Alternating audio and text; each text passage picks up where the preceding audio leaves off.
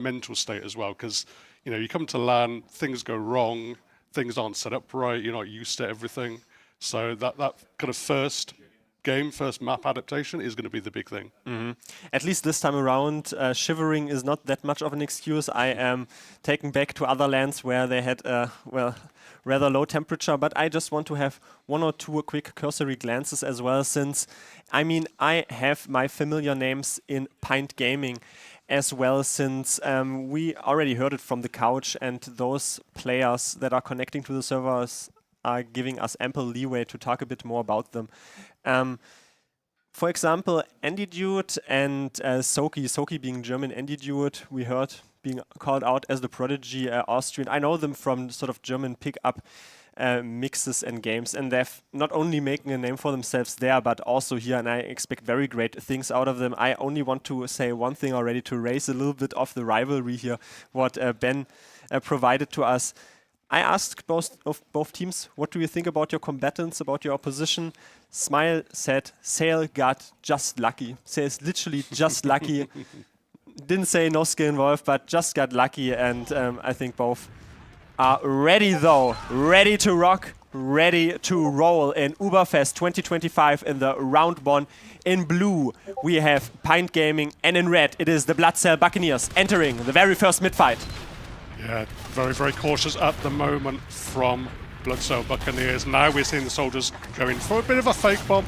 We have got Bloke in miles behind. It's going to allow a lot of space here for Pint Gaming to go forward, but they've taken a lot of damage in the meantime. It's allowing Juni just to chase in. He's down onto the demo, but it's not going to be enough alien coming through with the pipe. And that was perfect. That was easy, prolonged mid-fight. Completely nukes them into a two-man disadvantage. They might even card out Sylphs here, who's trying to leave on the perimeter. Smile, however, has his teeth clopped firmly in. And we didn't have enough time for me to mention it, but Blood Cell Buccaneers said they do very cheeky, very weird things here on Pint Gaming to win this mid-fight, and they are doing it right now, reciprocating, but everyone is on the front. They haven't even kept mid.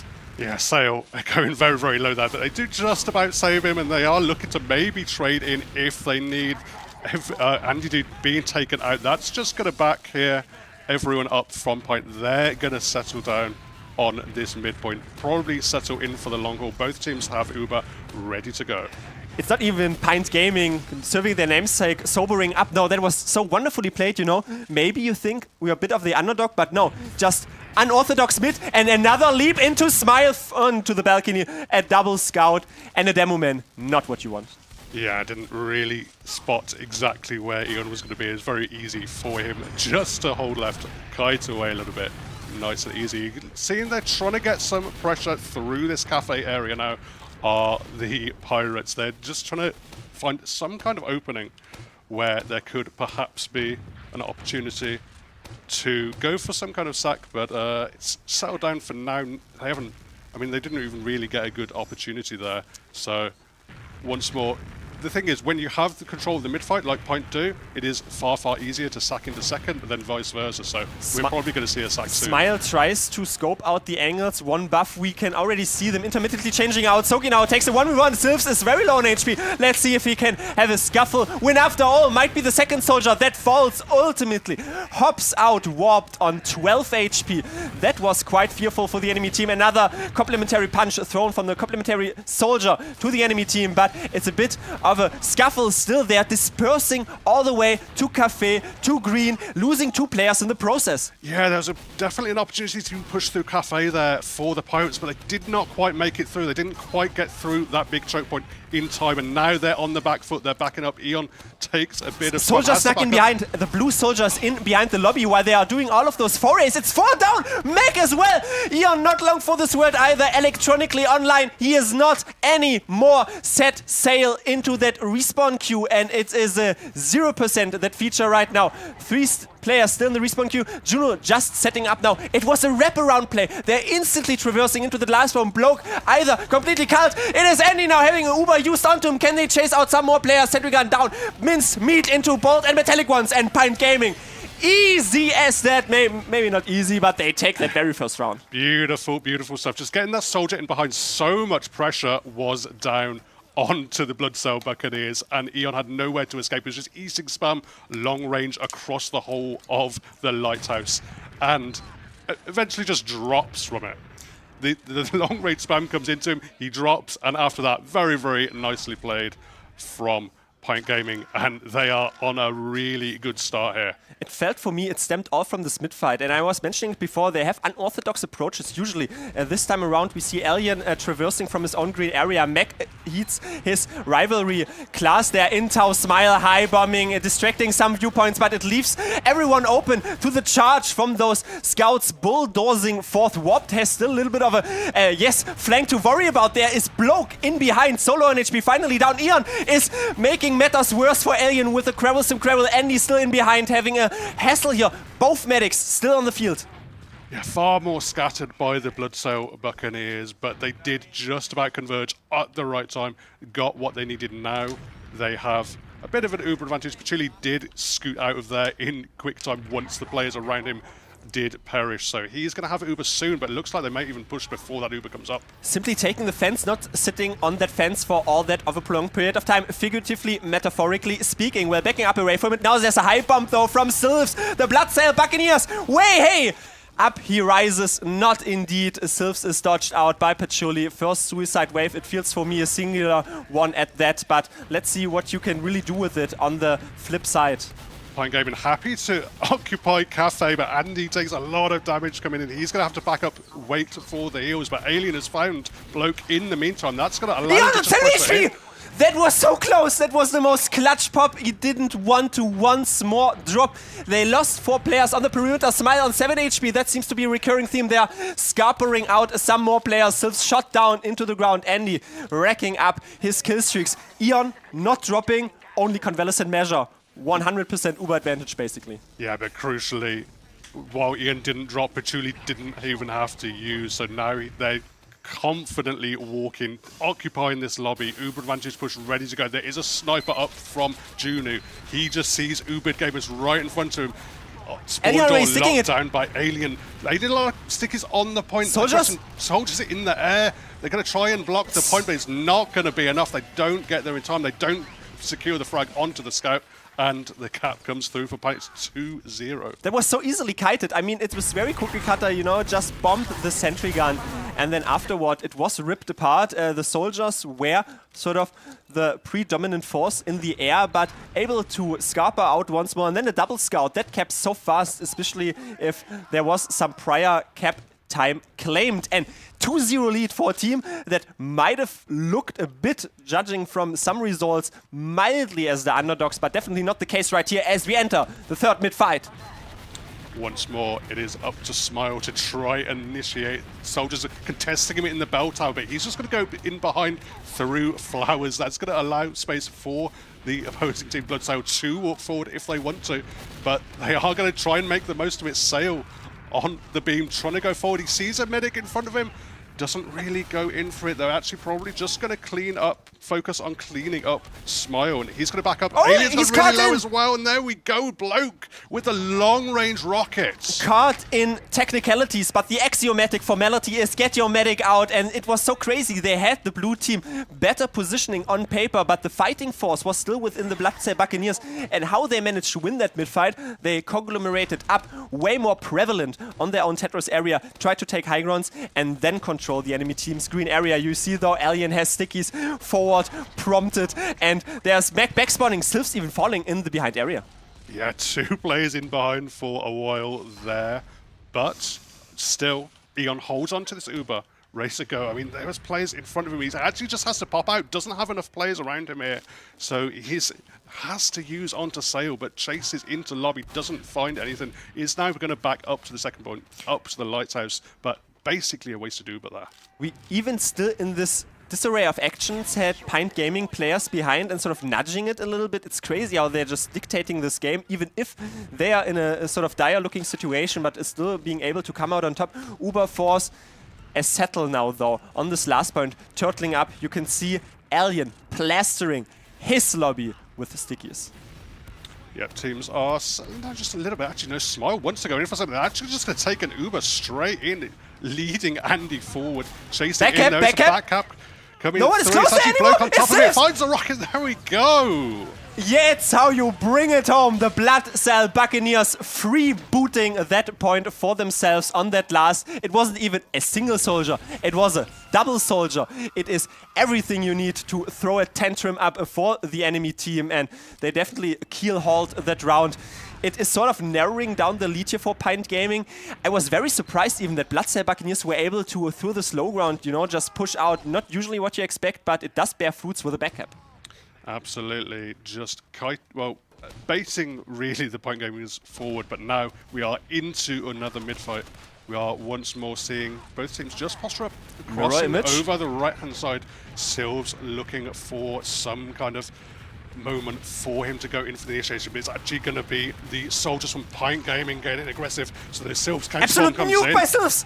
Oh, 1 HP and the Dream ultimately clopped down in the face. Both medics still keep alive. There's this mild Uber advantage here for Eon, but Pint Gaming have not won the past two mid-fights. There's also a very aggressive soldier here. One pipe, another one delivered, another one delivered. I guess you can just say soldier took 340, still survives, but Blood Cell Buccaneers akin to Pint Gaming, capping it now and having the security on the second point. Yeah, Alien really clutched through there. I mean, if he got down, if he could been caught, it would have been very, very rough for them. But now they at least have their medic back, unless they have Patchouli up. They have Sentry Gun up, actually. It's going to be Soki pulling up that Sentry Gun, looking to just set these kind of standard left-hand side aggressive position. There is Pyro as well from Andy Dude switching over to that class. So a lot of potential for denial here, but at the moment the Blood Cell Buccaneers are looking to just pressure in from this far side. It was a very fickle attempt there by Sylvs, snacking in a little bit, hopping on the ground almost, but we are settling into a first stalemate. On last, I do think we see a Sentry Gun fully set up. This sort of downtime gives me time to also mention Blood Cell Buccaneers said that they exceeded their own expectations in the season, but it feels like Pint Gaming is definitely, well, exceeding their own expectations, so even playing to it, still leading 2-1, 20 minutes almost still on the clock, and we are looking at those fresh boots worn by Sylvs, so we are strapping in for a suicide wave. That's what you'd expect. They're just playing it slow. They've got plenty of time to work with, despite being the round down here, Blood Cell. So they're just trying to find the perfect angle for Sylvs to posture up for some kind of bomb, some kind of opening. So, I mean, they're not really pressuring too much now. They're trying to move over to this left side, but at the moment, Pint are more than ready for it. Andy, easy 3 damage shots of his life with the shotgun, but yeah, I mean, the Mantrats, for everyone who is not aware, it decreases the knockback, it does not decrease the damage output, though saves us in for so long! Does not find a shot, but Mac is down as well, as Smile snuck in as this disarray of actions happened. They tried to do a suicide wave, your demo was involved after all, and Smile is already parading 4th. Absolutely. One of the problems, though, is pipe in mid-air, sorry to interrupt. Engineer. Stuck with an engineer. They're just going to sit him back on last with a backup, but actually it's just going to be aggression coming in from the scouts. Andy really holding his tongue there. Who pops first? Who pops first? This is the crucial question to ask. Who pops first? It is the red squadron popping first, and he's realizing that he has a longer duration. Sylvs ultimately a cult in the background, and I think by this sheer abode they might be able to secure this. Never mind though, the Blood Cell Buccaneers, they are still charging 4th. Smile jumped in, got a bit of damage down, but wasn't able to clean up a frag. So it is now going to be opportunity here for the, I mean, Pint. They're just going to settle down a little bit. They've got control of the second point. Everyone's backed up from Blood Cell, so is just going to settle. But, I mean, they have decent Uber advantage here, so they could make it work. And actually, you can see just how passive here we have the players. One point, but maybe not. Is that what Smile was aiming for? There was already on here. So weak on HP, able to leave. All of the players have to body block, basically, though, losing 3. There was a Smile bomb. He wanted to kill Mac. Mac survives. Zell does not. So this is sometimes what happens. It also gives me the time to bring in the quote, by the way. Pint Gaming said they feel individually they are better, and let's see if that shines through as we see a sniper there. Only momentarily, though, Andy is still scoping out the angles. Oh, Alien so low and is punished. Sail just able to charge forward. The blob charging forward for the Bloodsail Buccaneers. So many vessels in the water chasing in. There's a bomb in once more from Mac, just trying to lock down these shutters, lock down all of these entrances. Uber ready to go. They have lost their advantage here, but they're still going to push on it. I mean, they're realizing that Andy's on Sniper still, and that was sort of the passive disadvantageous position that they were assuming. So much cap there already! 3 points on that cap. Insane Sail to be able to be left out of the wins there. Asoki also shredding Sylphs to pieces. That was a nail biter. That was so close, Dave. We have that on LAN as well. A pause. Yeah, so close to getting the cap there with so much cap time that we have to just chill for a little bit here tonight. So yes. we are just gonna have to. And we have, by the way, the cam on Juno. This is why they are called the Bloodsail Buccaneers. They have all just brought so much with the team and the theme. So much swag on these pirate players. But yeah, there's, I mean, we've now been this kind of phase of gameplay now. It's been 1-2 for quite a while. Bloodsail Buccaneers have had the majority of the position, especially in a lot of the territory for these last few minutes since the last mid-fight. So, I mean, they haven't been able to quite break it open, but as we know, as it came in, I believe this pause is in real time because we are in LAN, so it's going to be a case that they have a lot of cap time ready to go as soon as the unpause comes through, and it's whether the Bloodsail Buccaneers can make the most of it, because, I mean, it's kind of difficult on Sunshine, right? You can't easily get on top of the point. There's always going to be players there. If they want to point, they can literally just stick a buffed heavy on top of it. As we unpause, and I mean, we've seen 2 versions of how you can get on the point, because both teams essentially got backcapped, once by a double scout and once by a double soldier, but eventually we do render ourselves being live. Also, do not worry, the game time obviously didn't tick down in real time. We have almost reached the halfway marker here, banking on 15 minutes. It is Pint Gaming who were leading this game early on their own last point, and Bloodsail Buccaneers, they were able to have a decent suicide wave, but it was essentially a backcap how they nailed their one round. Yeah, I guess so. And once more, we're kind of stuck in this lobby for the Buccaneers. They haven't really found great openings. Turning it over to the sniper of Juni. We've seen it so much on product, but bringing it over to a 5 CP map now takes a lot of spam for his troubles, not finding the shot just yet, but maybe once more being able to peek open here, Tomato. I'm still waiting. I mean, Andy is on Engineer, so we don't see the 1v1 sniper duel, but this is usually what you expect. Juno is their prodigy. That is also what they have said. He definitely turns up to LAN with a LAN buff, and still trying to scope out the angles. SMG is enough to deter the stickies, diffuse them in any manner. Soki runs with the Napalmer thruster, I do think, or whatever you pyromanes, don't judge me, with a reskin on the flamethrower, but nothing really is happening. Juno, really jittery sort of vision. Oh, that's another one. Soki, goodbye. What a fantastic crack shot. Yeah, but that was actually when the pause came in just after that shot, so there we are. I mean, I don't know if I like this defense, to be honest, from Point Gaming. Playing with that Sentry Gun and the Pyro, both very static classes, playing against the Sniper, you'd think you want the extra mobility that a scout or two would Juno's give trying you. for the hero shot. How much space there is. They had so much space indeed, since they have to 5 players now to stare down the barrel of 5 players. The Junior ultimately falls. It was an attempt, faltered, not overwhelmed, back to square one. Yeah, just that is basically what it is. Once you frag that sniper, it is. They're just not going to do anything at the moment. Bloodsail Buccaneers there. I mean, they're clearly relatively happy. They're not really throwing themselves in. They're not really trying to test their opponents in a crazy way. They're not going super gung-ho with it. So at the moment, they're happy just to have control of this lobby. Soki was assuming the role, by the way, as Juno went down of his main class, switched to Spy just to check whether or not another off-class comes out. It is once more Juno sticking to the sniper role, so we are into Sunshine last. A usual cookie cutter cardboard experience where we are watching a sniper for the next 7 minutes. Mayhaps Alien, though, is dealt with on the perimeter. No Demoman to lock out the chokes. So much actual progress now is opened up. The field progress for the sniper. No sentry gun. The Uber needs to be popped. Yeah, but they're just going to dunk on Mac in this kind of... Smile is chasing! Does not hit the air shot. Does get the frag, though, on Juno. Yeah, I mean, that's a decent frag, so he can still work with it, but yeah, just everyone backing up now that they don't have Junior Reds going. Oh, an opportunity for Andy maybe to hit something there. Wasn't quite taken, and once more, lobby's going to be vacated. They're just going to back up. They know that there is now full Uber advantage ready to go on Eon. Let's see, Mac is waiting for his players to be buffed, and one sticky, there we leap forth, and one sticky already, but it is Andy with an amazing shot. Mac, no beam for you, settle for the respawn queue either, and now Juno also not on this realm of existence anymore. The Dominion was really accomplished there. What a shot, Mac says in the Twitch, or rather in the in-game chat. Civ serves out, not being shot, but ultimately this opens up all the space. Pint Gaming should realistically claim the second.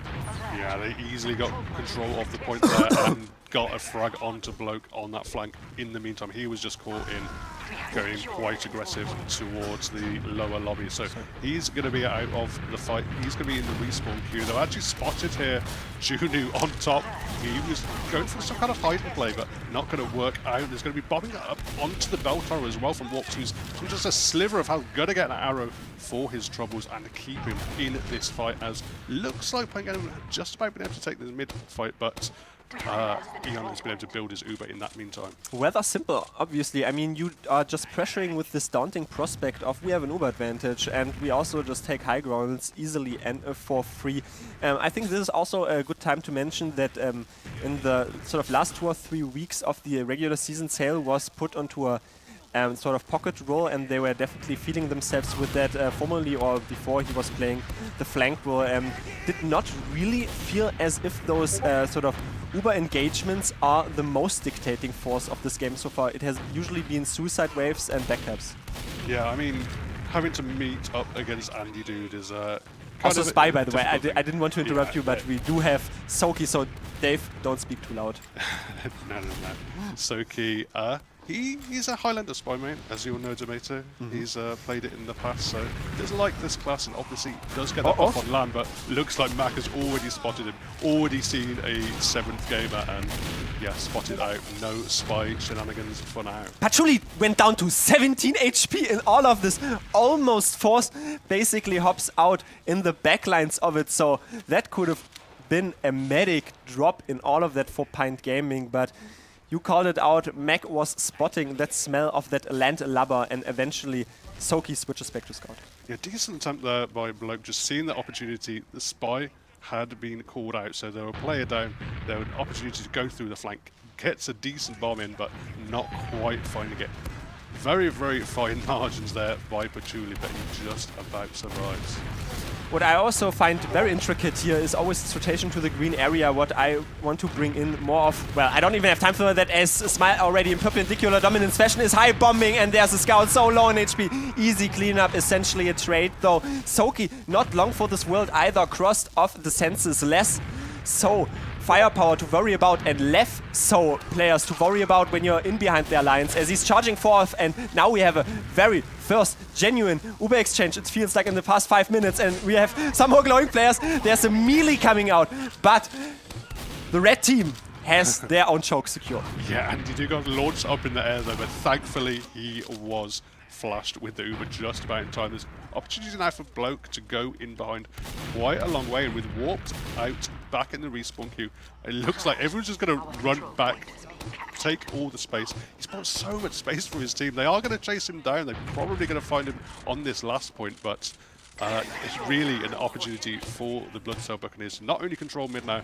they can even think about going into towards second. Truly took quite an extended period of time to deal with that nasty net in the backlines, but you know, it seems as if time has flown by. It has withered away. 8.5 minutes, still a 2-1 scoreline. Those 3 rounds happened, for me, it felt like in the first 12 minutes. Then the usual Bane happens. Nothing happens in the next 12 minutes. And sometimes some clutch moments do appear once we reach sort of the last third of this game, if you want to segment it into thirds. Just waiting for players to posture up. The heals are provided out. Smile has his own cafe area controlled deftly with Soki. Yeah, just cautious skirmishing over the last few minutes, and no real decisive play, but Warp just trying to go in for something. He's going to find Sale. He's going to allow Soki to rush in. Soki takes a bomb for his trouble. The bomb coming through, but just everyone is having is to back up. criminal. Look how low Eon is as well. And Mac, everyone's really, really low. Andy just chasing in, looking for the final frags to secure this. Eon just... They're all going to get wrapped around here. It's basically Eon. It's only Mac. He has to use it eventually down to 20 HP. That is criminal, Dave. That is insane.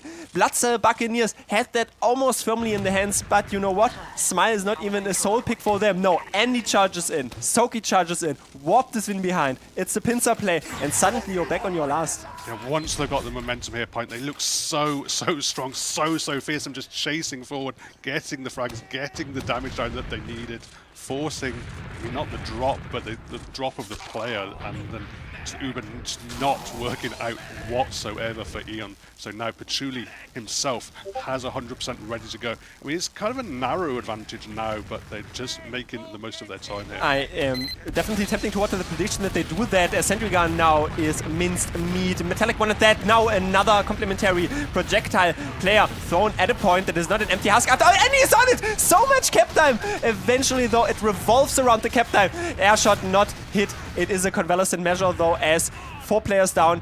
Easy push out. Also gives me 1 or 2 sentences. They were worrying on Bloodcell Buccaneers on leaving Eon open to... because he's sometimes vulnerable to Warped Bomb. We saw this here now a little bit more, just forced eventually, but able to... Smile is just in alone. Yeah, Smile is really going for it. Oh, they're charging in as well. Mac. So much damage down onto Mac and Eon. Surely they can be cleaved up here. Everyone's just having to play so passive all the way back, absorb the pressure coming in. Andy is probably going to look to find Silver as well. He's chasing, buying some time for his team, just going all the way back to second and pulling these Pint gamers back. But honestly, whenever Pint Gaming do a play, you'd think, okay, well, any other team just sends in one Suicider, thinks he's out of position, and that's done and dusted, but not for Pint Gaming. They throw 3 more players in, and suddenly that's a push, and you're on the receiving end of that, on the side of Bloodcell Buccaneers. So Patchouli has a full 100%. They are now scoping out the angles through the green area. Can they traverse more forward? Does not seem to be the case. Still being very annoying in behind. Warps is just sitting there waiting for the timing of the bomb. Just sees the one scout actually passes Silt in Handshake. the air. Both of them go through that cafe and don't want anything to do with it. So once more, they're just going to back up a little bit. Heals certainly buffs are better here for the Bloodcell Buccaneers. But again, it's very difficult to make the most of this, to really push off these micro advantages, particularly when you're on the back foot of the second point. Mutual ceasefire might be the case. Maybe rather obscure armistice, it felt to me, as they were just passing each other by. Now though, Mac spots that there are some ferocious gamers teaming up, and now Alien, not part of this Uber, very low on HP. We have to focus our eyes more toward the scouts that are really pronging themselves forward here. Siv's also waiting for this Uber to fade, and once the glimpse of immortality fades, some more players are open for the grabs here from the enemy team. Patchouli is hopping out, as well as Eon. 2 players down for Pint Gaming, 1 player down for Bloodcell Buccaneers. Andy down, so low on HP, but eventually I feel like they haven't really figured out their positions. It is the Pint Gaming side lacking. Down on health and down on position, well, having to go under, but actually Alien now under so much pressure. He's launched up in the air. That's going to allow the scouts just to gun him out of there. The spawners for the soldiers are coming up in time just about. It looks like Patchouli just having to hold S and jump away from so much incoming aggression. Juno's chasing! Now, and let's see if we can hop out so close to the spawn. Eventually the respawn timer comes in, and a double scout. They are not happy on what you tried to inflict onto our own medic. Yeah, just about cleaning up Junie before he could get down on to the medic, but once more, so much space has been bought. Eon already up to second with the rest of his team. This is what they need. We're down to only 3.5 minutes now, but I mean, Pint, they're still making the most of it. They're still pushing out. They've lost some Block players. 2K, 3K. So much damage in the backlines. Eventually cleaned up, but has he done enough for his team here? It's Andy now, but you don't care when you're on sale that you don't have heals early on. Now he has Eon relinked to him, but it's a pipe onto Eon. He has Uber, they're using it, and let's set sail on the winds of success as he's already charging in. It is a late force as they are complementary being charged out, having to prong themselves out. A little bit of a hefty approach to this. I think both teams are happy with how that went out, but there's another sail charging in. I feel like he didn't get the memo. trying their hand with that really tiny advantage. I like the idea from the Bloodsucker Buccaneers. That is what they need to do. They don't have much time to work with. They don't have very much margin of error whatsoever. So they just try to push it, try to make it work, but just about absorbed enough by the Pint Gaming boys. They stand strong for now. They still have what they want, and they're probably going to be happy to sit back on this last. Dave, we're down to 2.5 minutes. Pint Gaming is sitting on their own last. They do have a lead here in terms of scoreline, but it's really on the Bloodsucker Buccaneers. They can still do it. They have a 10% over advantage. Also, the Sentry Gun is down. They are still mixing some ruckus up here in the sidelines, but it is leaving Eon open. No one is close anymore. Sylphs also tried to do something a bit more idly forward. Peripatetic play sometimes, and Juno also shot down into pieces, leaving your medic into pieces. That seemed to be the defining feature. They all tried to do different plays, and Eon was completely unwatched. Yeah, so many times we've seen the Bloodsucker Buccaneers try and push in from the far left side, but that time they just left an opening there for Smile, and he absolutely made the most of it. Just swoops in, takes down the medic. Now going to be high bomb though surely from behind the lines, but it is ultimately the pop out of the front that might be a bit more of a consequence, as Eon is so low in HP, but they're focusing the Pocket Scout instead, probably going to lay waste to those Bloodsucker Buccaneers swimming with the fishes in the end, but Patchouli is one player they do frag down. It's a full wipe, however. Yeah, collapses in, just everyone was just blobbed up there for Pint Gaming, but they did probably what they need to do. They crucially got rid of Eon, they got rid of Sail as well, so there's really no momentum at the moment. Oh. Alrighty, welcome to LAN everyone, as I think this is a 2-1 that concludes in an interesting scenario. So now we know that the delay is as much as it is. I think Pint Gaming just firmly took that 2-1. Yeah, Dave, you also look at me a little bit confused, but I think that just solved the entire issue.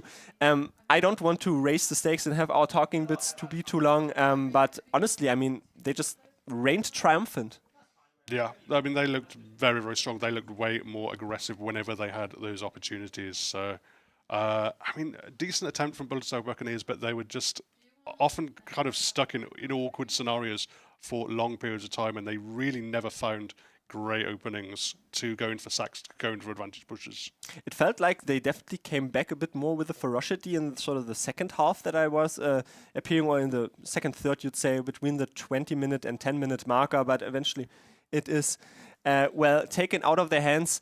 Not only this has been taken out of their hands, I can just say the desk is ready, and I'd say we do a reverse throw. Let's throw it over to our desk. And don't worry, stream, you are in good hands. And well, where did Spire go? It's disappeared. Oh well, that's fine. We're just showing, breaking the illusion here on the analyst desk. Obviously, we've got our two analysts. We've got Not Steven, we've got Ben at PL, and I've got myself. Oh my God! We're back. That's a scary drop. Oh. Okay, I was getting a bit of like reverse kind of, what's that? Vertigo. Vertigo, yes, reverse vertigo. I need the height, you know, I need the safety spire. When I go on MGE, I need to stay at the top at all times. Anyway, gentlemen, obviously you've probably been watching a bit of that game. Steven, anything that's kind of, you want to, it's like a burning issue about this game you need to talk about? What's Eon doing? Dropping the first round, just gave Pint that round for free, and then second round the Pint got, it was Eon dropping his whole team. He just dropped the two players around him, Matt Craters to the floor, and yeah, Pint just did a really good job of kind of carrying on that momentum and gathering those rounds, and then yeah, just lost that one round to the back cap, and then it was very back and forth throughout the rest of the game, but it felt like just that first 10 minutes really mattered when the mistakes were made, maybe the nerves were there. Yeah. Ben, is the life of a medic really that difficult? Is it just too hard to like hold on to these Ubers in these high-level games? Is it Eon's fault, or is it his team kind of just like, you know, basing him out in these dangerous situations? Give me the second opinion here. It's complicated. I'm going to give a bit of a diplomatic answer. It's kind of everyone's fault when there's issues like that, but particularly the one on Choke, I think the Uber just had to come out sooner in that situation. We saw obviously Mac was cratering, and in the end, Eon like tries to hold. In those situations, you've lost all the players around you. You're going to have to force eventually. And like we see Eon running away on 10 HP and has to use, and that Uber gets nothing. So yeah, a 2-0 down at within the first 10 minutes. It's it's a hard road to come back, and they had a good go, didn't they, the Bloodstone Buccaneers? But it's a tougher turnaround to make. Well, on the bright side, this is round 1 of our round robin. We've got 6 more rounds to go throughout the day. I think we've even got like a little bit of schedule ahead of ourselves, whether or not we'll have the graphics or the backing power of that.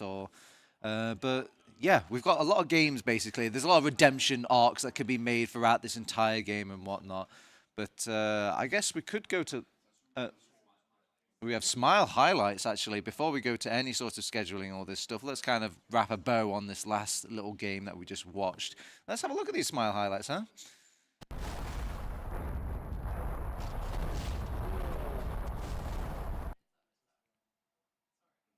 That was I mean, the replay speaks for itself, Ben. to be fair, the context of that clip is actually really important. I know, obviously, we just saw a few seconds of it, but that was I think it was 2 minutes left. Yeah. And we saw the Bloodstone Buccaneers. They were pressing into last. They just killed the gun. Man. They were really trying to squeeze into last. And then Smile just pops over the back of everyone and completely isolates Eon in lobby. Oh. And that just kills the entire push. And they get forced back across the entire map. Yeah. Just off the back of the disconnects there. It's quite the Sherlock Holmes we have here, Stephen. He's able to deduce all these things. I just saw a soldier shooting the ground. They say like soldiers are a bit more enabled at LAN. Have we seen examples of this? Have you seen any examples in this game at all? 5-ping rockets. I don't think we saw anything crazy. I mean, I think we saw actually quite a few whiffs from the soldiers during some of their sacks. Some good opportunities on second. We were talking about upstairs how soldiers just whiffing, just shooting 3 rockets, doing 50 damage. So nothing crazy. I think this game, a lot of the time, I think you say with that soldier buff, just because that ping just allows you to more consistently hit air shots a little bit better. But I don't think hugely that game. I think it was a lot more scout dominated, but I think that's just what TF2. Sunshine is. So yeah, it's TF2, it's Sunshine. But I thought the scouts did most of the work during that game. Speaking of most of the work, production have provided all sorts of wonderful little bits of technology. I think they've even updated our nice little log interface as well, so maybe we might be able to see logs for the first time. But obviously I'm going to pad them as much time as possible while they're panicking back there as I've called for a different screen. And you know what? I don't want any logs. I've changed my mind. Logs aren't real anyway. Yeah, logs aren't real. What You about can't see space made. Are schedules real? Schedules can't possibly be real, but It's LAN. it's okay. But it's fine. This is the price we pay because we've thrown ourselves straight into it. We wanted to kind of hook you in with the action, and we maybe rushed our poor production team ahead of time. But it's thankfully we're getting paid by Manco Store to. Okay, well, Manco Store have been ever so kindly sponsoring the event as well. So while we throw it over to a break, why don't you guys use our hot affiliate link that we've got set up just for you guys? I'm sure Aggro might be in the chat spamming that link now. If you use that link, you'll provide more spires for us to sit on here in the future, and that will help you in all your sort of low-cost marketplace skins in that, but you have to use our affiliate link, so please, for the love of God, use that link for the Manco Store. Anyway, we'll go over to a short break. I've been Totaz, with me has been Not Stephen and Ben PL. We'll see you on Spire soon. While you're here, come check out Manco Store. It's a digital marketplace where you can buy and sell skins for TF2, Counter-Strike, and more.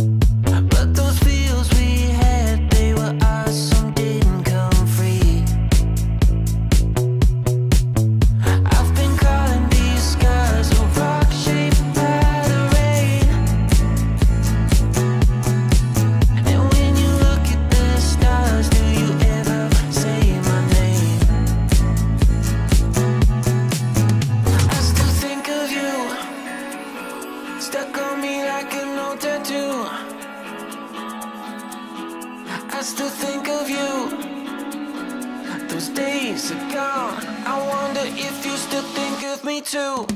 I still think of you.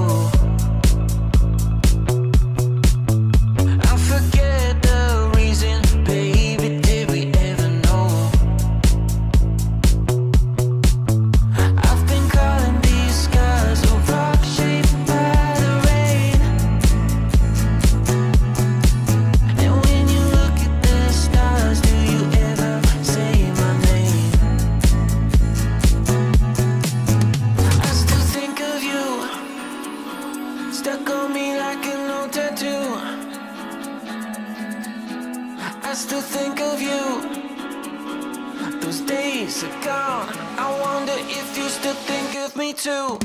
I still think of you.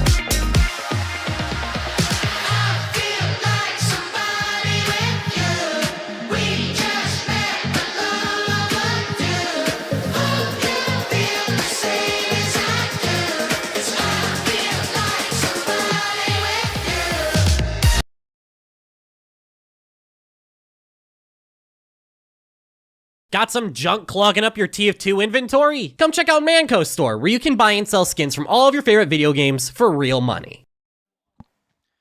Welcome back to the desk or couch. We keep changing that name constantly. Couch, desk. Anyway, I'm Toa Tabs. I'm joined here with Ben and not Steven once more. Gentlemen, welcome back to Spire. I'm going to let you in on a secret. I've got a bit of an agenda, okay? Ooh. I'm not here just for the games. I'm not here just for the tournament. I'm here for a little bit of talkment. And, you know, and like any good Snake's oil salesman, I've got things to peddle. And that means I'm talking more about being esports sort of involvement. They've got merch downstairs for ÜBERFEST 2025. So if you are kind of looking at the stream right now and you're not there over at the merchant side of the bar buying some lovely little shirts here. Look at them. Ooh la la. My God, what are you doing? You need to head on over there and buy some shirts immediately because, well, I don't see any of that money. But, you know, being esports will see that money. And if they see more money, they're obviously they want to put on more ÜBERFEST. And we love a little bit of ÜBERFEST. And, yeah, all right. So I've done it now. We've passed my little peddling for the moment. We'll now go into a little bit of tournament. Okay, so we're in round 2 now. Welcome, welcome, welcome. It is going to be, I think, Forfence versus the Bloodsail Buccaneers. We've got a little bit of time, though, however, Stephen, because the Bloodsail Buccaneers, they're not too happy at the last game. They've taken a little walk-see. So let's talk about Forfence for a bit. Now, believe it or not, I know you only see 3 players on there, but there's actually 6 classes on that team.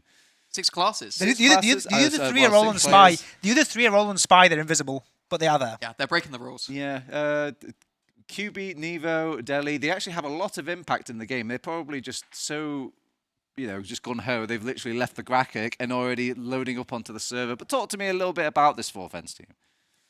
Yeah, so this is a roster that's been together for, is it coming up 2 years now? The exact 6 players has been just over 12 months. I think Demul joined them just before they won Prem in season 48. So that was probably September 2024. I want to say it's a long time. Yeah, but the roster's been together for a while. Either way, yeah, as you said, they've won Prem. They've come second multiple times. Came second at LAN as well. So this team, it's well established.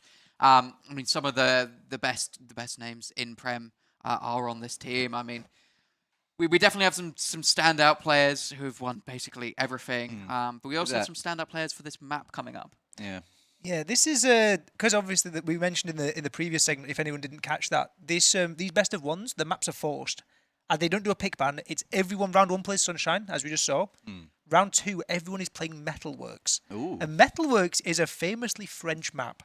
At least in recent years, there is even a mid rollout called the Brugesman rollout. Ooh. Because Brugesman may not have invented it, but he definitely perfected it, and he has destroyed many a demo man on his rollout in from house. So yeah, I think Forfence they're probably very happy that they're getting onto Metalworks, but maybe less happy as Bloodsail Buccaneers because they do not really play this map as much. Yep. I've just reviewed the graphic here. No Frenchmen. So this is looking pretty tough for them, not Stephen. Metalworks for the Bloodsail Buccaneers. As between obviously the forced map going into Forfence, and this team actually famously beat Forfence in the online season previous to this one. So I don't know, what edge do you give here? You've got obviously the French Metalworks, you've got the land buff of Forfence, but Bloodsail Buccaneers have proved that they can beat this team.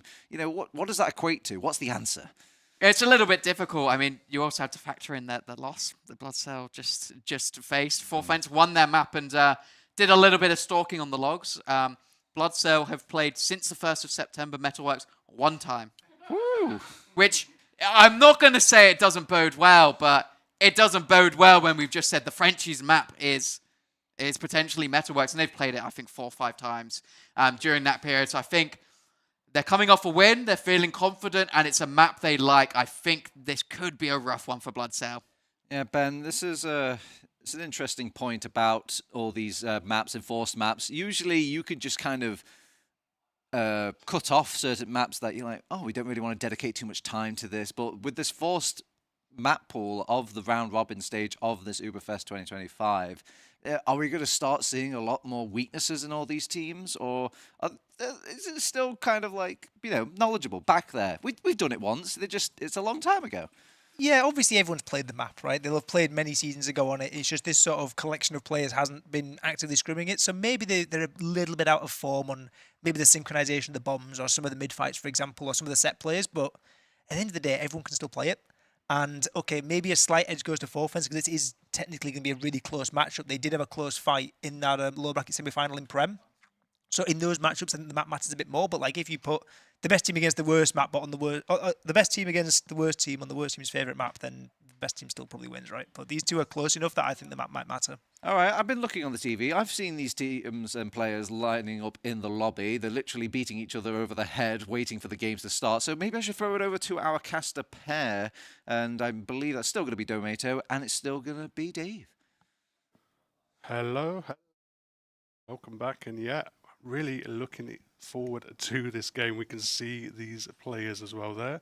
I mean, they look a little bit nervous. They look a little bit... I feel like Sivs is just looking very thoughtful, honestly. Maybe. I mean, Mac was nice and chill. I mean, they've lost that first game. That is a bit of a big setback because they're probably expecting to beat Point Gaming in that first game. So now moving over to second and a pretty illustrious opponent in the Frenchies.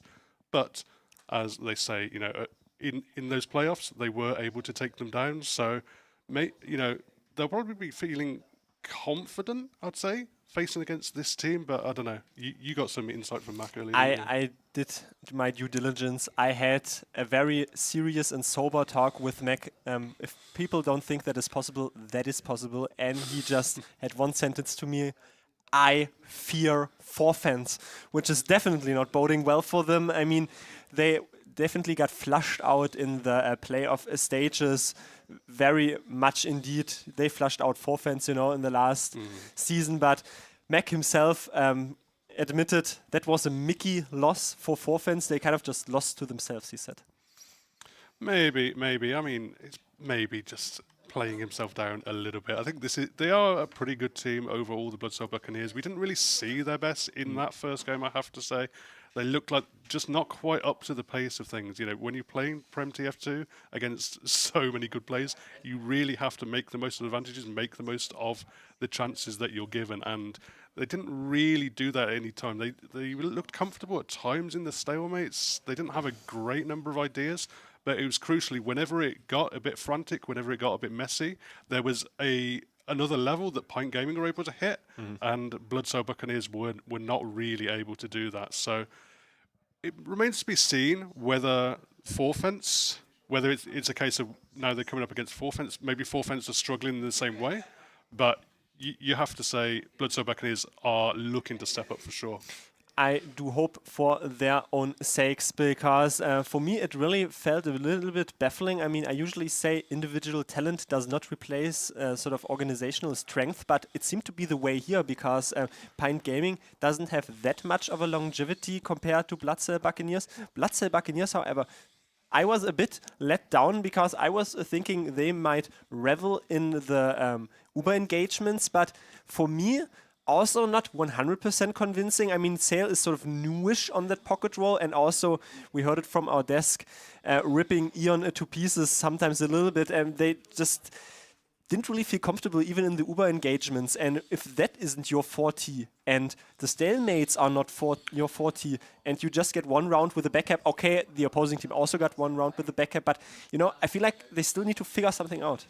Yeah, it's definitely quite a large room to improve, I have to say, for Bloodsoul Buccaneers. I think you're right to say that they either need to get better in these team fights, in these messy situations, or they need to get better in the stalemates. I mean, Metalworks typically tends to be a little bit slower, tends to be a little bit more spammy. I mean, the mid-fights are very, very important. I'm thinking the Demo Man duel on these mid-fights could be crucial. I mean, Mac is probably going to have Bruchman on top of him immediately on a lot of these mid-fights. It's going to be something that he's going to have to deal with immediately.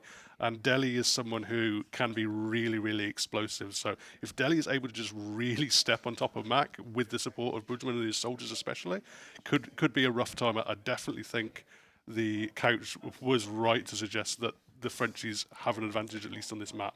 By the way, we have such a prolonged transmission into the cabin of Bloodsoul Buccaneers. I feel like I'm their 7th player. It's insane. I mean, the immersion was definitely there.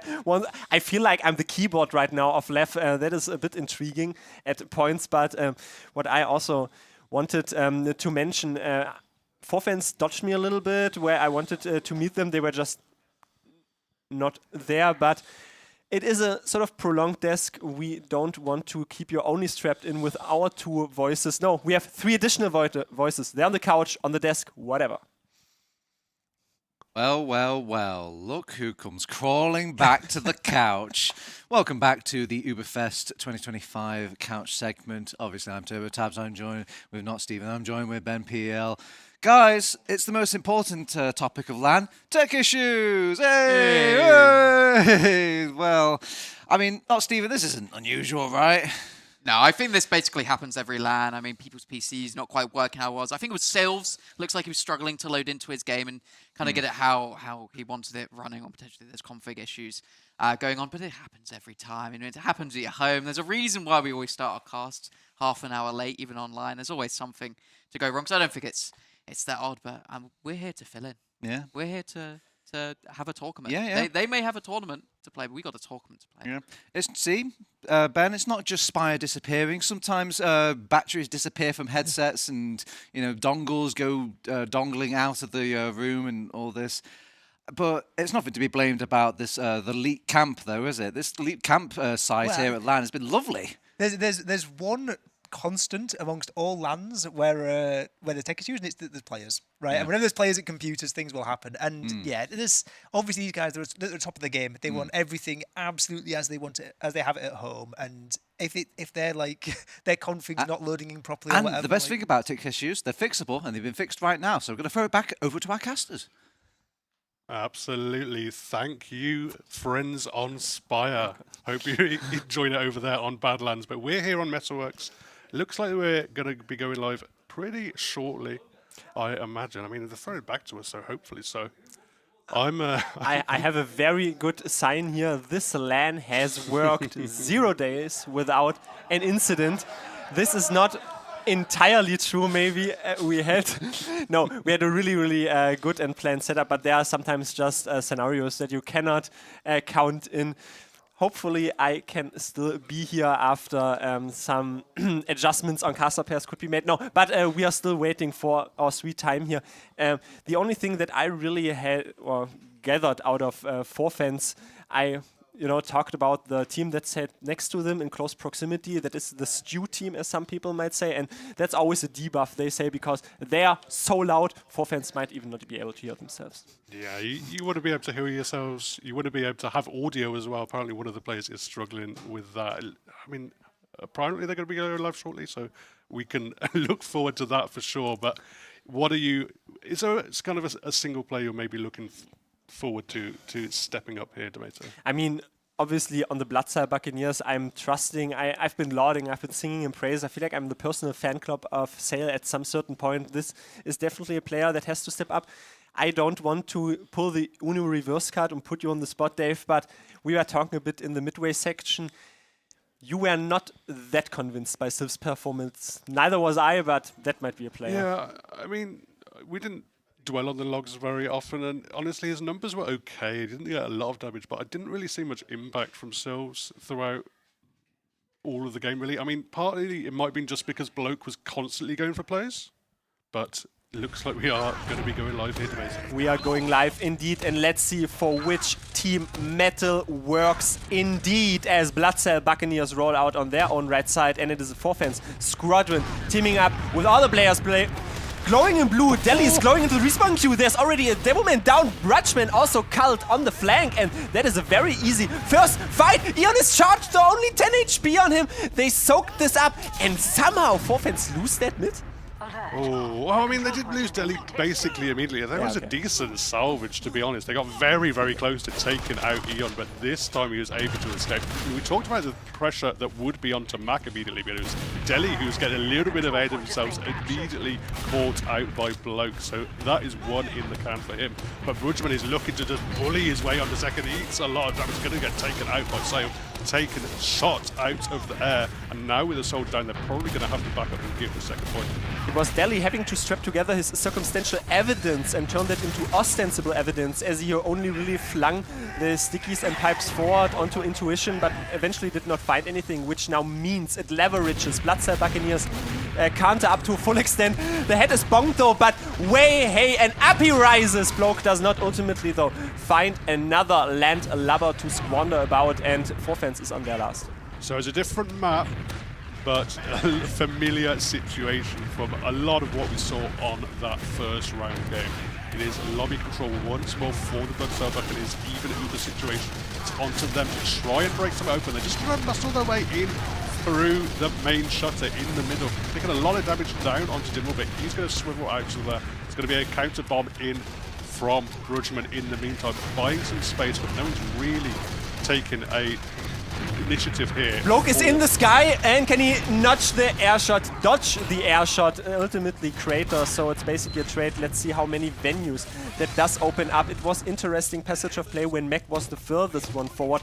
Sort of ignored a soldier, the soldier also ignored him. Once more obscure armistice, but what we had in terms of very dynamic gameplay on Sunshine already slows down to such a low velocity on Metalworks. Absolutely. We get the engineer up now. It is QB switching over to that class. He gets to build some buildings. He's got a level 1 central gun. He's got a dispenser going up. I mean, until those buildings go up, I'm not expecting Mula to really show himself.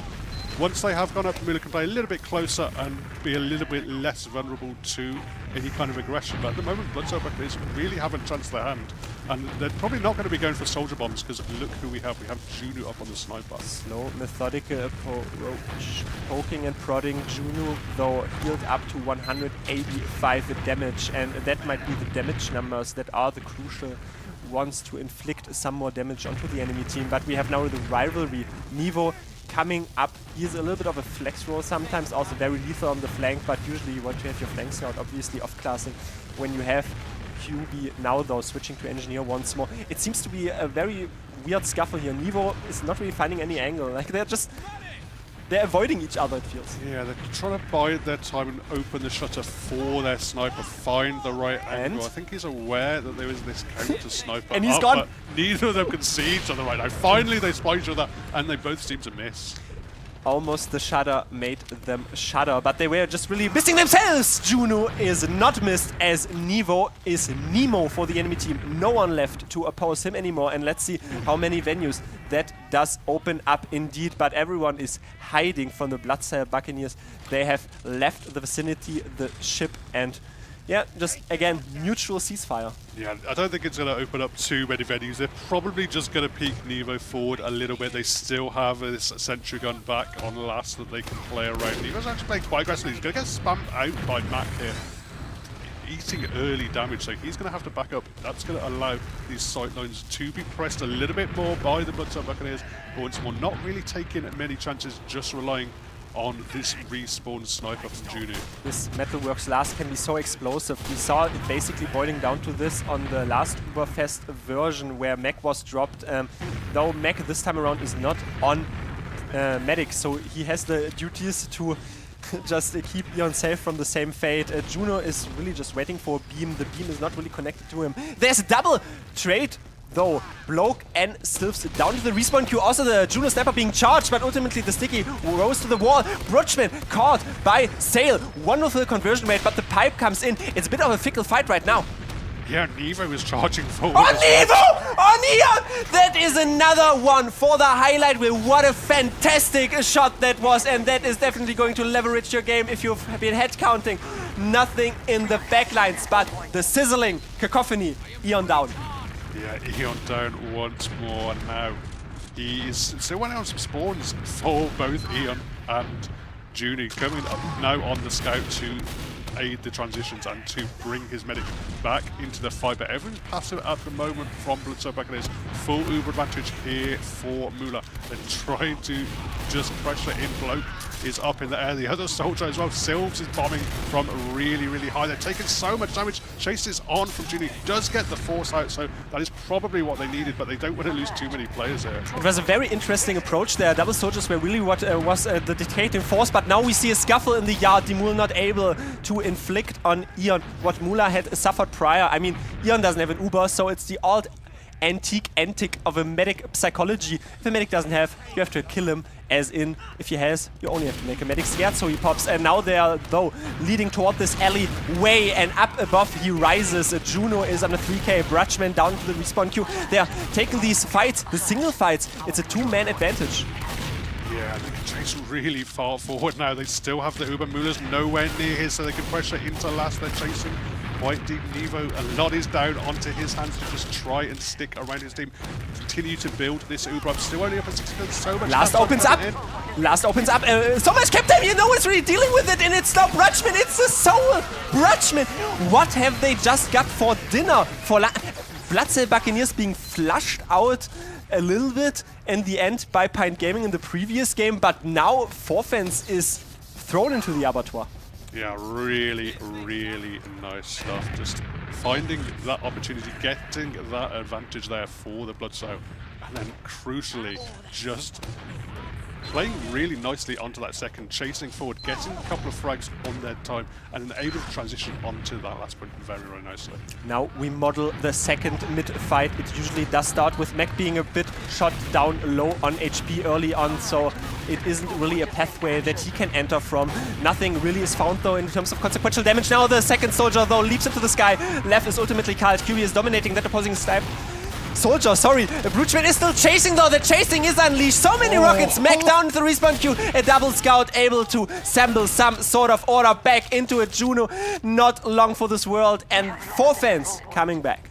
Yeah, Eon is just going to have to scoot out there. Sails bought some time for his team, flanking in from behind, pressuring those players, making them turn their heads so they couldn't get the chase onto Eon. But Eon, it still doesn't have Uber. He's only up at 80%. They're chasing into last. They're taking the Uber straight in through the left side, but Eon can just wait in spawn, build this last bit of Uber.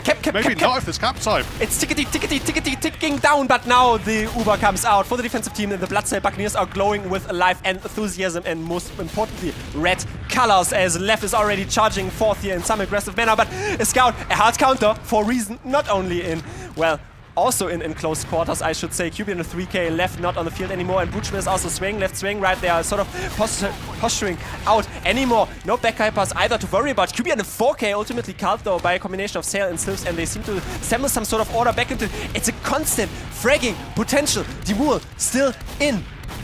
Yeah, Bruchman is really low as well. He's going to go down, so both soldiers down for the Frenchies. Didn't find any position to go in for Eon to get really aggressive. They've taken it through lower, already in towards mid. Deli, very, very low. He's going to jump himself out of there, and there's just no position whatsoever for the Frenchies. They're going to have to vacate this midpoint.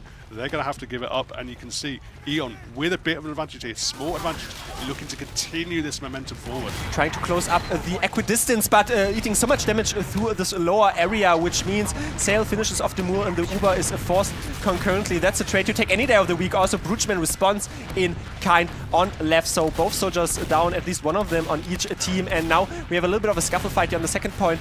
The Uber is still firmly set in 4 fans' hands, and I think if they want to charge forward here, they can do something about it. Juno only tapping second now.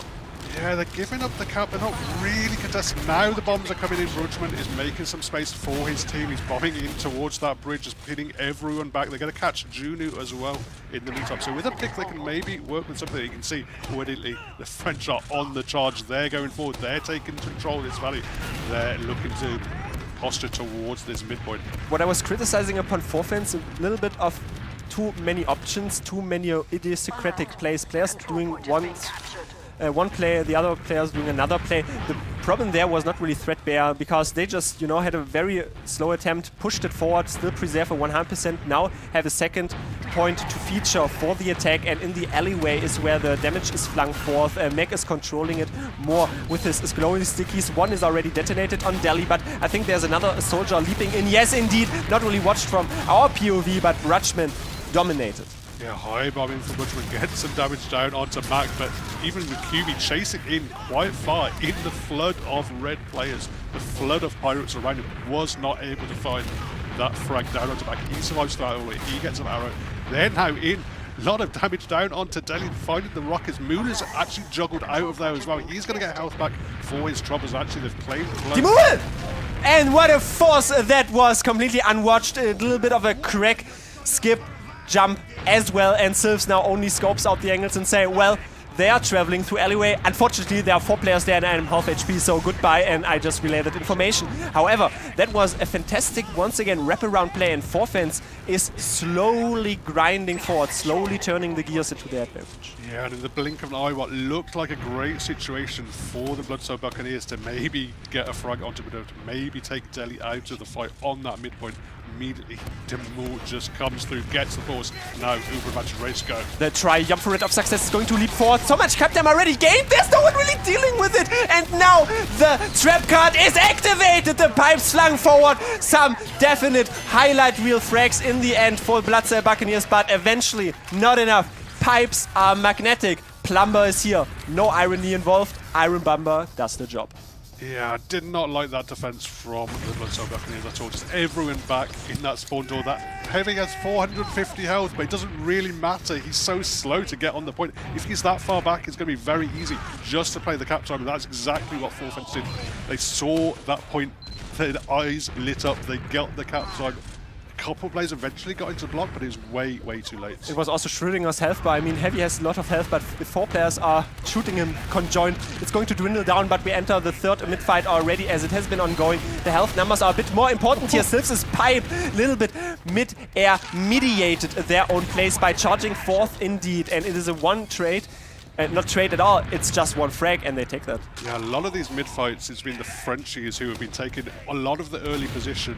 I mean, mostly the Bloodsoul Buccaneers have been happy to just give it up to them and try and utilise the fact, bait them forward, get the aggression down, but Sylphs didn't work out for him that time. Bridgman is in, he's bombing into hello. Sylphs. Sylphs is so low, again. Bridgman's actually going to win that 1v1. Not too much health, surely, eventually claimed by Junior, but Max being caught as well. Bridgman wasn't even looking at the opposing soldier and like, okay, I'll just swat you off my side there. And now Junior is taking a 1v1 scuffle there with his opposing flank scout eventually, but it is the point that is a bit more important as both medics have for them 100%. Sail is now down though, so not Pocket Scout, which facilitates Forfence capping second, since Bloodsoul Buccaneers have to only deal with Junior behind. Yeah, it's so difficult to lock down these points when you don't have a demo man on this map, and that Mac frag was absolutely capitalised on by the Frenchies. I mean, Junior went for a play, but not finding anything. no. And now back onto last here for the Bloodsoul Buccaneers. They are, I think they've got the Heavy up.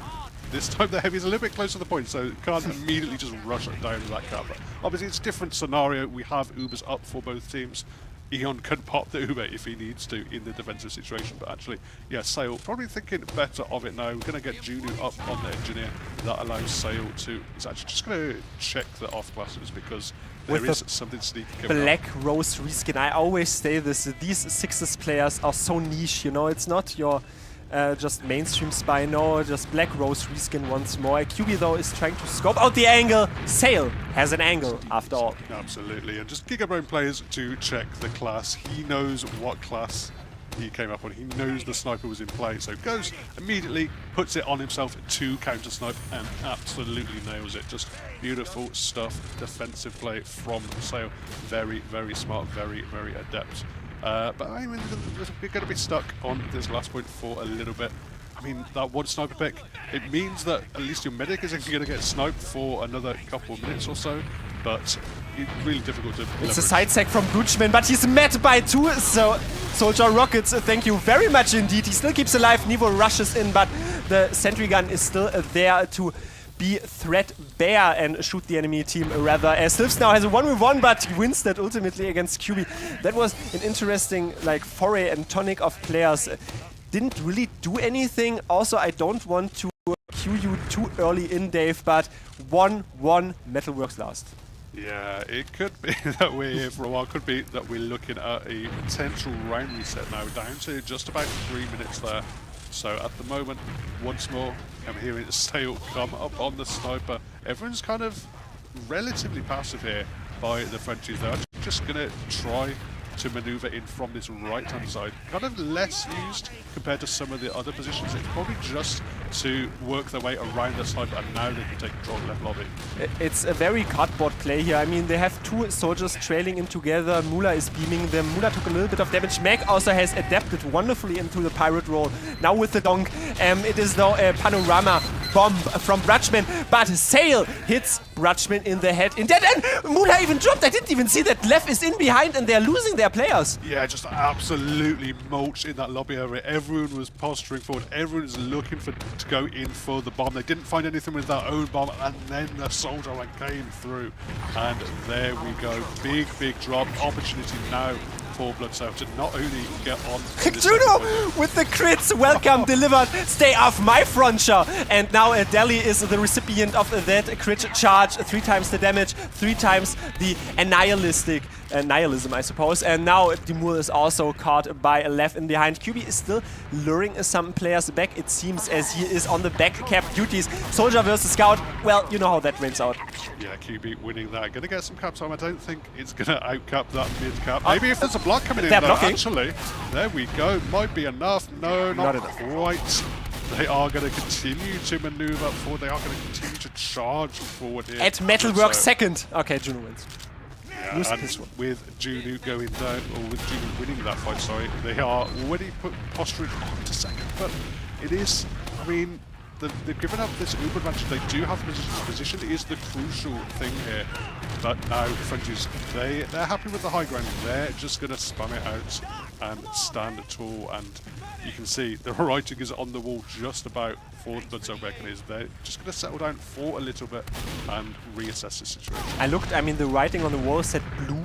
This is where the red team is currently post shot, but I mean, I take that as a phantasmagorical approach through the alleyway. They were really just flinging projectile damage long range. Sylphs has another crack shot go, another college try added, and now the 100 HP on him, flings himself out. You can dart forth, most importantly though, can you dart back without losing any more players? It's a slow methodical approach until one player, it is Sail once more, charging forward, initiating this encounter. Yeah, the method is just charge your scout in and go super deep and take the trade for some flashes. And now the post-Uber scenario is seeing chases on the Brudgeman, landing on top of the point, getting just about enough to resist. Delhi's under a lot of pressure as well, pinned back on the left side of lobby. He's just trying to lob pipes here every which way. QB is going to clean up blow, but I think with the frags coming through the bridges, it might be enough, but no, maybe not. QB has to get health back, and actually Delhi's on the chase once more. We see the ultimate approach though here and some more shades of this second point. Hey, Eon is even stuck on a crate. Not so great for him if he cannot leave out 80 HP on him and still being chased. One Quarrelsome Quarrel plugged right into Delhi, but that was quite the close scuffle, quite the close encounter. What really leveraged their game there on forefence is just, you know, being together and especially having their soldiers high bomb, but that second point could have been either team's victory. Yeah, very tight, but no decisive shot landed there, and now it's the Frenchies looking to initiate, looking to get aggressive. Bomb, a little bit of a fake in from Brudgeman, just by some space. Back in once more, back out once again. All the meantime, Demul just been spamming out, but I don't think they've really got enough there. They've not really got any leverage in towards second. So the Buccaneers will hold on and just reset.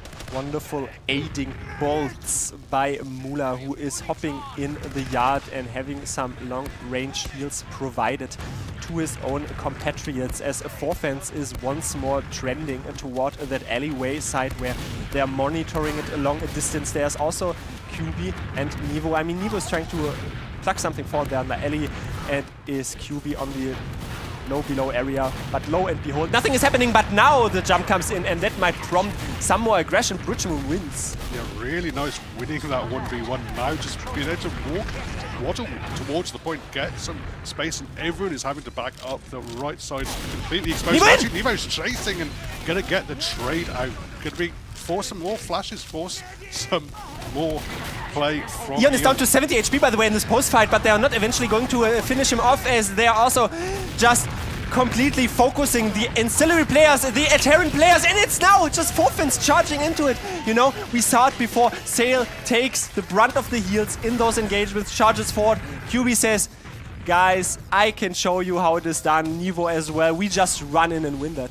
Beautiful transition play. Just all off the back of that one fight. Brudgeman bombs in, takes out the soldier in the lobby, exposes that space. They get the cap time, they chase in with the Uber as well. They get a good exchange out off the back of it and really capitalize off just that one play from Brudgeman. Beautiful stuff by the Frenchies. This is the forefence where we do love us. It's a recurring theme. Mac always being met by a soldier. Hello, there's a rocket to you. Maybe you can visit the midpoint in another go. But it's now a soldier though, high bombing. It's a little bit of a scuffle on the side flank. Ultimately, Demul still post shot in the lobby. QB down as well. One player.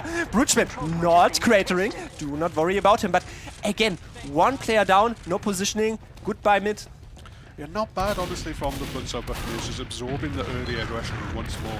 As soon as they're stabilized, as soon as they're ready to go, they just slowly barrel forward, just take it a bit of a grind. But you know, if they're winning the spam trades, they can always take it. Mula now. So much damage. Very low. He's having to play very passive. Can't get the heals, can't get the arrows out. That's made Demul and Nevo both go low themselves. And look at the space taken by Sale here. I like how we didn't even have Gibbs, so Demul was just, I'm out of this realm of this existence, just instantly disappears, boom, gone. And Mac is now, though, dying in this post-fight, and Sale also tries to leap something forward. We said that before, or we didn't really mention it, I think, like Mula tends to be sometimes caught out. This time, Bloodstar Buccaneers recognized it and made him play passive. In the end, they do claim that second point. Delhi tries to sticky something forward, but it's a little bit, again, poking and prodding, nothing really happened. Yeah, Mula's still only on about 100 health. It seems he's been really within a shot or two. He has of auto-regen. Well, yeah, that just as well, because it seems he's been within a shot or two of dying for the last phase of play, and it's just allowed Bloodstar Buccaneers to really make the most of it, take the space available to them. Now, once more, they're stuck in this lobby area. They've seemed to have been in their opponent's lobby for a good half an hour of the last hour of gameplay, so I mean, once more, it's up to them to go in for some kind of play. We're going to see Bloke go down, and Sylves as well, trying to make something happen. Maybe just a little bit of a fake bomb to turn some eyes, but not happening just yet. Sylves not able to overwhelm any player, didn't find anyone to overarch in the end, and Lev was the one that fell. He spawns, no off-classes. You might think, well, Left doesn't off-class, no, but he can open the shutter for another player to then switch back to the spawn and maybe off-class, but they're opting for the Mantreds. Instead, would you look at those leather boots? Yeah, Mantreds once more. Very nice unlock, I would say, on this point, especially when you're having to deal with this Sentry Gun. Sentry Gun is so powerful in terms of its denial from that soldiers, but not if you've got the fact that there's not been knockback. It's going to take the damage of that Sentry Gun, but particularly as a level 2, it does get increased knockback, but completely countered by the Mantreds. Bloke says, tread very carefully around me as he's already leaping in, and let's see, they're all so far onto Mula. He doesn't pop, he ultimately pops. That was crazy. Mula is probably imploring his players, why are those soldiers in me for 5 to 7 seconds? Yeah, those were beautiful serves, honestly, from Mula, but it was not enough. He was just followed up. There was effectively counter serves coming in as well. The damage just beautifully negotiated by that bomb from Bloke, and then Sylves following up, getting that force. I mean, if he hadn't committed there, I don't think Mula would have popped. Maybe not at all, but I mean, we were mentioning it before, Mula usually not cocky at all, but just is trusting in his own mechanics. Now, though, we leap forth once more with a red triumvirate of success. This time they spot the Sentry Gun. It is down and below, but lo and behold, now the glimpse of immortality fades, and the Pyro is brought to the front lines, incinerating this bridge. The Uber is popped. That might help their efforts, as everyone is really scorpering out there. Meg also catches a rivalry pipe, and Eon is not out of harm's way yet, trying to be incinerated by Nevo, but ultimately Scorched Earth is all that is left. Yeah, once more Bloodstar just trying to play it slow, and this time really punish for it. I mean, that must have been an absolute turbo build from Mula to get that Uber in time. Basically, you know, after forcing out from that sack plane before the Bloodstar even pushed in, he was up to 80-90%. Just about got in time. They thought they had a lot more time to work with their Bloodstar. I think they probably would have kept it out had they had an extra 20% Uber advantage, but not today, unfortunately. Not often that you can just watch a medic for 20, 30, 40 seconds, but it was really subliminal dodges there by Mula. I mean, he has the tactics and the technicalities for a reason. It is Sylves, though, postured a bit more on the front lines right now, but ultimately prongs himself out of there with the last resort rocket. Left, it does so do in kind with the ancillary players and spam to hit set players on that bridge. Sylves ultimately falling. It was really just, you know, towing the line with the soldiers. Yeah, with one soldier down, I mean, the Frenchies aren't really looking to make the most of it, it looks like. They're not putting any kind of soldier in a position where he can go in for a play or something. Everyone's just lobbing up around this Mula medic, playing it nice and slow, not really chancing the hand. I mean, they've got a round up, so that's the crucial thing. Down to the last 4 minutes or so, I mean, even if we had a round reset here, it wouldn't even come into play, so not enough time there.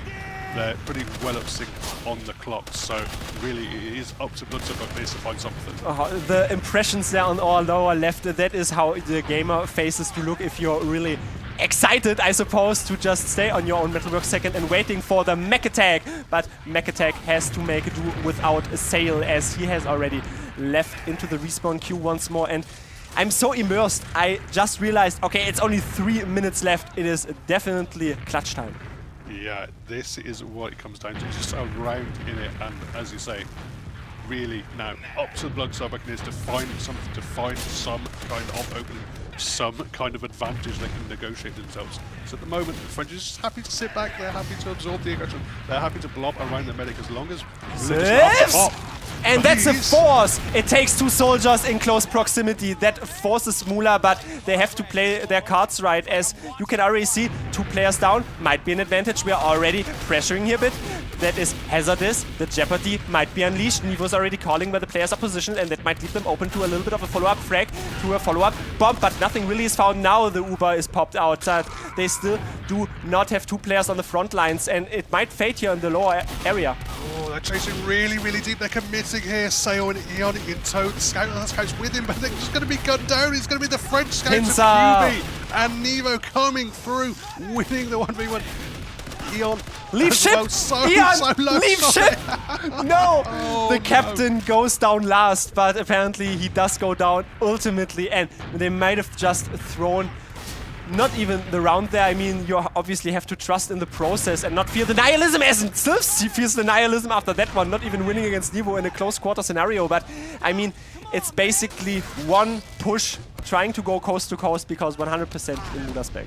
Yeah, and now very, very much advantage of Buccaneers. They just need to probably not drop, not completely have an absolute disaster. There's just over a minute to go, so really don't have to do anything. Just have to not have everything go wrong for them, because they have Uber, they have a chunky advantage. They're already moving into second here, and so passive from the Bloodstone Buccaneers. I think they think it's done. Yeah, but maybe not. I mean, they're charging behind them. That was intelligent play, I'd say, but the problem is QB is on a 5k, and they still have a 25% Uber advantage, and they're popping it even here on the face of Mula and charging forth in some aggressive manner. There's still a back cap in behind. They have to throw some shenanigans up since it's only 50 seconds to go. Probably not enough. QB up to a 6k, wrecking the nerves of the enemy team. The Uber has to be popped responsively as a last resort, but the scouts are already charging onto the last point. Mech is alone against a double scout, essentially. Brutschman is there in the fun. The taunt comes out. 3-1 lead. Those are the marbles that are spilled. Not able for Bloodstone Buccaneers to fire the cannon aggressively forward, since not enough time. Yeah, not quite enough. Forfence doing just about what they needed. They knew they could have sit happily on that second point, absorb everything thrown at them. They got the force out the one time, but it wasn't enough. They didn't get what they needed from that Uber advantage. I think it was very, very smartly played how the Frenchies, they took the space off the frags that they had, and then crucially, they just threw their soldiers in when you could see the Bloodstone Buccaneers were happy to chase, were happy to try to use that Uber onto the combo. Combo just scooted out of there, soldiers were in behind, there was just so much chaos.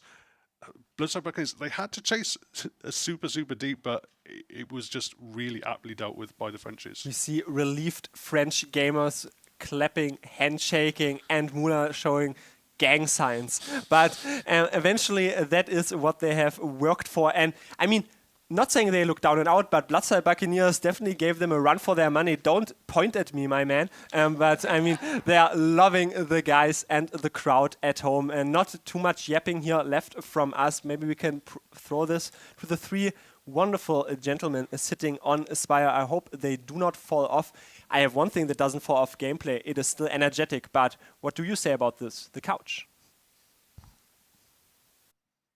Good game, boys. Good game. Very, very nice. And my God, like I was getting awfully thirsty throughout all of that gameplay. You know, we're all humans here. We have to keep eating. We have to keep drinking. Fortunately, Being Esports have got you covered, because they've got a bar open, and obviously all the proceeds go to Being Esports, which in theory proceeds go to ÜBERFEST 2025, and thus maybe proceeds go to 2026. So, you know, you want to enjoy a nice drink like, you know, not Steven and Ben PL, you know, head on over to the bar, maybe pick up a couple of drinks. Prost, boys. Prost. Prost. Oh. Anyway. Obviously, we're thirsty, but Forfence, they were looking hungrier than than the Bloodseer Buccaneers in that one, despite winning the first round. What happened, Stephen? Yeah, they definitely were looking hungry for that win, as you said. Went down early. We were saying on the couch, washed French players, French downfall Friday, called out in chat, but it was not to be. The French throughout that game, I think they just kind of looked a little more in control at the end. They had some good plays, and overall, I think just played a little bit better. I mean, we saw, I think one of the major things I saw was really, really good trades from the French. Nevo taking some great trades to get that second round, took a great solo, just completely forced the whole Bloodsail Buccaneers combo to leave. And then when Müller did get forced, he took such great care of his medic, getting that force onto the Bloodsail Buccaneers, and they could do nothing with the pincer that the French team had. And I think they just kind of lost answers on the side of Bloodsail. Ben, are we going to find Bloodsail Buccaneers at the bottom of a bottle over at the bar area now, which you could pick up at Being Esports at any time and support the event? It's possible. There are still a lot of games left to play. I believe 4 more for the Bloodsail Buccaneers. We've seen their 2 games so far, and they haven't gone to plan. But at the end of the day, they can still redeem. They've played 2 of, or at least one of the harder teams in theory. 4Fence are coming in as, at least for me, one of the top seeds of the event. I see them taking a long run. And it's been competitive. It's just they've fallen the wrong way on these. And this was, again, these games that are going down to 1 round, it's a game of moments. We're talking about that Nevo pushing to last. There's a great Bruisman bomb we saw as well, like landing underneath the bridge and just destroying everything. There's so many great moments. And it's moments like that win games, especially when they're so close. So I think for Bloodsail Buccaneers, I don't think they need to be too concerned yet. There's been signs there. They've played fairly well for the most part. I just think in a couple of moments, they need some magic.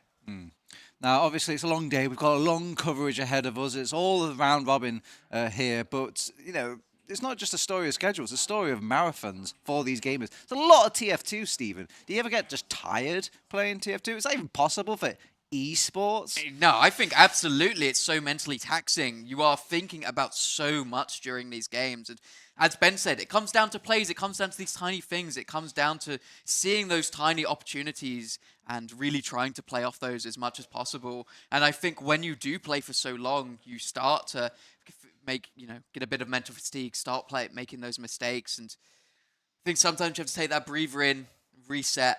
And I think that's what the Bloodsail Buccaneers need to do for that round. But we're only 2 rounds in. I'm hoping they're feeling fresh. I'm hoping they didn't stay at the bar too long last night. Yeah, speaking of bar, Ben, obviously we've got our bonk propaganda kind of surging through the elite camp here in Stuttgart. I've heard we're keeping track of things like, you got your ear to the ground. Who do you think's what's the drink to be right now?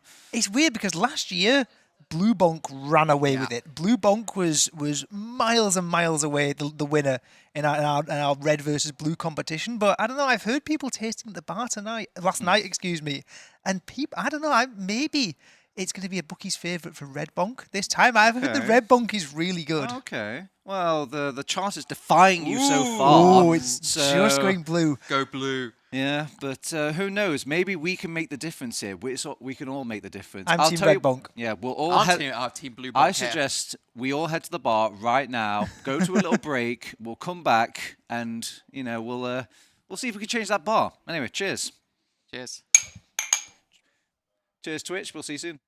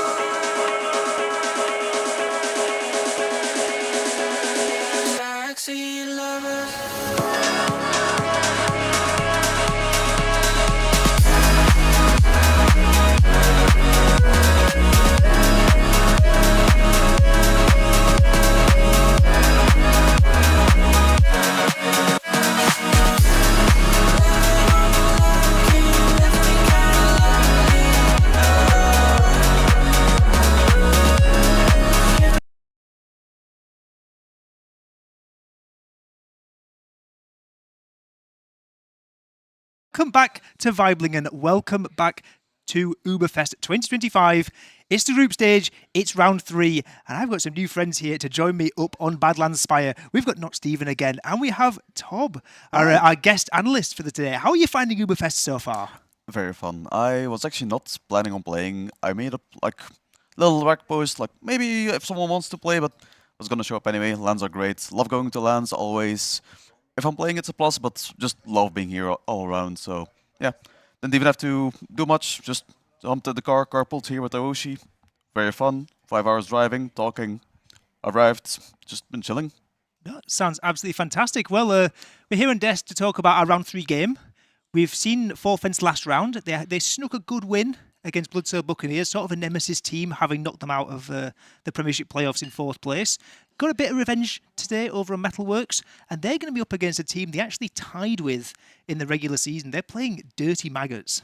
What do you think about this matchup coming in, Not Steven? Yeah, this should be a really good matchup. We have just seen that French side, as we're seeing up on the screen, look super strong, but as you said, did get knocked out earlier in the season, and it turns out Dirty Maggots were the team to make it to that finals. While it was a close game, you have to maybe think there's a bit more prestige to getting to that coveted grand finals here. But I think either way, it should be ridiculously close. We've seen such close games throughout today, and I don't think it's going to be much different. Yeah, Tom, is there anyone on this, over to Dirty Maggots now, anyone on this Dirty Maggots roster who you're thinking on LAN, like we should really be looking out for? Definitely KN. KN, of course, did not play at the end of the season, I think. I didn't really follow ETF12. Yeah, no, he... Yeah, two-week break. Yeah, 2 week break. We've just been on holiday for a while, you know? Reason redacted. Reason redacted. Yeah, it's. I think definitely KN Jordy. KN is definitely regarded as like one of the best DM soldiers in Europe at least. A very strong soldier, and like generally, Zams is always just gonna flick some pipes across the map. It's always gonna be like interesting, especially like of course Voxtech have very strong scouts, but I think for these guys the explosive class is definitely what to look out for. Yeah, absolutely. Yeah, we've seen many frag video moments from both of them, particularly from that last Poland and last year's ÜBERFEST as well, where both of them were in attendance. But we're going to Sultry for this game, and it's a map that we were discussing just beforehand. It's not a map we see a great deal of in terms of online TF2, but with it being like the LAN where we're playing every map once each through the group stage, everyone kind of has to play everything. Like, no, Steven, do you think this this might affect how this game goes a bit? Yeah, absolutely. I think Sultry is probably the most hated map in Prem. Fairly or unfairly, you can decide. But yeah, I think it's one of the maps we see insta-banned. Like you see going into playoffs, you're like, oh, this is just going to be banned by literally every team. No team particularly prefers it. I think we were saying Forflanes maybe played it a little more in the past potentially. But again, recently it just hasn't come up a huge amount. I can't remember one time that either of these teams has picked it. So it'll be interesting, and it adds just that little element of chaos that maybe you don't see any other time here. I don't know if you have many thoughts on Sultry as a map. I kind of like Sultry, actually. Of course, like one of those maps that's like, oh, RGL is starting to play it. Should we play it in Europe, trying it, this and that? I've gotten kind of used to it. I don't mind the map, but of course, Prem, they can be a bit stubborn. They like their maps that they know very well, that they've been analyzing for years. I do think Sultry is, in my opinion, a decent map. For them, of course, like it's going to be a bit more chaos maybe. They don't have like the full plan laid out. It's still day one of LAN. But I don't know. I think we can definitely see something like very cool happening here. Maybe some of the chaos will make some very interesting plays on the flanks, some collapses, some pinches. Yeah, absolutely. Like it's a map where there's lots of things that can go on. And obviously we're going to be going into in the season obviously as well with these teams. Like they're so evenly matched. They traded back and forth, but they didn't actually meet in playoffs, and we kind of expected them to. So, are we thinking like how much stake are we putting into like the sort of run of form? Because Dirty Maggots, it looked great in season up until that loss against Witness, but they've had an okay day one so far on LAN.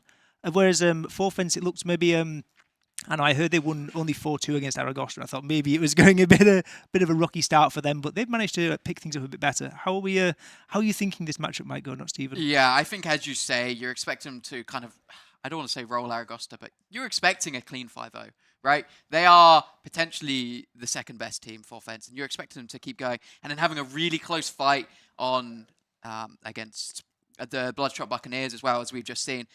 Maybe it puts a little bit of, ooh, how are we feeling into it. Maybe there is those jitters. Maybe they're not loving the setups as much as home.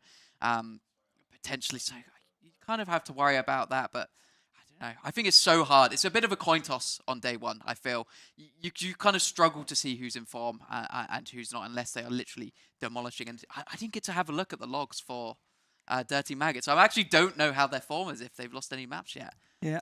I want to add on to what Stephen was just saying. Then you've played a lot more LANs than I have, and probably more LANs than not Stephen has as well. Like, what is it like, sort of turning up and playing on like a new setup and sort of getting used to things on day one? Like, does it affect you? To some degree, yes. I'd say like once you get like your mouse space and the keyboards and making sure that you're like not bumping into each other. After that, the technicalities itself are fine. It's mostly like the noise. The noise is very hard to get used to. I was actually talking to some of the players who've never played at LAN earlier, and one of them said like, I'm struggling like because the games hadn't even started yet, and they were like, oh well, I mean, I'm not really sure like all of the noises. So I just had to explain like, there's always gonna be like, we're often with two teams in one room. It's gonna be like a lot of noise from this one, a lot of noise from that one. Just kind of gotta learn to zone it out. I think that's a big part of it. As well, for example, our hotel room right now is next to Dirty Maggots, I'm pretty sure. So whenever we try to take a nap in between games or whatever, we do hear. Pickles says no. yeah, definitely. Yeah, no, it's a weird experience, right, coming into LAN. But I think one thing that, at least with most of these invite teams, they are in like individual team rooms. It's more of the open bracket teams sort of like sharing the bigger rooms out. And I don't know, at least with the venue we've got here in Vibling, and it seems like there's plenty of space there to be going. But we're getting called there might be a game starting soon. So I'm going to call final predictions. Not Stephen. Who is going to win this? It looks close. I think the Dirty Maggots, just from season, are in form a little bit more. I feel like Sultry actually maybe fits their playstyle a bit more than the French. So I think still close game. I think we're going to see another 2-1 towards Dirty Maggots. Yeah, I'd say something similar. I think like maybe like a 3-2 or something. But I do remember. Well, I guess it depends on like how they feel comfortable on the lasts. Because I don't know about Prem teams, because they don't play the map often. Are they comfortable like holding or pushing the lasts? But I think I'd agree with Steven. I'd say it's going to be like not a roll for any team, but I think Maggots will edge it out in the end. All right, well, the couch says Maggots, but what about the gameplay? We're going to find out soon, because we are going to throw back over to Debato and Dave for some gameplay here on Sultry for Fence versus Dirty Maggots. Take us away. If you're wondering what a weather and an atmosphere in a LAN environment can be, it can be sultry indeed, as we heard it from the predictions from our couch. I want to add a little bit in this venue here, when you have your own private rooms, you're a bit more secluded there for yourselves, but maybe starting with predictions here. They've been, so tippy-toeing around, what is the lead maybe for Dirty Maggots? 5-0 Dirty Maggots, maybe not 5-0 Dirty Maggots, but I've started with Voxtech back in 2013. I've known the guy for years and years and years, and my heart is beating for them. So, yeah. Not opinionated. That's what we're saying. I mean, the Frenchies have started well. Obviously, they've got those 2 map wins now, so they're probably feeling relatively happy. I don't know how happy they are going to be playing this map, because it seems no one in Prem really wanted to play this very much. It seemed every team wanted to ban it, every team wanted to avoid it as much as they could. So that is definitely the wild card of this matchup, that neither of the teams is going to be particularly comfortable on this map, I imagine. And again, as they said earlier on the couch, these two teams, they played earlier on this season, they traded maps, and then they expected to play in playoffs, never ended up happening because the Frenchies went out in the lower bracket. So a little bit surprising, really. But, I mean, on paper at least, the two teams are pretty evenly matched, and it will probably just come down to whichever team is able to adapt to the map better. boils down to the form, I will also agree on that, but we will find out what the freshest form for both of these teams is, as Dirty Maggots, abbreviated to DM.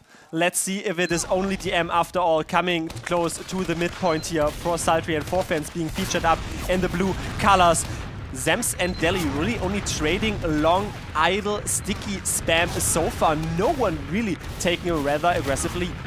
5 players blobbed up for the Dirty Maggots. It is only down to Kane to maybe go for initiation. At the moment, he's just firing long-range spam rockets. The QB is the first casualty. Brugman is looking to go to Kaiser. So much damage down to because he's going to have to hide in that corner.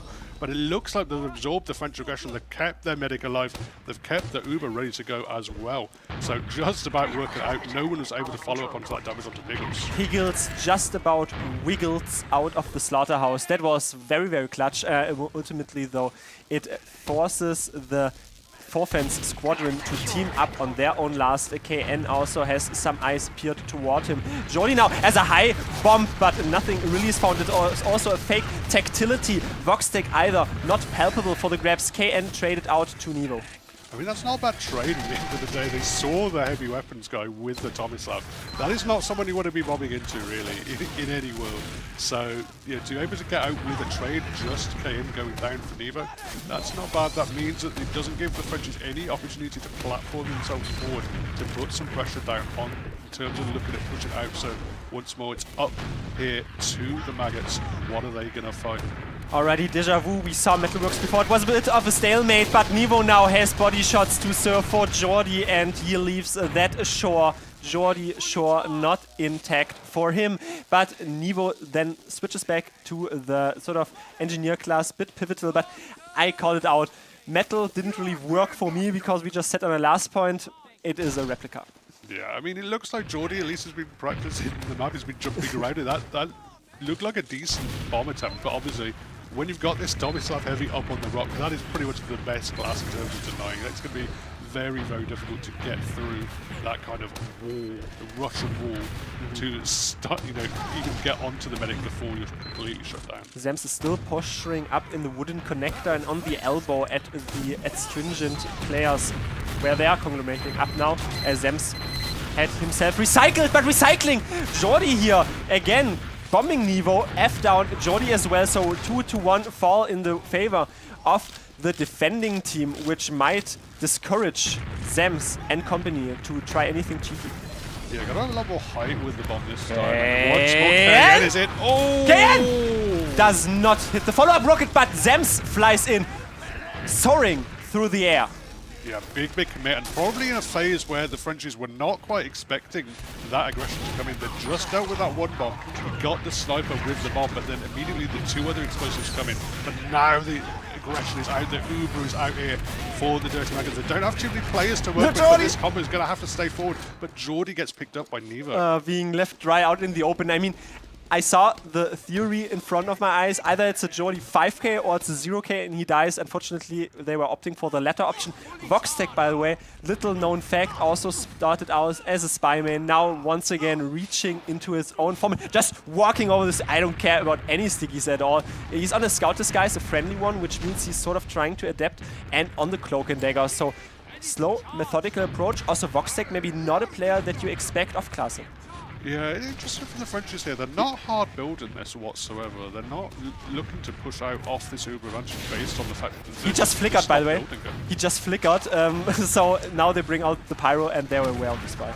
Yeah, but it means the Frenchies, they're in for the long haul. They're in to just absorb it. But yeah, Jordi going in really, really deep. KN as well, committing. Voxy found in the meantime as well. Surely with 3 picks now, the Frenchies' hand will be twisted. They'll go forward. They'll look to take control of the second point. Trick step attempt faulted by Voxtec, but now they're a little bit clumped up here in the sideway of the caution, but now it's a Goomba Stomp. Still F is just controlling him, and Brugman is running around frantically with the pickaxe. It is basically Minecraft versus Super Mario. 1 Goomba Stomp and 1 pickaxe thrown out. Voxtec now down for the count though, so no pocket is scout. Brugman also coming in close to the quarter fight. KN, double players down for Dirty Maggots. Yeah, and oh my days, Bushman going very, very low. So much damage! The Frenchies are trying to fight this, they're really trying to contest. I guess they have the picks, but they do not have much health on any of their players, and Mula not really positioned to get those arrows, to get those buffs up, ready to go. So once more, they're just going to have to vacate the space, give up the momentum to these maggots, and now they're going for their dreaded chance they have. They're going in for the bomb. Is a really, really high run. There's not really a target there at the end. They're just towards the point. Zamsk and both committing. Jordy's really low as well. Voxy's been caught as well. So once more, we're going to springboard back to the Frenchies on the front foot. Everyone being caught out with their technicalities. It was basically the 10th meet the team video, meet the skybox. Everyone was appended in the sky. Ultimately, did not reap any fruits. No team had also Uber popped onto them. Jordy is only idly walking toward that cheese area where there's a little cheese hidden. Not that stinky for him, but nothing really is happening. It's the 0-0 scoreline. It looked fickle at some of those encounters. I feel like the most prominent factor that culled the Frenchies in was just Zems with really good area denial. Absolutely, and he's the one they're kind of putting their hopes on just to get the buffs to go aggressive, and it's going to allow some space for Jordy. He's going to just half-bomb. Does the first and another one? Reloads, goes for the second. Again, no real target to be found. Scouts in position, everyone just sitting back, ready for Jordy to launch himself up in the air, shut him down. I mean, at least he doesn't get taken out. He will recycle, he will go back to mid, and honestly, another launchpad opportunity. This is how you pad your damage taken stats, preponderating a bit more aggressively forth indeed. KN now has pre-shot a rocket onto his own opposing player there on the flank. Jordy, however, catches a stray pipe from a deli, and some more stray bars might bar them from pushing further up, as it's really just a waiting game. As hectic it started on, as eclectic it is right now since just a rotation. Yeah, I mean, we can see the Frenchies, they're just happy to really not make anything happen. You know, they were happy to sit back on last, even when they had a bit of Uber advantage. They seem happy to sit on second, they get a pick, they find that soldier, and they're really not trying their hand, they're not throwing anything forward, they're not taking any risk. Is this sensible TF2, or will they get is this the way of those Premiership teams saying, we told you we do not like sultry? Yeah, I mean, it might just be a case they don't fancy themselves on this particular point of the map. It's probably quite difficult to really get your soldier in a kind of position. Found a sticky trap. Sticky suffuse is what you call in this scenario, but Jordy is also in behind, but doesn't really have any health supply. Dimur and QB have a damage supply for the enemy team. Rutschman is also scoping out the angles from the frog area. You can see the frog there hiding in the back rooms, but now Rutschman is already taken to the air and making landfall, dodging one rocket, 1 HP, and a dream, and a bolt plugged into him, which keeps him alive, and it's a bit of a drawn-out fight, but it might help the blue faction that is slowly creeping up to an advantage on the high ground, but ultimately it is the bomb. Yeah, even with 2 picks, they're very, very patient, are the Frenchies, but they're paying for it. They're not really getting what they would have wanted. Voxy, he is trying to sneak in through the behind. He's getting both of these players back. Both Dimmu and QB have committed. I mean, really made the most of it here. And actually, with Jordy going down, that might spell a little bit of peril now for Dirty Maggots, and surely the Frenchies, they need to step on the accelerator soon. Simply exacerbating their own place there by charging forward. Nivo down so low in this encounter, but ultimately reflashed, and let's see, one player, one medic has to multi, the other one has to only solo Nivo basically, and now it's a high bomb though onto the choke. Let's see if they can follow it up. One rocket, Mula down to the stickies by Zams, and that might leverage their game. You have heals up. Yeah, and certainly the Frenchies needed heals for a second there, and it's just disaster. No medic now. Piggles himself ready to go. I mean, he's only up at 50% Uber, but crucially he has buffs on everything. QB is hiding. I think he's been spotted now. There's a lot of players thinking about hunting him, but actually they're not really committing. They're just crucially staying around the medic, lobbing up around the medic, making sure there's no kind of incision from the front. Hello, I'm QB. Yeah, come, battle me, come on! Come on, come at me. Okay, well, anyway, that's fantastic. They still haven't kept mid, by the way, and he's going to have the backhand. Wonderful add onto Sultry. Second, and QB now has a last point that is basically completely open to him. They have to force all of their players back to it. It's a double scout. It's basically just the wraparound play. Pickles also went down. It's such a masterclass. That is QB Fortress. Yeah, really, really nice. Just smart play for that cap to win the 1v1 as well. And they're already in towards the last. The spoilers have come up for the Maggots, so they can just about stabilize. And with Deli and QB going down, it is the Maggots now with an opportunity with these two picks to perhaps push towards second. But once more, big Uber disadvantage, so they have to be wary of that. Lulu's very shortly off on Uber. It's usually a two-pronged attack. I mean, you can have nice ideas, but you need to have the deathmatch to back it up, and QB shows he's a perfect life form, perfect cubistic life form. He does do so very much indeed. They still feature a 25% Uber advantage, and I think if I look into their eyes in-game, I think they want to charge in here with a 10% Uber advantage. Let's go, team! Triumph for it once again. Charging in, the sentry is not long for this world, and now the Troika of destruction to the left, but ultimately F has another beam connected to him, and they just about hold on. Yeah, really good counter push. I think the Frenchies missed a bit of a trick there. I think they should have just got their scouts on the point where they saw everyone had left for the spawn, and yeah, very easy for them just pop the Uber out. Evo's been caught now as well. QB will probably just about juggle himself out of harm's way. Bridgman in kind of position to, well, he's actually just been back up to mid, and Geordie is the one looking to get some forward momentum going. Since we're sometimes caught in a micro perspective, I want to put this into a macro perspective. 12 minutes. 0-0 still. I mean, it's a lot of, you know, towing the line. Also, Mula went down prominently. I feel like Piggles is definitely making himself and his own mechanics known, as he always wiggles about and not being thrown into the abattoir.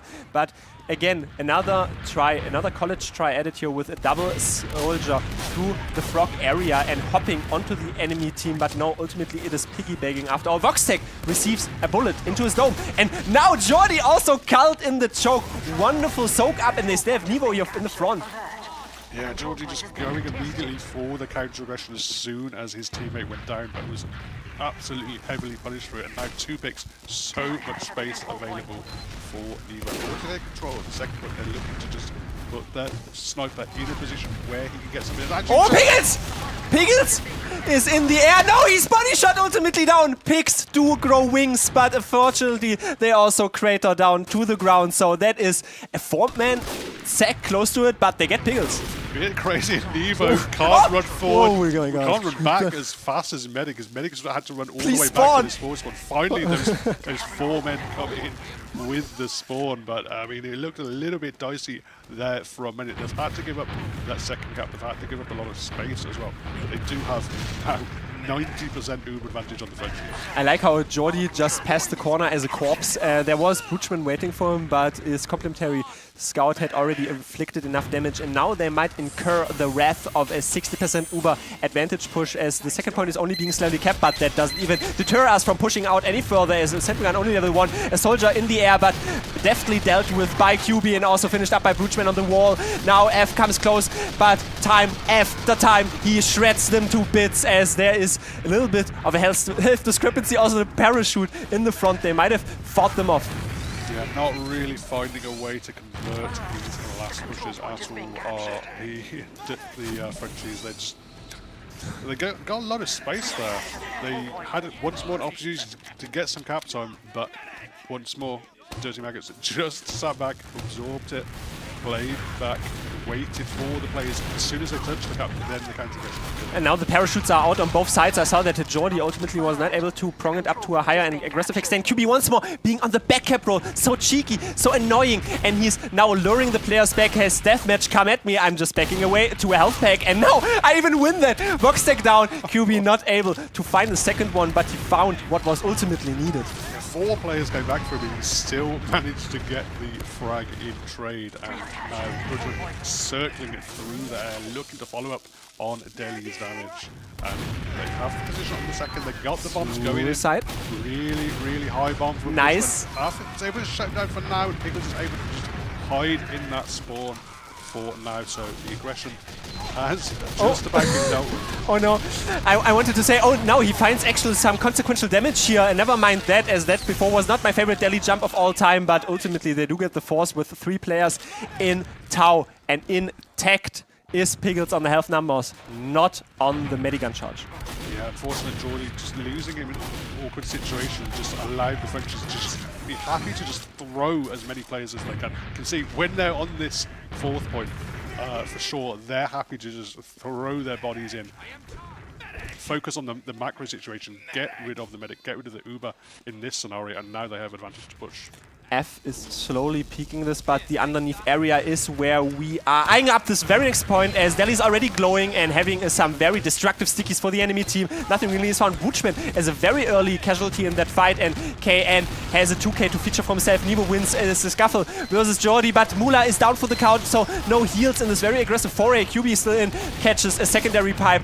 Goodbye, 10 out of 10 stars. Also, Zems is ultimately down. Delhi's still in on 10 HP, hopping around the point, but not being able to find any aggressive damage number. Voxtec with a shotgun. I think that's what, the 3rd time now the Frenchies just completely failed on these last pushes. They're not finding targets, they're not finding players to frag, they're not finding cap time either. The point is often just being left open, being left, you know, at least you could get a scout there, maybe the stickers on top of it, but you can slowly deal with them, but they're not taking space. They're popping instantly as well every time the Frenchies. Oh, air shot! Almost. I'm already getting ready for the highlight reel here, but it's eventually a 1v1 trade out, and Dirty Maggots is securing that 2nd point. Still feature 40% over advantage, and Dimur not someone that you have to watch out for in the sky, only Brutchman, but he's already spotted, and QB in a little bit of a hassle there on the line. I always say this, it is my favorite cubistic painter, but he has painted a very successful just format for himself so far. It's still 0-0 scoreline, and I think it's symptomatic as well. Frenchies being in charge for the majority of that round, and yeah, that round you can even say, this map, but not able to seal it out. I mean, we've seen the same thing just repeated many times. Every time Dirty Maggots get some momentum, QB just comes in with a backup, goes in behind, really threatens, but then it just completely stalls when they have to do that advantage last push. Not able to convert so far.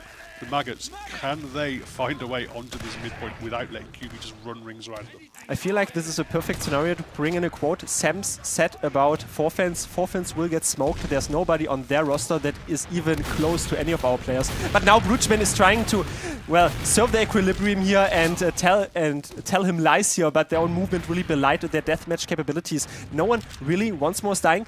And yes, I do agree, QB is a proactive flank player, you know, but on last, you also need 5 other players to do something, and now Brutchman is pronging himself forward and creating another flank. Yeah, QB trying to get in behind, but he's just walking into the Voxy and KN combination. Brutchman's spotted out as well, so Voxy getting a quick 2k, allowing him to spring forward now with those 2 picks. Moving in towards this midpoint. Soldier is really Double Soldier doing his best. Yeah.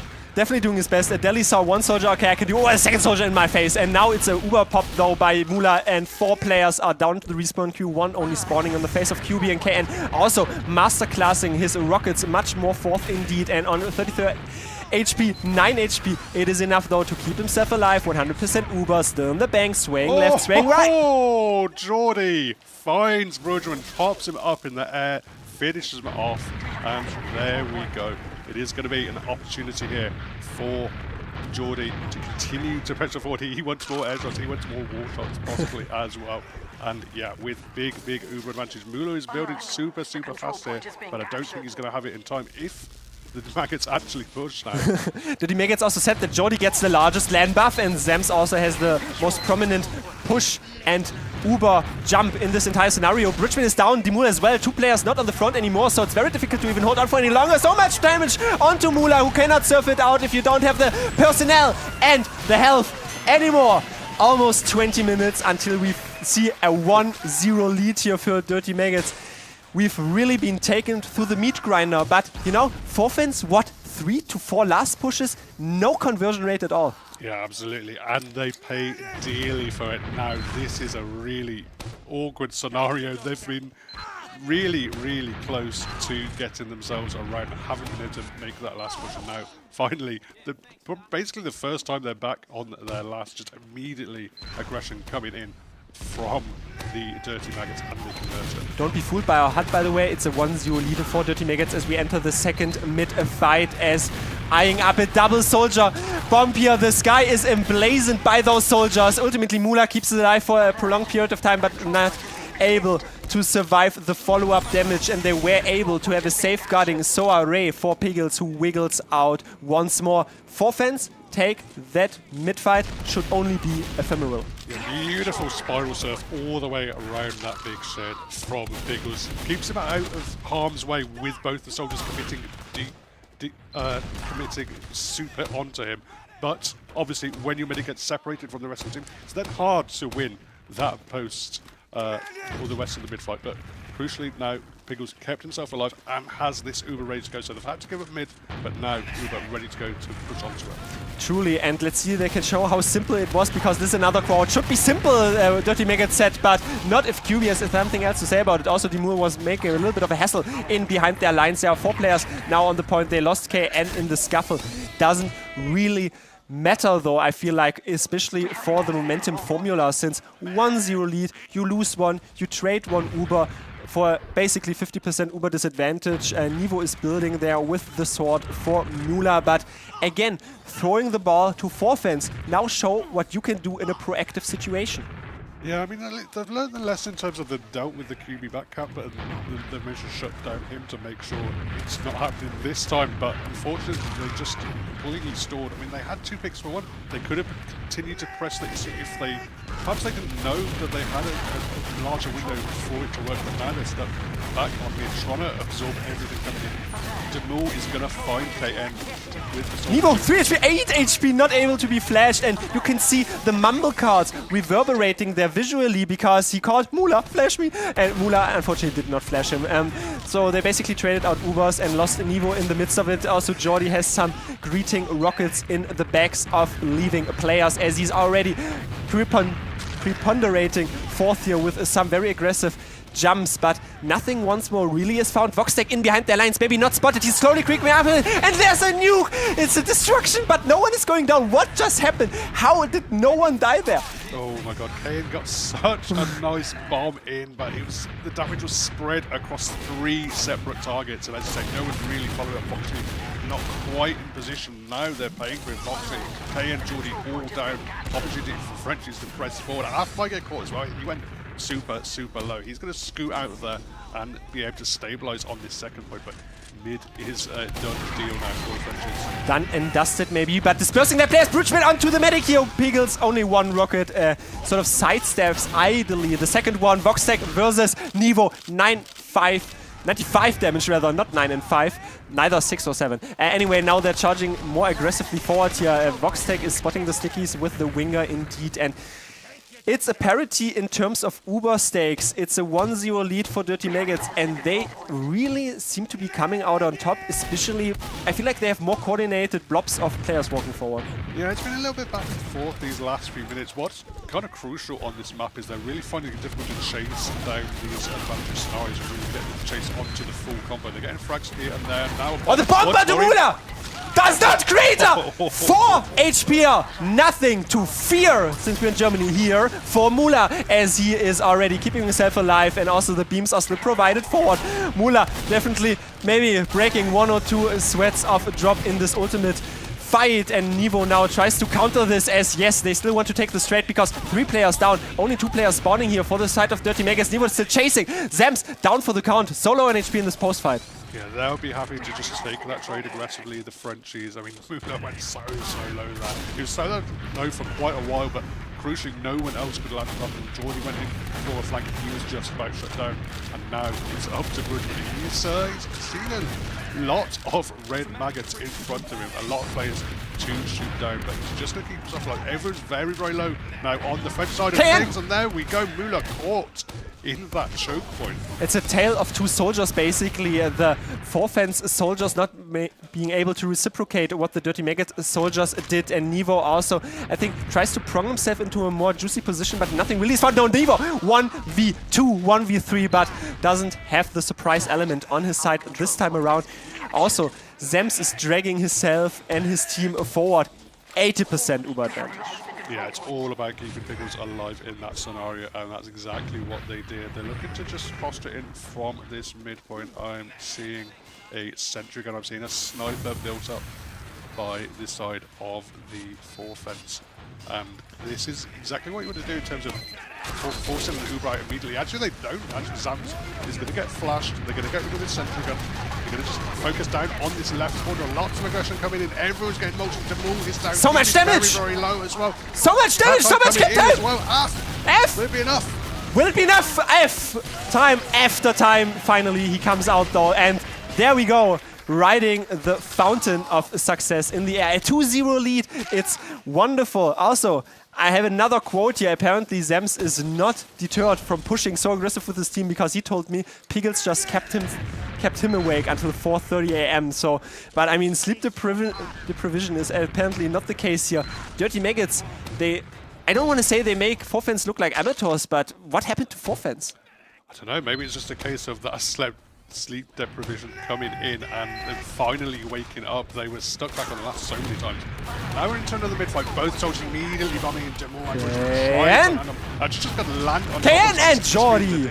Sorry to interrupt, that was wonderfully curated once more, but I think they want to countercharge here. You see, Pickles with a scout. Yeah, they're looking to go, well, back actually, to be honest. There's a demo man in front of them. They're going to just about deal with that. I mean, it's about keeping Pickles alive once more. They've done it so well in this last phase of gameplay, and Voxy is there to sweep down Delhi. And once more, Pickles there, 100% ready to go. Moves only just spawned, so big advantage. They needed that mid-fight really for offense, and now it looks almost curtains. Nevo spawning on the longest shooting marksman. 3.5 minutes, you said almost curtains in terms of time deficiencies, and time still left to play this map. A little air shot we saw there on the side flank from Brutchman onto Voxtech, and KN also being eradicating Brutchman. Sorry, Zems killing Delhi. It's sort of rivalry fortress. Every class is killing the opposing class, it seems, but I mean, you said it, 2-0 lead. 10% Uber still. Do you even push? Do you just turtle? I mean, they have no real reason to push. It kind of just makes sense. They have it. I mean, it's even Ubers now. It's less than 3 minutes. They can just sit on this second point. I mean, you can see immediately the Frenchies know they have to push. It's in their hands. They're going to walk into sticky trap. Zams are finding Nevo. It's going to cancel the push, but they really do not have much time to work with here for offense. Mula is so weak on HP as well, going down to a half of that health bar, 60% Uber advantage, and some more bars, I think, are cooking on the side of Dirty Maggots, because why not just push it in, because it's so difficult to even come back. I think they want to claim a third point here for themselves, as Jordi is in, not hitting the air shot. Also, Mula is to touch 3 HP once more, hiding in the corner, but no one close anymore. His team calls, it's safe, it's fine, go out, but now guns have to be fully unlocked. Basically, I'll walk forward 24/7. Yeah, it is a case of just holding a W at this time. So little time to work with for the Frenchies. 2 rounds down, just under 2 minutes. And really is up to them. The Ubers are out. It's not the greatest trade in the world. Demul is in peril as well. The found Jordi, at least that is one frag. And now actually Demul is in. Oh, he gets piped by Zams before he can find what he needs. Expertly dealt with by Zam's pipes, and not usually that you see a scout hiding there. Voxtech being very low on HP. QB has his friend dealt with deftly, though, by his own pistol shots, and now Brutchman is only really chasing players in garbage time, which also in 6s can be 90 seconds. Let's see if we have anything else for the highlight reel. What I also wanted to highlight, by the way, is Dirty Maggots. I mean, looked shaky, yeah, once or twice. Forfence ultimately always flopping the last pushes, and well, we'll get to this as soldiers just flying. A Goonbuster in mid-air. They are setting us up. This has to be scripted. Yeah, I mean, it's probably not going to prove very important, but Arf wants to pad a few logs here. I mean, he's not even really securing any of these kills. He isn't loaded enough to find anything. QB now with his own counter Uber. Once more, a lot of damage down onto Pickles, but can't clean up. Just flat into the ground. Okay, yeah, Pickles is maybe weak. Yeah, guess what? You're like 3 or 4 players down. Voxtec just absolutely turns them into the ground floor. What a fantastic and also symptomatic play, I'd say, since Dirty Maggots, they played so well around. There's also one French player leaving. I know it's that time, my friends. Maybe you don't want to get caught by the sticky trap from Zems there in the forward spawn, the elbow area. But I mean, one last attempt here to have a 3-0. I think Mula left. Yeah, I mean, at the end of the day, it doesn't matter that much. We are basically at GG scenarios. GG is already called from more or less most of the players on the server. We are going to cap it up with a nice bonus round here for the Maggots. So they aren't going to clean it up at 3-0. And he is effectively 2-0. But either way, they did just about enough. They were back on the back foot for such a long period of time, but just able to survive the onslaught on that last point. And crucially, when they had the opportunities to go forward, when they had the opportunities to really make it happen, they were just much, much more clinical. I mean, it's the old and tested, you know, just technical or technicality that if you don't make your conversion rates work, the enemy team will eventually do that. And Dirty Maggots also played so well just about their double scout. And honestly, I talked to them before. They were brimming with life and enthusiasm on Dirty Maggots. Zem said, no one on 4Fence is even close to our players. We're going to slaughter them. It's so simple. It's so easy. And I guess once you are, or once you score in football as well, you're always right. I think we have a score, 3-0. We also have some more scorers on our couch. So let's hear what they have to say. Thank you very much, Tomato. We're back once again. We've got Not Steve and we've got Talbot to dissect what was quite a wild game of Sultry. It was a bit of a slow start, but in the end it sprung to life. And we need to get you guys back on the desk more often because you both called it in our pre-show. You both saw Dirty Maggots as the better team here. And I guess, Not Stephen, what do you think went so well for them here? Yeah, I mean, I think it was very back and forth, and as it was said on from the commentators, I mean, actually, it was a little in 4Fence's favor. I think they had, if we're going for footballing terms, a bit more possession throughout that game, but the conversions, the goals they scored were just a little bit better. 4Fence, I have to call it out. Their sentry gun was terrible. Every time, so you put it behind the fence, right? Because your sentry gun's not going to do too much. You're just kind of wasting a couple of stickies and a bit of ammo. But the good thing about Sultry, you can put it behind the fence. Then they can't insta-cap the point. It's a really hard angle to get into as a demo man. And what do? They put it by the spawn door where you can instantly spam it from lower. And I genuinely think it gives them like 2 extra seconds of Uber time that they just really played advantage of, that they just didn't have that same opportunity for the French side when they were pushing last. At least that's my analysis of it. Yeah, OG Top, I know beforehand you highlighted KN as a potential player to watch. Was there anyone here you thought really helped turn the tide in Dirty Maggots' favour? Yeah, I think Blitzol is actually, especially KN, I did think that the prediction kind of had some good plays, opening on the flank and stuff. For breaking stalemates, I think Jordi and KN sort of had similar plans where they worked together. At some point, KN was all the way behind on 4Fence's last, while they have their second and stuff. So I think it was mostly KN still definitely showing up, but Jordi as well.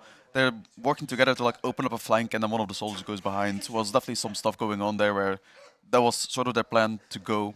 Definitely felt though both teams kind of didn't really know what to do. I've not seen many teams try that, to have both soldiers pressure from Cheese and stuff and try to get into lobby. I've seen that before, but going to last, pulling people back. I don't think I've seen that approach. Squeeze it. Oh no. Well, how do? We have a visitor. We have a visitor here on Spire. How did you get up here? You're a medic. Yeah. You just flew up. Have a little surf up here. Took a while to climb up, but I made it. No clip.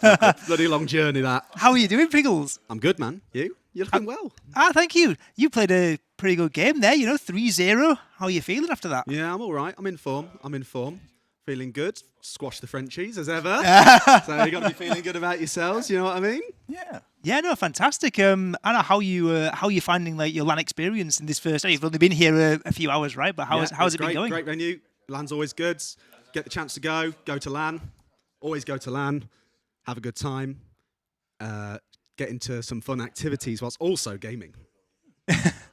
Yeah, no. Have you been? You're always partial to a red bunk or a blue bunk. Who are you? Oh, yeah, who are you, red or blue? We're allowed to promote it. I didn't want to say. No, we Yeah, are. No. please do. Are you team red or blue? Red. Oh, Oh, weren't you on team blue last ÜBERFEST? Yeah. This year's it's like bleach. You don't want to drink blue. It's rubbish. It's rubbish. It is. Yeah, Wait. It's crap. You've switched sides. Yeah. You've pressed like the I'm a bind and turncoat. TF2, and you've I'm gone through naughty the like opposite that. door. Yeah. I Red told him. bunk I for told me. him when I arrived at the venue. I sent him a message. I was like, "Red Bunk's winning. You gotta arrive soon, man." Like, but now he arrives and he's like, "Oh no, it's fine. Yeah, Red Bunk's better." Red Bunk is just supreme. Yeah.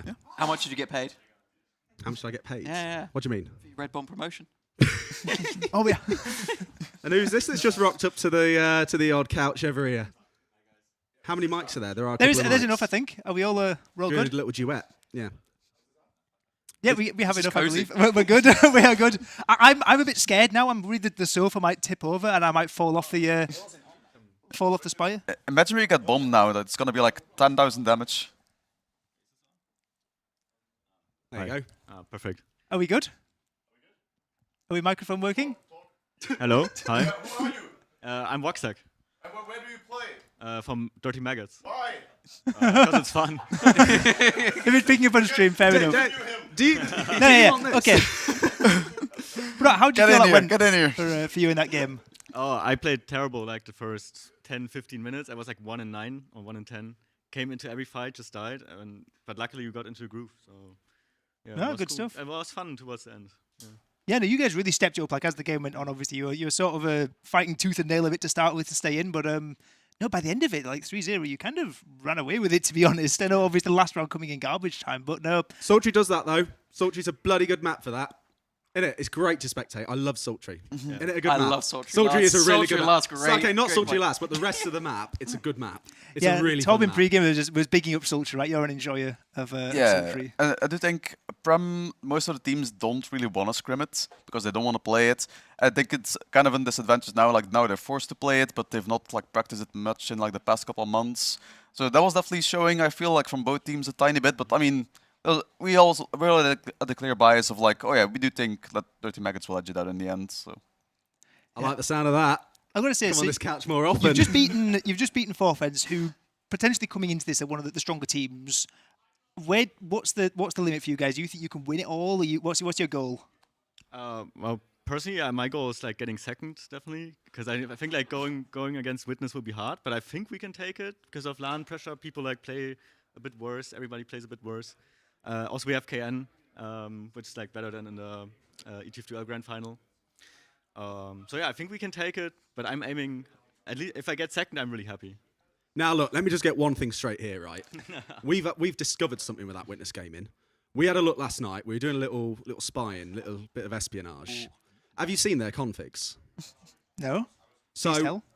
You know a regular shadow, like in TF2. We're talking square shadows. I'm talking square shadows. shadow. I'm talking square shadows. I saw them on that training map where the fellas are jumping up and down. You got to shoot them, and they had massive shadows, and they were dead set that that's okay.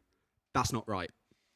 Oh well, That's we'll not have right. to see. Controversy. Controversial. It's Very bad. controversial. They've got like geeked out configs. Do you know what my config is? Our first game, I didn't pop because I didn't have mouse 2 bounds. So I dropped our demo on the last push. Zams was like, use, and he drops, and I'm like, I can't pop. Genuinely, it was bad. And then also I didn't have quick switch on as well.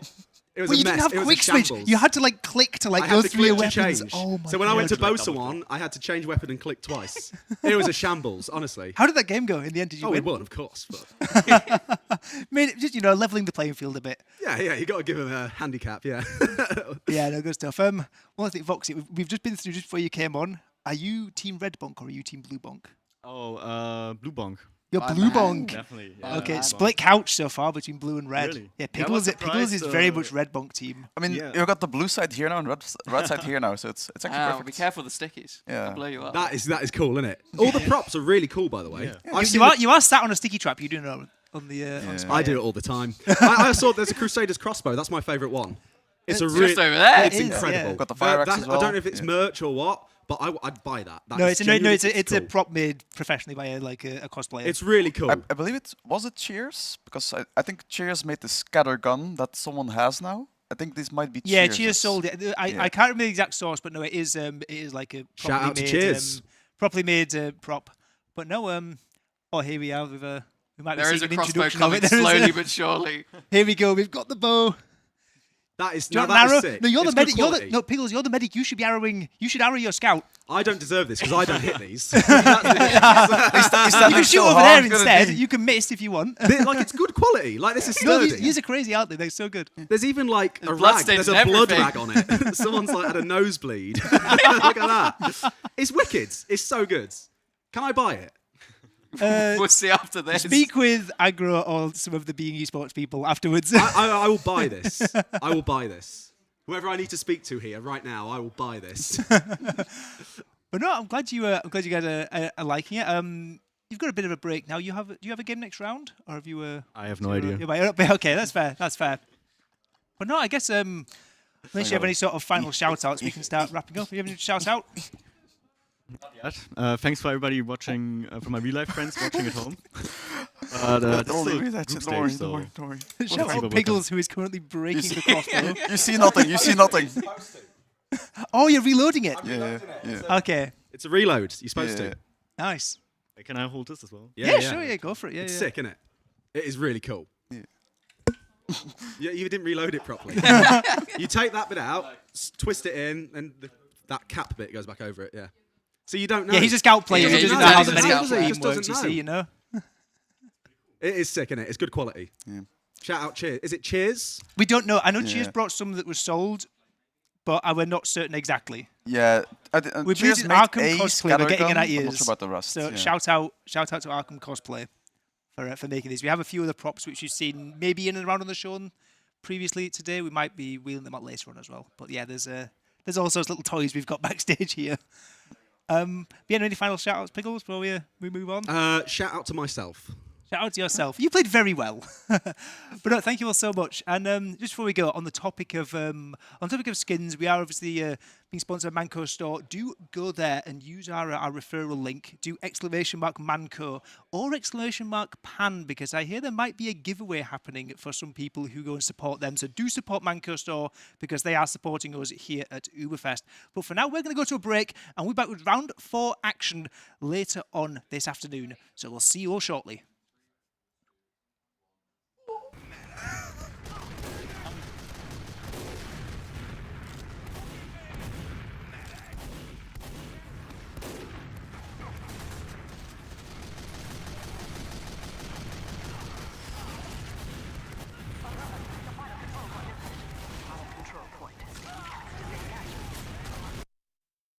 While you're here, come check out Manco Store. It's a digital marketplace where you can buy and sell skins for TF2, Counter-Strike, and more.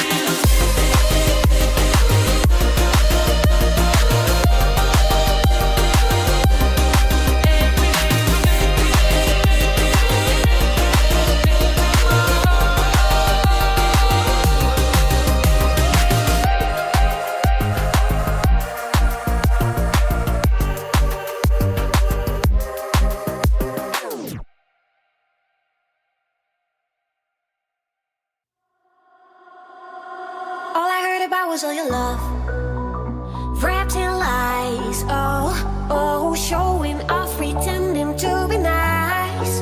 All I heard about was all your love, but you crossed the line. Oh, but I got no heartache, heartbreak, grief about you now. No, I will keep dancing, I will keep dancing till the sun comes up and I'm running out of luck. I'm going on till dawn. I will keep dancing, I will keep dancing when the game's still on and I'm all the way in for more. Oh, I will keep on dancing,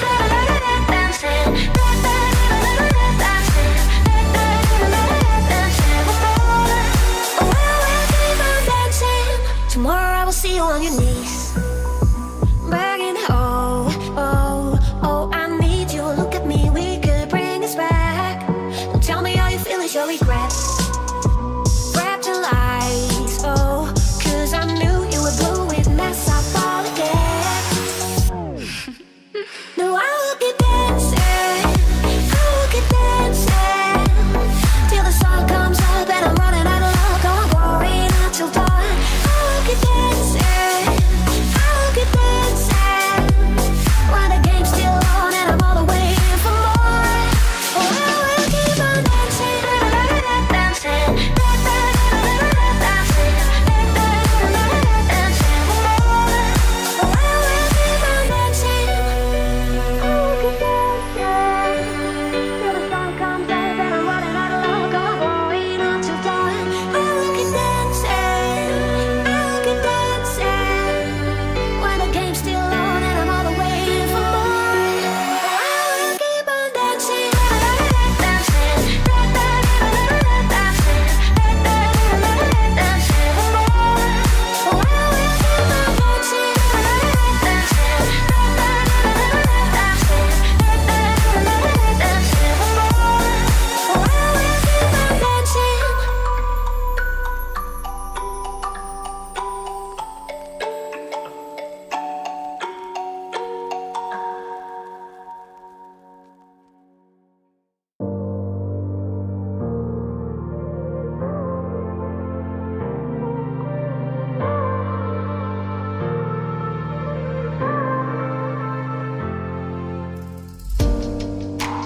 Caught up in a lie.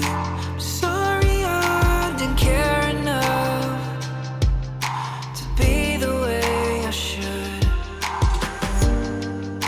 But can you let it go? Even though I know it's tough, we'll leave it all for good. Don't let your heart wear out. I'm not the one that hurt you. Don't let it tear you down and touch me like you used to. So come back and fight it. We'll forget what I did. Don't let your color fade. I'm not the one that hurt you.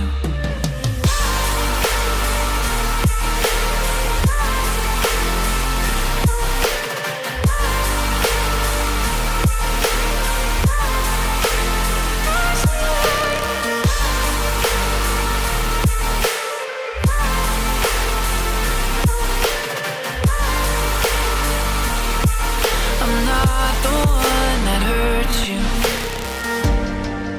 I watched you as you cried.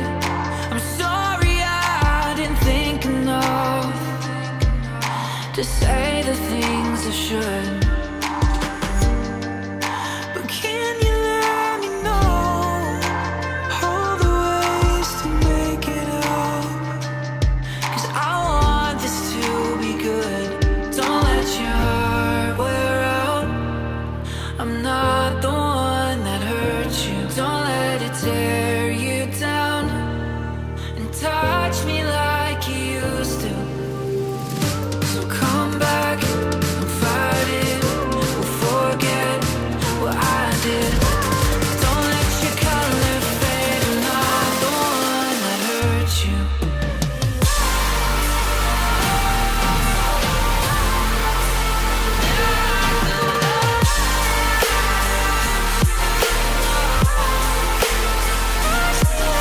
You're right.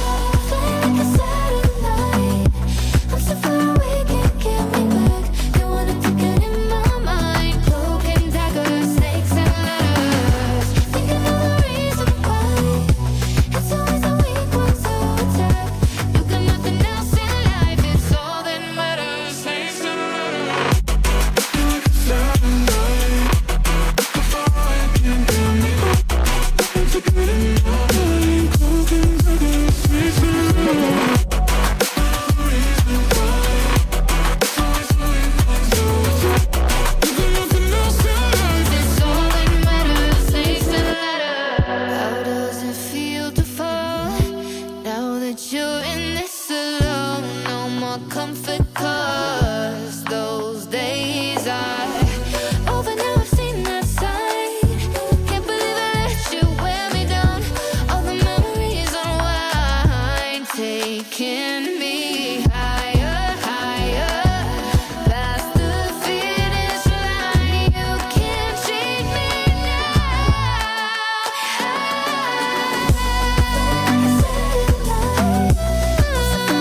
can't get me back in my mind.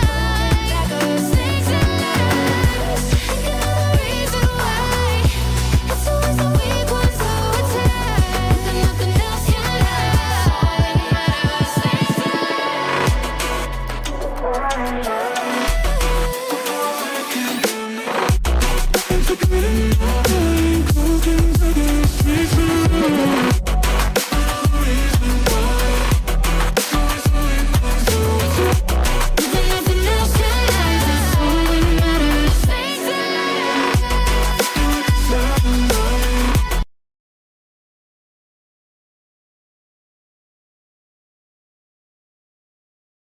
All right. Tell me when you're rolling. You're rolling now? Okay. All right, Nevo. Yeah. Congratulations on winning your 2 first games. Yeah. Thank you very much. And tough luck, tough break on the last one. Yeah, definitely. I mean, we were very happy off the back of the win against the MAC team on Metal 3-1, especially because they knocked us out in the season. So, I mean, it's only groups, but it's good to put out a statement early. And then, you know, we played Dirty Maggots, the Pickles team afterward. But luck of the draw, we played on Sultry, Santa Cecilia, our favorite map, and I think it's one of their strong map.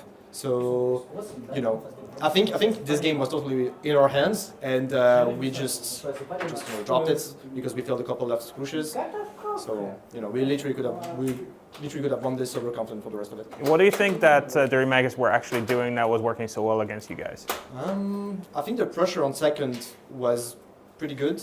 I do think that like the real big difference is that they got 2 less pushes and they converted both less pushes. Yeah. We got 4 less pushes and we failed 4. And you know, at this level, it's just you cannot afford to fail that many less pushes because teams are not going to give you that much advantage. So yeah, I mean, it's on us. You know, like if we make those less pushes, the score is 4-2. I mean, if you remove like the final round where it was like 5 seconds left. So I think that's what they did best. Is like their less pushes were clinical. So. Gotcha. Yeah. Okay, who do you think was performing the best in the entire match? Probably like Voxy played really well. I think he had Voxy Scout is scary. He had a really good flank on mid at some point. Yeah, I think Voxy played probably well, and also Zombs. I think Zombs is probably one of the best players on their team. He's always forced to be reckoned with. I don't think he had like a stellar game, but he had just like a sturdy, solid game, which you know wins your game, as you can see. Yeah, of course. So based on how you've played so far, you know, you've been preparing, you played in the league as well in the season.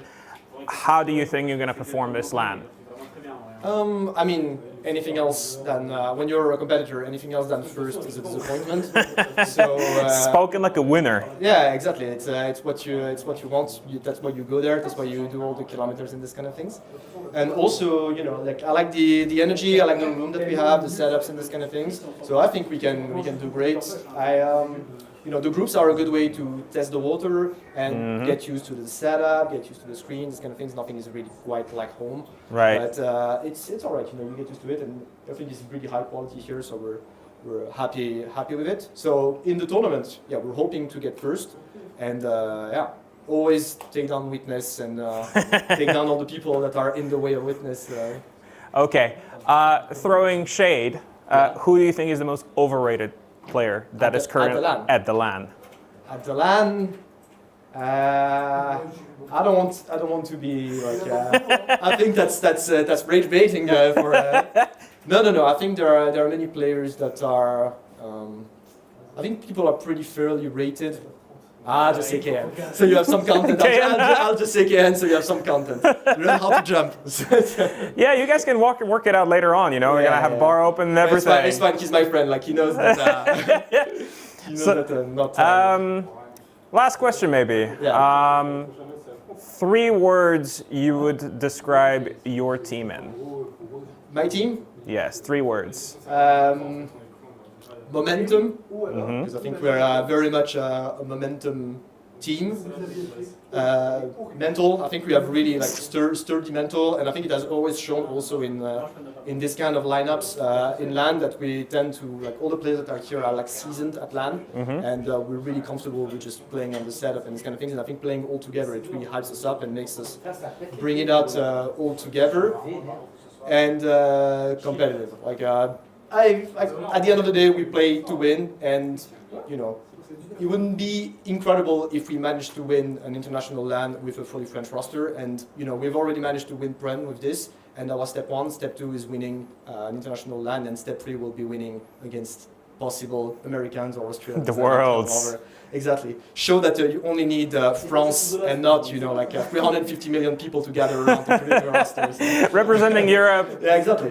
France representing Europe. I love imagine the Brits having to cash out the fact that the French people are representing Europe. There's a big British representation here, as usual. Yes, there's a lot of them on the couch as well upstairs in the production. So showing, you know, French showing them, you know, what they're made of. Love to see it. Anyway, Inivo, thank you so much for the interview. Thank you. Really good luck for the rest of the tournament. I hope you guys go and sky high and challenge Witness, the Testimonials di Gioco, I believe. Their current name under this LAN. Challenge them to the first spot. I would love to see it. Thank you so much once again. Good luck. Thank you very much. Welcome back to the couch, and thank you, Neva. Thank you as well, Jake. And obviously I'm not here alone on the couch. I'm here with Random, and I'm here with Epoli as well. I did want Ken on the couch, but apparently he can't jump on Spires because you know, those jumps pretty rough for the man, as at least in Nevo's words. But anyway, gentlemen, welcome to my little humble. Oh, sorry, I've left some. Someone's left some stickies here. Let me just get rid of. Yeah. Sorry, it happens all the time. Zams was in here earlier, really annoying. All right.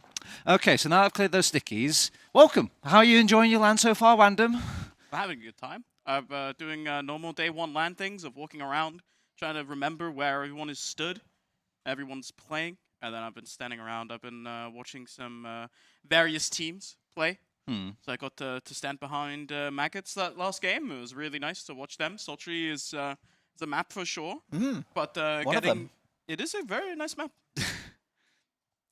All right, okay, Epoli, before you start throwing our map makers under the bus, how's your LAN been going so far?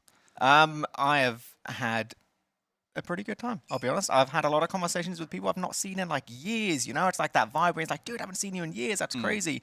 And then you've got, you know, I've had a similar amount of conversations with people where like, I've not seen them in years, and then I'm just like, oh, I've actually forgotten who you are. And I feel really bad about that.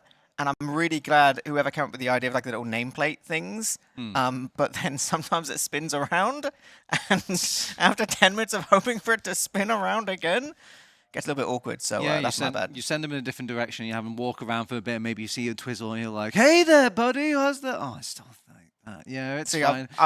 I've started going for like that. Oh, have you spelt your name wrong? And then when they do that, you're like, oh, that's Wan. Oh, yeah. No, sorry, that's my bad. That's my bad. I just have really bad handwriting. You do.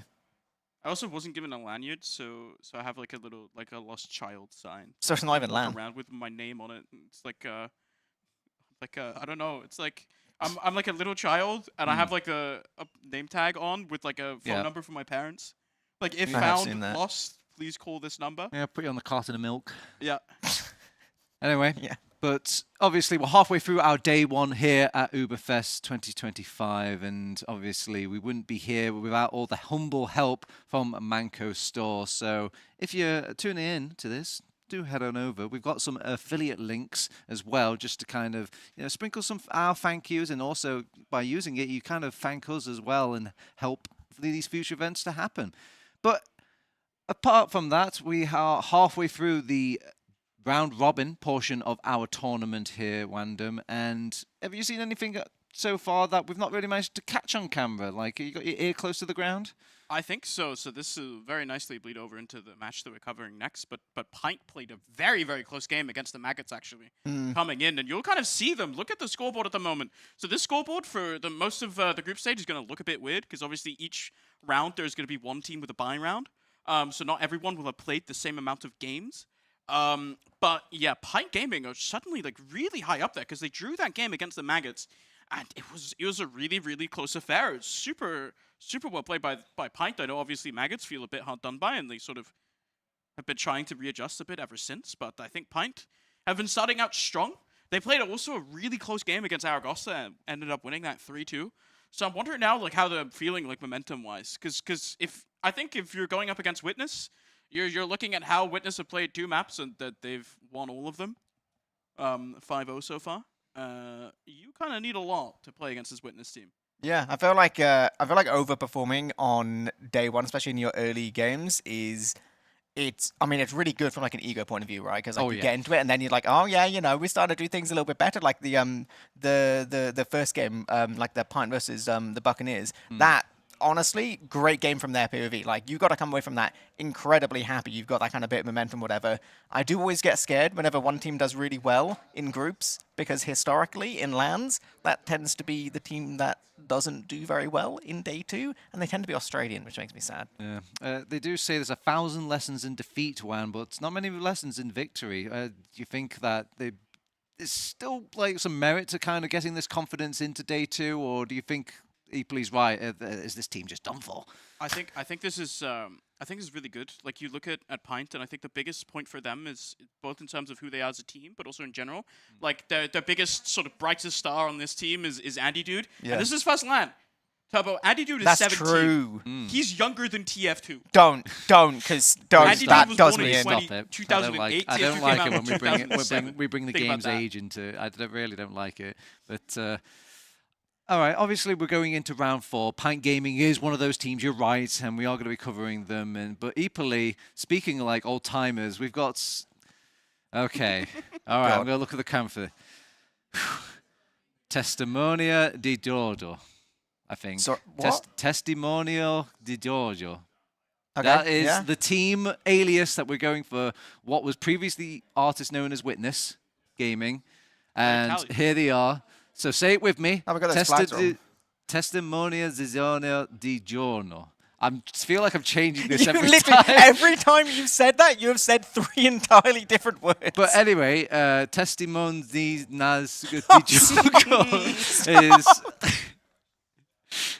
They're a proven team. They've obviously done well in the international scene. They've eclipsed really a lot of like what TF2 in the EU region has had to offer now. And now, before, when people kind of scratching their head and saying, are they really up to the big names of these past times?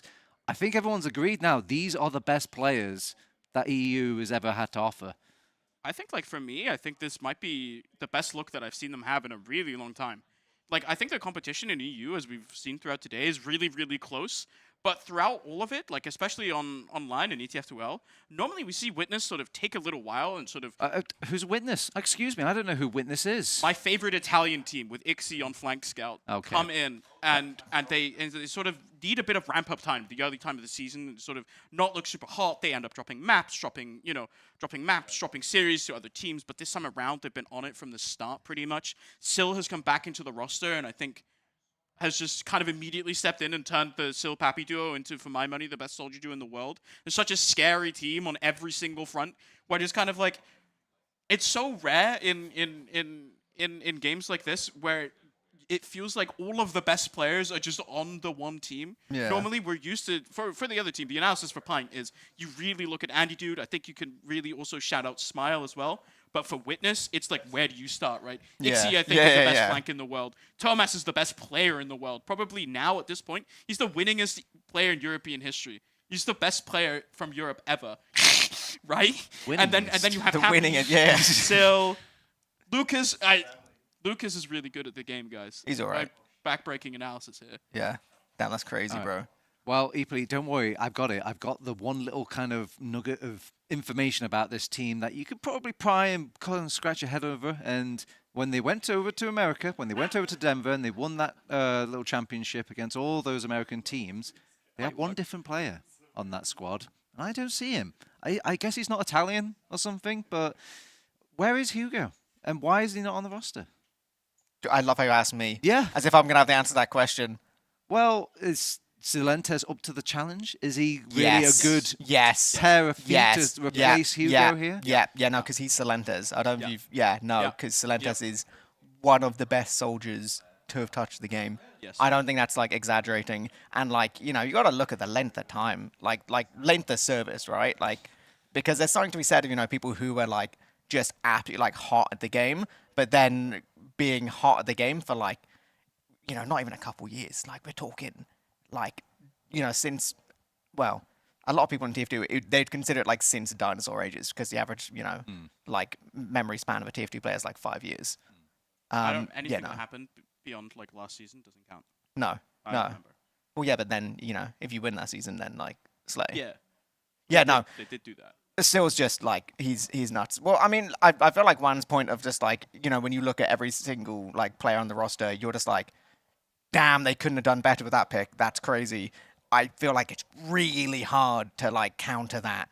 Is there a counter to just being not only just outclassed, literally class to class, but then also it's like a team which has played for ages as well, and it's just like, yeah, no, they're pretty good. All right, Wandem. So they have the experience, they have the players, they have the accolades, they have the time, they have just seems to be every advantage about them. Do Pint Gaming have anything? The only thing I can think of is like, what about hunger? You know? No, I saw them ordering pizza earlier. Yeah, they're not hungry. Oh, right, okay. They What have about hunger for the video game, then? Oh! What about, you know, are this Pint Gaming just a bit hungry, a bit more wanting to prove themselves than a very established, previously witnessed gaming? I think for me, it really starts off where if Pint Gaming are going to win, it's going to start with Andy. Andy's been having an insane debut season. I think a lot of us are going to have to get very used to saying his name. We also obviously saw him win the finals in Premiership with Witness, and such a solid player. I think for me as well, if we're looking at this as the Pint Gaming roster, Smile is another player for me that really sort of stands out on Soldier as well. He has a lot of really good calls, and he is sort of leaning in a bit more to sort of the leadership aspect. He does a lot of calling for them. And I think these are, for me, the two sort of big star players for this team. If they're going to win, it's really going to start with Andy having a very, very good game. But that being said, he is up against the best scout duo in the world. Well, we've also got another unique thing about this round system. Obviously, we've been banging on about it, but we don't really get to see these sort of formats or this tournament format many times. And that's forced maps. So, you know, usually past couple of seasons, maybe even years now, we've been letting all these lovely Prem teams kind of pick and curate their maps. And like, oh, I don't like gravel pits, and I don't like this map, and I don't like that map. But now that we're just going to have the map and enjoy it. So, does that put a spanner in the works, equally? Like, do you think that these teams like this format at all? So I've not talked to any of the players about it. I would imagine, purely from a theoretical point of view, it's kind of like mad, because obviously you are introducing into the tournament a level of like uncertainty, right? Because obviously the whole point of picks and bans is that overall the team which has the deeper map pool will do better. They are rewarded by, you know, they have a deeper map pool, therefore they will on average do better in picks and bans. So you're adding that level of kind of uncertainty in that you could literally just end up really lucky against one of your hardest matchups, but actually it's your best map and it's one of their worst maps. And so you might just be able to pull on a crazy upset. I think probably in the theory of the world and the universe and competitiveness, it's probably slightly like insane as a move. But I think in the interest of having a really fun LAN, I think it's actually kind of sick, right? Like, I think, you know, the idea of just being like, no, right, this is the map. You will play it, whatever happens. And I think there's something to be said as well in terms of what it means for the rest of the days, because obviously today is just like best of ones, yeah, like cool, whatever. But ultimately, as much as seeding is like vaguely important, it isn't the be-all end-all. And the fact that at the end of today, every one of the teams will be able to review every one of the other teams pretty much on every map, like ignoring the buys and stuff, pretty much on every map. So they could, you know, have a look at demos and kind of use that for some kind of preparation. I think there's a lot to be said there. I think it is definitely a weird thing, but I'm glad we give it a go. I think it's fun. Wandem, I think Pint Gaming need our help a little bit. Obviously, they're playing against this incredible EU team in Testimonia di Giorgio. That's the best one so far. Thank you. Yeah, I'm getting you're better getting at this. I know. I'm getting coaching from Ixie straight Yeah, in the literally ear. straight in. But is there such thing as a sucker punch in the game of TF2, Wandem? Like, is there anything that you can just like, "Gah!" and you're like, oh my god, that's so cheap and cheesy. Why did you do that? I think it's a mid-fight rollout where you just instantly go enemy side. Yeah. Don't wait a single second. Bomb in both your soldiers. Bomb in your demo man for all I care, and just go for it. Just try to one-shot the enemy before they can even do anything. That feels really hard. Yeah. And then if those are successful, then you suddenly have insane momentum, right? Because these mids, you commit to them, and you have to commit to them super hard. And then if they work, you are now free to just roll over the team and get a really fast round. That's when you really start feeling it. I think that's completely true. Like if you're against a team which you are on paper completely outclassed, but you have like real good individual players, that literally has to be the way to play it, right? You play not even necessarily super fast, but you just have a clear plan for your mid fight, and you just like you get in and you basically play around your star players, putting in big performances, right? Like it's one of those things where it's like, you know, if you're not going to win on team play, and if you're not going to win like the long kind of extended fights because just the coordination of the team is just way better, you need to rely on the fact that it's like, okay, well, what if Andy just like hits all his shots, right? What if there's just like, you know, an absolutely like nuclear bomb and you just commit in and you get that clean up quick, and then, you know, it's like, it's been said for years, but the easiest way to win a round and the easiest way to, you know, get through the last is literally just have like a sick mid fight, right? Have a sick mid fight, get around on the board, then after that you can do all the other, like, you know, sit around and play silly config games and do whatever. Like that is ultimately, yeah, it's got to be the way to play. Now, obviously, we've got a bit more time here. This is why I'm asking you into the nitty-gritty questions of things. I feel like we've got some graphics about predictions once upon a time, but while production are panicking about that word I've just mentioned, I do want to ask you about unlocks, EU gimmicks. Dude, I love this conversation. Yeah. Oh, wait. Okay, never mind. Okay, so we can go do the predictions. Wow. Excellent. All right. So, oh my God. Okay, well, we'll get to the elephant in the room in a hot second. But we went to all of the casters before the ÜBERFEST and asked them their predictions on who they think is going to win the tournament. And, but yeah, let's go through it one by one. I mean, obviously, I'm seeing a trend for first. It's a trend, though. You know, it's not an absolute closeout, but No. we'll get back to that later on. There's a lot of hotly contested for second, though. That's got to be something, right, Wanda? Yeah, I think this sort of really speaks to the fact that I really think that the sort of, maybe not the first place, but sort of the rest of the top 5 of this tournament is insanely close. I think we've done a really good job so far of showcasing this as well. Yeah. Pretty much every team in the invite bracket is able to contest each other very, very effectively. And it would be amazing for the tournament, obviously, if it's also close with Witness as well. Yeah. But I think you sort of look at the predictions. I really do think that there is, you can pick 3 of any in any order between the Maggots, the Buccaneers, and the Frenchies, and also to be honest, Pint. They have a really good. It's not impossible. You can kind of pick them in any order, and I wouldn't be mad at it. Yeah. Necessarily. Well, okay, all right. So before we get to my predictions, I want to talk about the second place. Well, thank you for putting my predictions away. I don't want to see them anymore. But no one does. Yeah, that's going to make it harder because I didn't remember them entirely as well. Yeah, because you just picked a random. No. I thought they asked me the question, who's most likely to fold? And I was like, oh, hey, here are my picks for the thing. Because we know that Pint Gaming is going to fold after this. This is not hot news and all this. Frenchies, I feel like their times are coming up, you know, so they're probably going to... I think I'm told Nifo.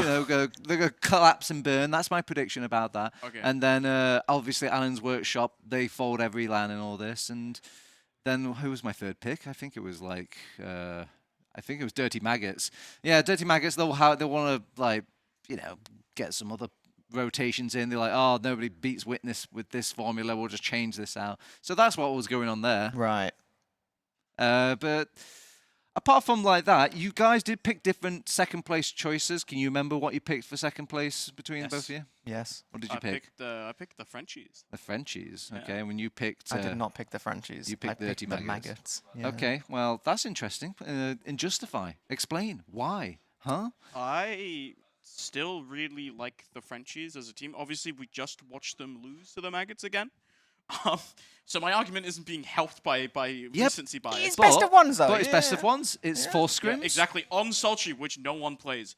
No, I really think that that for me personally, I just like the style and the sort of the team as a whole for Frenchies more than I like the Maggots. I think the big weakness for the Maggots really is that flank. And they're also, I think they're really good at sitting back and playing reactively to their opponents and punishing mistakes. But I think we see a lot of the time when the Maggots are in the driving seat, then they start struggling a lot, have these issues. I think we really saw it in the finals, especially versus Witness. Yeah. Every time that they had the ball on their side of the court, they would always lose it. Yeah, I think that's fair. I think, when I was looking at the predictions, like you said, there's any collection of, the teams which you could easily put in those few spots. I just feel like, I don't know whether it's like a natural bias of like, obviously, we've seen so many different like top-prem French rosters over the years, right? And there's been so many different players which have like gone through, and to me, there's something about the French roster. I would love them to prove me wrong, right? Not talking trash. There's something about it which just like doesn't quite have the same kind of like star firepower, right? Like there's something to it. Like, they're a great team as a team, but I feel like sometimes a few things in the game just come down to some individual bits, right? Some like individual players kind of popping off, and I don't know. It feels like sometimes the Frenchies can be a little bit flaky in that regards. That a little bit kind of feast or famine sometimes. I know we're getting awfully talkament here on the couch, but we're still waiting for these players to kind of get back to their seats, get bums in chairs and cigarettes put out into the ashtray. But does anyone even smoke these days? I feel like it's. I mean, we've got a full French squad. Do you think like nobody's gonna smoke on that lineup? No, it's good. No, it's gonna be all like. Do we have French vaping these days? Has that travelled as far as? No, although the Swedes didn't play this time. How do you say vape in French? I asked the question, so I don't have to. The room doesn't know. Huh? Le vape. Dude, you know Italian, you know French, you're on it. Yeah. Mr. Worldwide. Mr. Worldwide. I do like this idea that you were talking about, though. Like, there's just something going on with Four Fence that quite is there such thing as just shelf life for a team, Wandom? I think at some point, like, you do just have to change your roster up for the sake of some kind of change, right? Like, there is a very real thing of, like, maybe sometimes, like, you've been trying for so long, eventually relationships can and will just, like, grate on themselves. Don't get too personal, mate. Huh? Yeah. Don't get too personal. Yeah, sometimes you sit on you a, try you to sit keep on the a magic castle desk with alive, someone and then for like they too just keep long. pushing you away. And you're like, wow, maybe it's just time for something else, But I definitely agree with you. There probably is a shelf life to every team that we have at this tournament, including Witness. Obviously, they're winning right now, but this is like like they just changed the roster, right? Maybe that's in the long term what they need, assuming that they don't find success here, which we don't know for sure yet, right?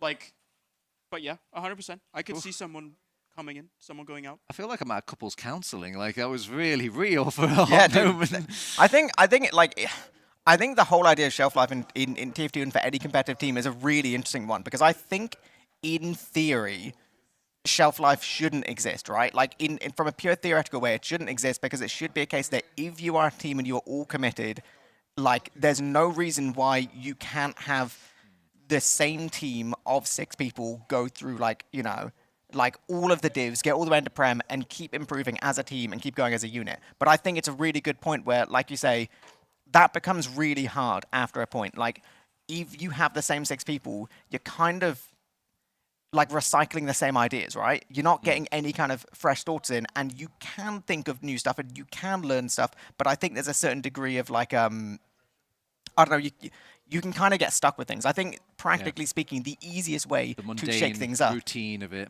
Exactly, yeah. Like, the easiest way to kind of shake things up is to bring someone or some different collection of people in. And I think a lot of that is why you see so many people, when climbing the divs, like, you will see people just, like, flip from team to team to team. Yeah. Because, a lot of the time it's the most practical way to, like actually climb the divs, but also it is such an easy way of not getting stuck in a rut, because I think breaking through that is really hard.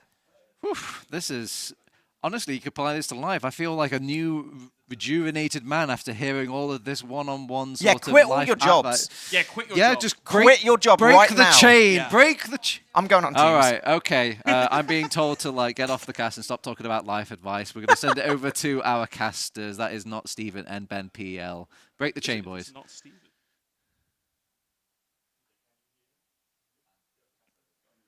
Hello, ladies and gentlemen. Yes, welcome back to ÜBERFEST 2025. You are joined here by me, not Stephen, and Ben Placenta. Sorry, Ben. I nearly got your name wrong there for a second. But we are finally here, casting finally off the couch, looking forward to this game. We got Pint versus Testimonianza di Gioco.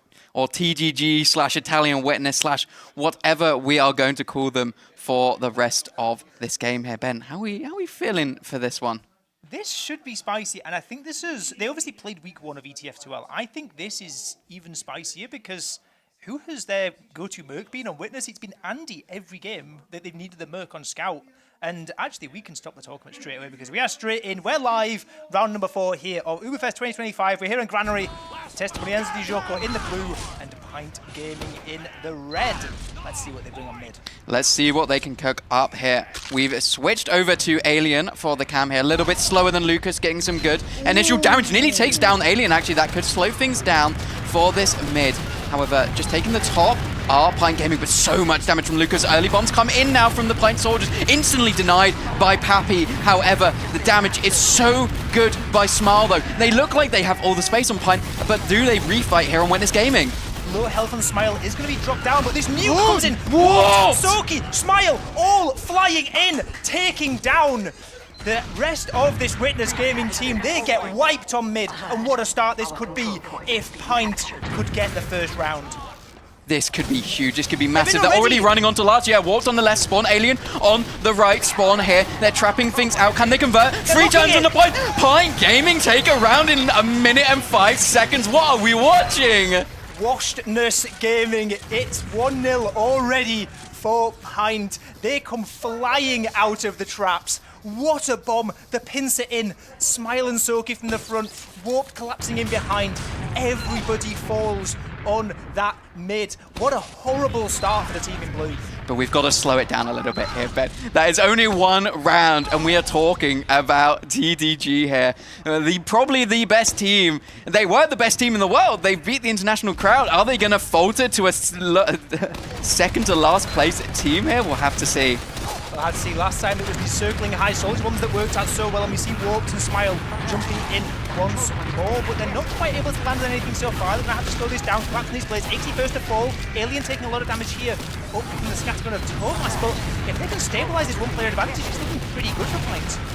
Yeah, they are losing a player here. It is going to be Smile going down, but they look like they have a decent amount of space. Need to take this control of the high ground as they do lose a second soldier. Another bomb coming in from Solentes. Doesn't get anything, but Soki going down to an arrow means they have to leave on the side here of Pint. But will they catch this pick onto Lucas? Could have been massive if they managed to get that, but it is going to be TGG holding on to mid, but neither medic lost means not really too much, you know, going to happen here. We are playing 7 CP, we are playing Granary here, and you do basically get an extra hold here. I feel like TDG, if any team's going to do it, it's going to be them on hitting a nice sack into second, into yard.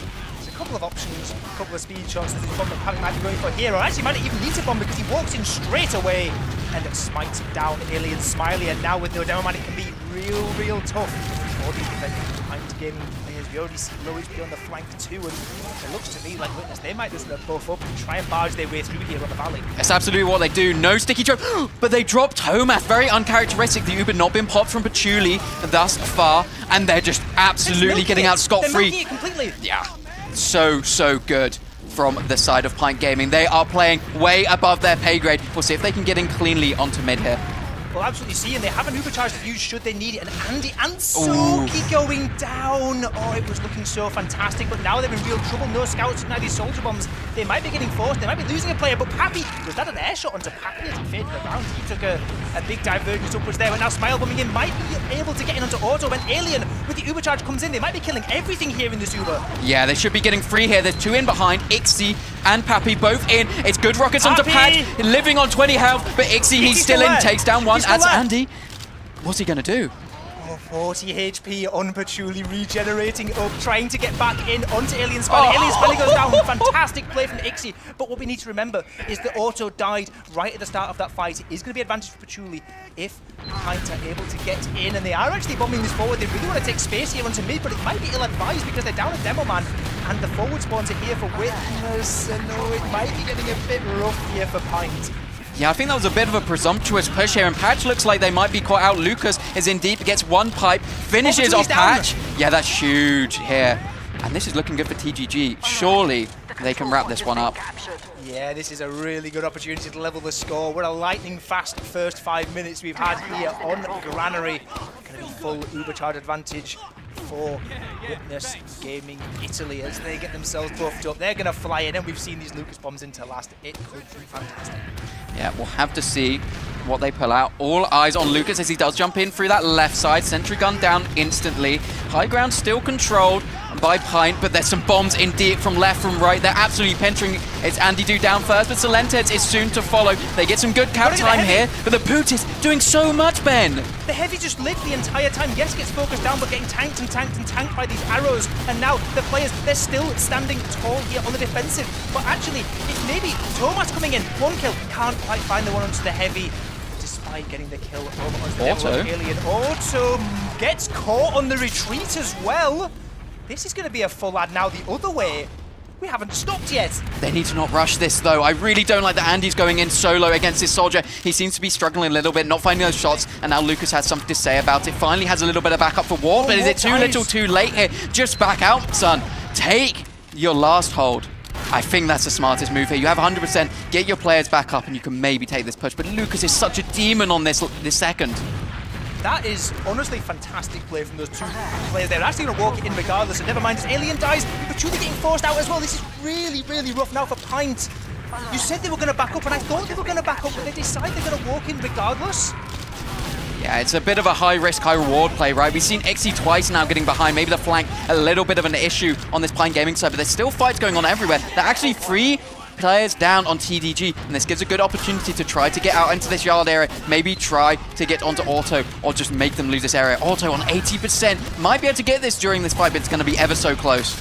87, that Uber charge takes and takes and takes up. Can bombs get in? Can plays be made at Auto's life before Uber charge is ready? And the answer to that one is no. Auto does have the Uber. And Auto does have a team in tow who are ready to get themselves in. But on this yard side, there's coming in now all the way through to Lunchbox, and they might be looking to take this one aggressive and try and surprise, but Patchouli's on 90%, so I think I might have an opportunity to trade here. Great rockets from Walt, completely shut down Toe. He wanted to just run in aggressively, but Pappy in onto Patch. Force comes out, and Auto, safe as houses, all the way back over towards this garage area. And there's still players in the flank just bullying and harassing. Bomb comes into Auto, forces up 19 HP. Great work there from Alien, and still getting caught on the flank too. There is chance now of a last pull to come up, and there's maybe even better, but Ixie, never mind! Ixie is tearing everyone up. Doesn't matter you've got beam, doesn't manage your 185 health. And Auto gets a saw. Oh, it's absolutely devastating. Yeah, a bit of a mistake made by Pint there. They jumped in 3 players for that force. I mean, I like maybe losing your demo man. You can maybe get him back up on last and have some sort of an opportunity, but you lose Wolf coming in behind as well, and you basically just hand them over that round. You can't just expect to get out completely free there. And yeah, TDG do a good job of just feeding off the scraps there and getting a solid round. And that's more of the team we were expecting, but Pint have had some real moments of glory. I think if they can keep playing fast here, they have a really good opportunity of keeping this close. They absolutely are. We've seen some fantastic work so far. These mid-fights have been absolutely fine. This moment here for Pixie is, well, that wins you rounds if you're able to walk in a pocket scout like that. The sword didn't really matter much in the end, but we go from the mid-fight. We have players arriving, spamming away, spamming across, and we'll see if Pint go for these aggressive high bombs. It looks like they are. Yeah, it seems to be tried and tested so far, getting a lot of spam up by Smile. Even gets an arrow, that's so good. They're just caught in the corner, but it's no picks thus far. That allows TDG get a little bit more healthy, get a little bit more space here, but they do not stop the pressure here on the side. Oh! And there's a nice bomb in, but it's kind of cleaned up a little bit here on the side of Pint Gaming. They seem to have all the high control they could ever want. Taking down Ixie as well. Surely you have to leave on the side of TTG here. Yeah, they have to back up. Lost all their scouts and Pappy as well. That Pappy sync bomb did look good, but at the end of the day, he only got 1 kill. It was a lot of damage, but it was damage that was just quickly arrowed up by Patchouli. Or Silentes getting spotted out here. This is going to be a late death, so maybe there is a chance to use that timing, try and sack in, try and get some space, try and get this movement in towards Yard, because this can be a part of the map to push into if you let things really slow down. Yeah, it really can. I mean, a lot of the time, you would just have your demo man watching right-hand side, so the only opportunity is for soldiers to come in. Andy is on sniper, so they're looking for a distraction from him. Doesn't hit his initial shot here, and does get taken down by Lucas. I think that'll be all she wrote for that initial push, but it was good pressure. They were taking a lot of eyes there onto Choke, so a good decision, but now you know Thomas is just in. Patch is dodging everything. Patch, you don't do this! Disgusting from Patch, and the Uber's completely faded. They should be able to chase here on Pipe, but their health is too low. There's too many people absolutely everywhere, but that was kind of an aura farm. Yeah, and there's also Andy in it as well, trying to fight these players behind, losing out to Thomas though, as they try and back up out of this. And honestly, as the dust is starting to settle, this wasn't actually too bad from Italian Witness Gaming, but they are actually getting a couple of their players cleaned up. I feel like we genuinely just have not slowed down this game. This has been a wild, wild ride here on Granary for the first 10 minutes. There's 20 more still to play. Anyone's game as it flips into the blue. Yeah, absolute roller coaster so far. Ubers are even, but they don't have on each team. This could be an opportunity to try to get something going. We genuinely see that Witness a lot of the time, when Ubers are not in play, can do a lot better. Silentes trying to go for a bomb in. Unfortunately fails it. Old man took a season or two off the game, has forgotten how to jump, unlucky. Yeah, not quite able to make it in, but you're a bit limited trying to get into Granary second. There's only a couple of bombers you can realistically get off, and with so many spam classes, there's a lot coming down. It can be one of the tougher points to reach into. This time they've really set around to Choke though. As Sil getting spammed around and jumped down. Happy's in though. Yeah, this surely doesn't get it. Lucas down though, they can push. Yeah, Lucas down is huge. That means absolutely no traps as you come in here. Another soldier going out. This should just be lights closed if they play this correctly. This scout so deep in as well. Caught out is Ixie. They're kind of crumbling TTG. I don't see this from them a lot. They tend to only lose one player on these sort of plays, but losing 3 is uncharacteristic here. Pint really giving it to them. Absolutely rattled, and they're getting spammed back out of the yard as well. Pint really wanted to just take all the space they can and walk all the way forward. There's now on left side yard, they're going to have to take a trade at some point. Never mind, it's not a trade because Thomas gets shut down. That's the second time this game that we've seen Auto drop Thomas here, and it's such a good Uber. Andy's so deep in, takes down Auto. Surely we'll be able to take down Lucas. No, he backs out. This is so smart here. As long as you manage to keep your demo man alive, this is massive. Ixie taken down. Andy is just him. Andy Dude, the legend. We saw this online. On LAN, he is the same beast over and over again. 2 players left alive. Look how long those spawn times are. There's 12 seconds left on 3 of these players. There's a chance to win this unless Thomas can deny. Thomas cannot deny. Andy Dude is the best scout in this server. That is absolutely despicable. No, that's the play of the LAN so far. That's outrageous. You're playing against the best player in the world. Thomas is a legend, and Andy Dude walks in. He's played 1 season of Prem, and Andy Dude is popping off an 8k to finish that round. But we've got to be said, there's 17 minutes left. They've got to hang on. They've got to keep this tempo up. They can't go Joko Piano. They've got to keep it Joko Forte here for Pint Gaming if they want to stay in this game. This is where things get difficult. This is where the pressure really lies. What can they do here? Once again, on to our 4th mid here.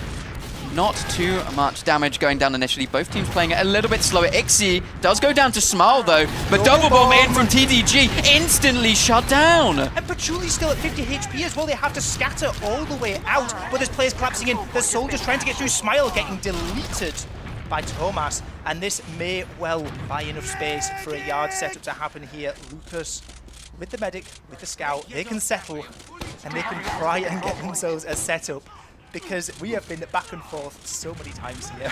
They've just got to calm it. They've got to get their players back up and maybe use the spawn time to go for something, but it doesn't seem to me like it's an option that's open. Yeah, Uber's now up for both teams here, so we are just basically in sack territory. But I have to say, Pine Gaming doesn't have to do a huge amount here. They don't have to go for anything crazy because they've won, I think, basically every single mid, or they've looked very convincing every single mid.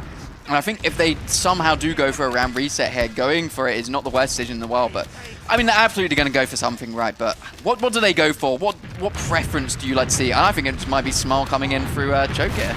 Yeah, going to speed shot through, do a bit of damage and get caught. But warped in the medic. One rocket onto Auto, but the second one is not able to fire. Nixie and Thomas clean up both those soldiers, and now it's time for the counter-aggression.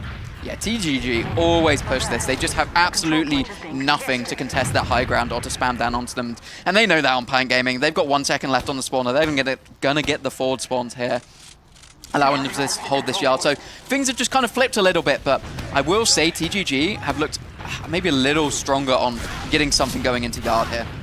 They have. Last time around, they managed to just catch Alien Smiley completely off guard with some soldier spam, but from Garage. No, it seems this time it's Lucas who's the one trying to spam in from this window, still maybe lining up a bomb, maybe trying to get him from the left-hand side, jumps through the sticky trap completely uncontested, and bombs 2, 1v1 in onto Warped, pops him into the sky, and does actually land a bit of damage on the splash, but isn't cleaned up by Soki. And Soki doesn't manage to get the cleanup, but now, okay, never mind, we're flip-flopping back and forth. Yeah, that's pretty good actually from the flank there. Good initial cleanup and health from Soki there, and then Warped getting into the right position to deny the health back they knew they were going to go for. But it's going to be a trade here, and Lucas this time gets traded. Patch is still holding on here. It's about 50% gone on Auto, but where's his scout disappeared to? He's actually just gone into the Nether. Yeah, and the demo died right as Uber happened, and Pappy's bombing in can't get anything either. There are multiple players up here on Pine Gaming. If they deny these spawners, I think Lucas is getting a forward spawn, which is going to make it really hard to roll this straight away. But Pappy down is still enough to try and walk this dude from Garage, try and get themselves in. Can they barge through these doorways? Yeah, they've managed to get through this left-hand side, but not really getting any picks. XT will be a nice first, but instantly traded for Andy Dude. He has been the MVP of that team so far. Can they get much more? Down. Yeah, but they're trading so back and forth, and the health is tragic on the side of Pine. This is going to be a hard fight to win. Julie gets caught by Pappy. Pappy comes in with the cleanup crew alongside Thomas. Everyone on the Pine side, they were so far extended, and they were not able to scurry out into the Garage quite in time. As did I just see where I thought I saw there? Has Andy just come out of spawn and spy?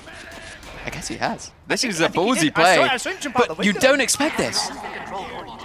Oh, this is good. He decloaks. Can he get onto Auto? Auto's just standing still. He spots him. Good try from Andy Dude. It was spotted nicely there. They're all too aware. Yeah. Unfortunate there. But now TTG, full Uber advantage, going into the second here of Pine. They're not playing it too aggressively. They know they're up top now, but they've given all the respect, all the space. Do drop Pappy here, but taking it through the top. This is so hard to get out of. Patch just spinning in circles. He's plus lefting on him. Unfortunately, Thomas hits the shots this time. So you can play the Uber advantage here, or you just play the fact they have no heals. Yeah, Pappy down does make it a bit tougher to try and play it on the no heals. You've got one less soldier at 1 minute of height, but they are just going to send players in. They're going to try and get some spammers with gun in mid as well. As you say, there's no heals up. 2 more seconds before that becomes available for the They're just nowhere near the point. There's so much space. They're just in spawn currently. I don't know how no one really gets onto the point off that sentry gun. So nice from Warped. Really, really good. Heavy needs to survive here. Crouches under the sticky, and now it's all crumbling. What? The arrow from Patchouli across the entire last point. Patchouli is having a life game this map. Oh my. All this disco spinning, dancing left and right, and across map. Arrow. I think Auto was going to die anyway, let it be known. But it still looks cool. That'll still look good in the frag video. Patchouli is just having fun with it at this point. He really is just having fun. He's taunting, he's doing some silly little things, and it's kind of working against TGG here. And it looks like they should be able to cap up mid. There is contention coming in from TGG. Bombs coming in deep from Lucas. Patch in a bad position here. Will get taken down. What can they respond with on the side of Pine Gaming? Warped is in for the bombs here. Not really able to get much. They just back up. They take 2 down, but I don't know if it's really enough as Auto, he's out high and dry here. They should be able to get mid here, but the contest might even come in from TDG. Thomas going to get a forward spawn. Still might be going to get a forward spawn as well if this cap is denied sufficiently. And the soldiers bombing into oh my god, Warped! Warped! He just gets it. He just walks around the corner. No one looks at him. How do you let that happen? How are you the top team, quote unquote, in the world, and you don't check your corners? Well, Warped has found some place to burrow himself away, and I do not know how on earth he has managed to rip that one out. We were talking about it was big trouble. They were down full disadvantage. They were getting blocked on mid. The fight for the entire combo just looks terrible. But Warp just sneaks in, and now we're talking uber advantage for Pint Gaming. Yes, they don't have the midpoint, and yes, it is only... It's about, what, 20-30%. It's probably not something they're going to push off, but 11 minutes left to play against the best team in the world. They are much more content in this situation. This is where you park the bus, right? Like, this is where you do absolutely nothing. You keep Patch alive. You maybe even do something cheeky and let them have second, so you don't have to round reset here. And you are basically winning this map, potentially. We'll have to see if that unfolds. That is a very unlikely scenario here. But yeah, as you said, Uber's now coming up on both teams. We do see TGG kind of edging ever so forward, getting into this garage area, looking for those illustrious sacks. Yeah, we'll see what they go for. They've got a few things in their locker. We've seen various spam options. We've seen various flank push options. We've seen various bombs in through choke, and it seems like the latter is on the cards so far for TGG as Pappy goes absolutely sky high, trying to land in, decides to fade around and get a kill onto Smile, but the kill is not forthcoming as Warp just Soldier to fall, as Pappy and Sil trade out in kind. Soki going to walk in, try and get this kill in onto Ixie, as everyone just backs up and heals away. Andy, though, actually walking in really aggro, gets a force out onto Auto, and Patchouli once again is holding his nerve. He's maybe letting a demo man die, but Alien Smiley doesn't even die either. Patchouli, does he have a right mouse button in these situations? I actually have no idea how those two players just live. Your Scout and Demo Man should just never live there. Like, that is disgusting here. And now, look, they're basically getting it for free. It's just a Scout up top, a couple of sticky traps to worry about. They're going to use on through here aggressively. Dropped. Losing Alien, though, is huge. Yeah, Alien going down. Oh, no picks either. This is a back out. This is really, really dicey now because they're 40% down a Demo Man as well. Didn't cap mid. There's no chance of even getting a forward spawn in Alien because they haven't capped that point, and now this is a real chance for Witness to try and get themselves on the board. Can they get through? They've got to get this clean. They've got to not drop too many players here getting into second. They can't do too much spam. They can't get slowed down too much because Patchouli is going to have an Uber charge eventually. Currently sitting at 30 yard, but they're barging in, and that kill onto Smile is going to open things up a lot. Yeah, Uber up now for the side of TGG. It's still going to be about 20%. If they go now, they can absolutely make it. We'll have to see what they do. They do use Uber on through onto last here, able to get that sentry gun down early. Some cap time early from Ixie. No one able to get on that point. No soldiers available to block it, and they will bring it back up to a 2-2. 9 minutes remaining. This is one of our closest games we've had so far. Absolutely, and I've got to say, like, that pressure in onto second, I was saying they need to worry about not losing players as they're trying to squeeze in and just do it fast enough. Catching that kill onto Smile is crucial. If they had one extra soldier who was able to bomb in onto that point at the very end, it could have been an entirely different situation. But now here we are, 2-2, 8 minutes and 30 seconds left to play. Still time for either of these teams to get all the available points in this round 4 group stage game, as Lucas once again faster on the rollout, doing a good amount of damage. Yeah, 5th and potentially final round. What do they have in their warehouse? It's a high bomb once again here, just circling round. Pine all over the point. Got to be careful of Silentes though. It's getting in over onto the Demo Man here. Early pick is out on Silentes, however. Cleaned up health. Again, tragic though on Pint Gaming. TTG been really good at cleaning up these kills during this game here, but it looks like they might be able to get up a bomb in. Massive damage there between Pappy and Lucas. We saw the speed that Pappy got flying in through garage. Absolute nukes being dropped there over on these remaining players, and Alien is in a world of hurt here on yard. I do not know how he's managed to evade those rolling pipes on the ground there as he escapes on 6 HP. It's going to be a last hold at full disadvantage again. This it's been a fun ride, but I think we might be seeing Testimonianos Dijoco getting themselves back in the lead. Let me off the ride. I don't like it anymore. I feel sick. We'll have to see what they do here. They're playing aggressive on the side of Pint Gaming, a little bit unconventional here, maybe just trying to deny as much time as possible. Uber is used out early, but it looks like Alien might be caught unless that serve absolutely saves him. It might possibly do, but Smile's going down during this. They've got all the space on this right-hand side on the same of Witness, and it looks like it's too little, too late. It will be TDG/Witness Italia taking that 3rd round, and that was a much more convincing one. That looked more like the team we know.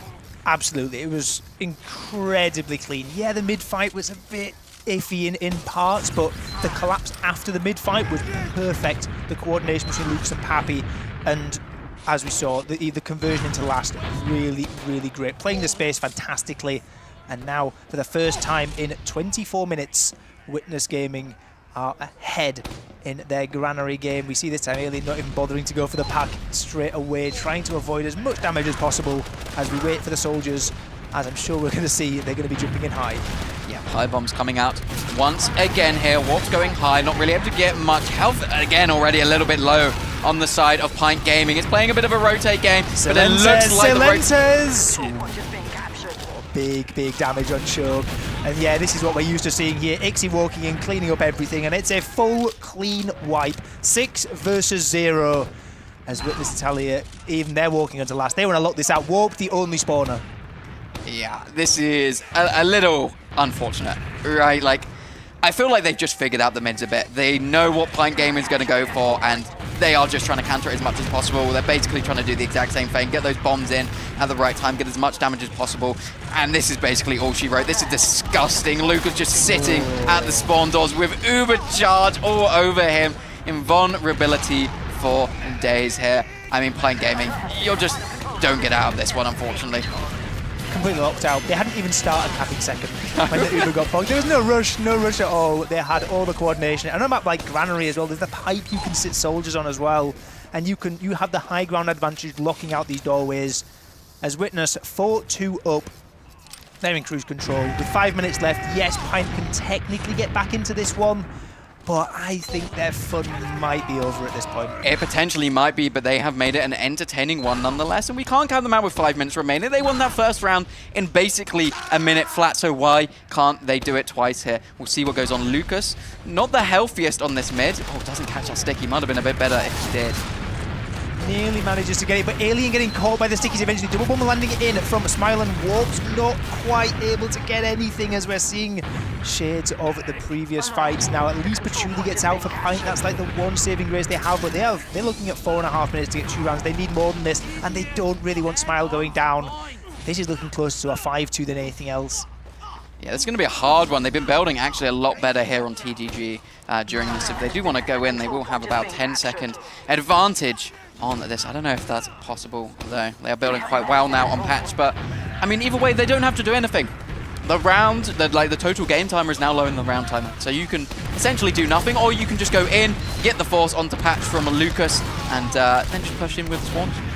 Absolutely. Alien gonna get a couple of kills there in that Uber charge, but that is all it's gonna be, as it's full Uber ad now for Witness. They might end up conceding second point, or honestly, like, maybe not. At this point, the spam is still looking good from these soldiers, despite Lucas even going down. And look, they're in position. They're getting set up miles away from Uber charge. Patchouli. Soki getting caught is going to be one less off-class option on this last point as they use it. They're walking forward, and they want to end this here and now. And that is exactly what they're going to do. Just raining down absolute terror, RTDG. We weren't believers, Ben. And we were sorely told. I'm not gonna lie, I thought they were gonna win. Yeah, I really thought. I was a believer. I was a big believer. I was definitely on that vibe. I thought they were gonna make it, and especially after that first like 10 minutes or so performance, even after getting equalized done, they get that second round up. It's looking fantastic. So many great plays from all of the players. No, we obviously talked a lot about Andy, but everyone was stepping up to their peak performance. But that's the thing, you're playing a team this good. Yeah, like you need there comes a point where your game plan just doesn't work out, and you just sometimes lose it. But they played amazingly. I mean, Patch had some real highlights. Smile had some highlights as well. And I think overall they played so well. Pint, I think, have been the dark horse so far. Have really kind of taken it to teams where we didn't think they would do. So, maybe a couple of demo reviews looking what went wrong in those later rounds. And I think Pint have a real chance of becoming a contender. Yeah, they've had a really good day one so far. And okay, yeah, they lose 5-2 here. Like the scoreline does not tell the whole story in any way at all. They have had some fantastic peaks, and even the game we saw earlier, it was absolutely like, I don't know, they're a dead team at this point as well. Yeah, it's crazy. They're a dead team coming into this event, and they're like the lack of pressure, I think, is just really lifting them. Yeah, they're all just stepping up.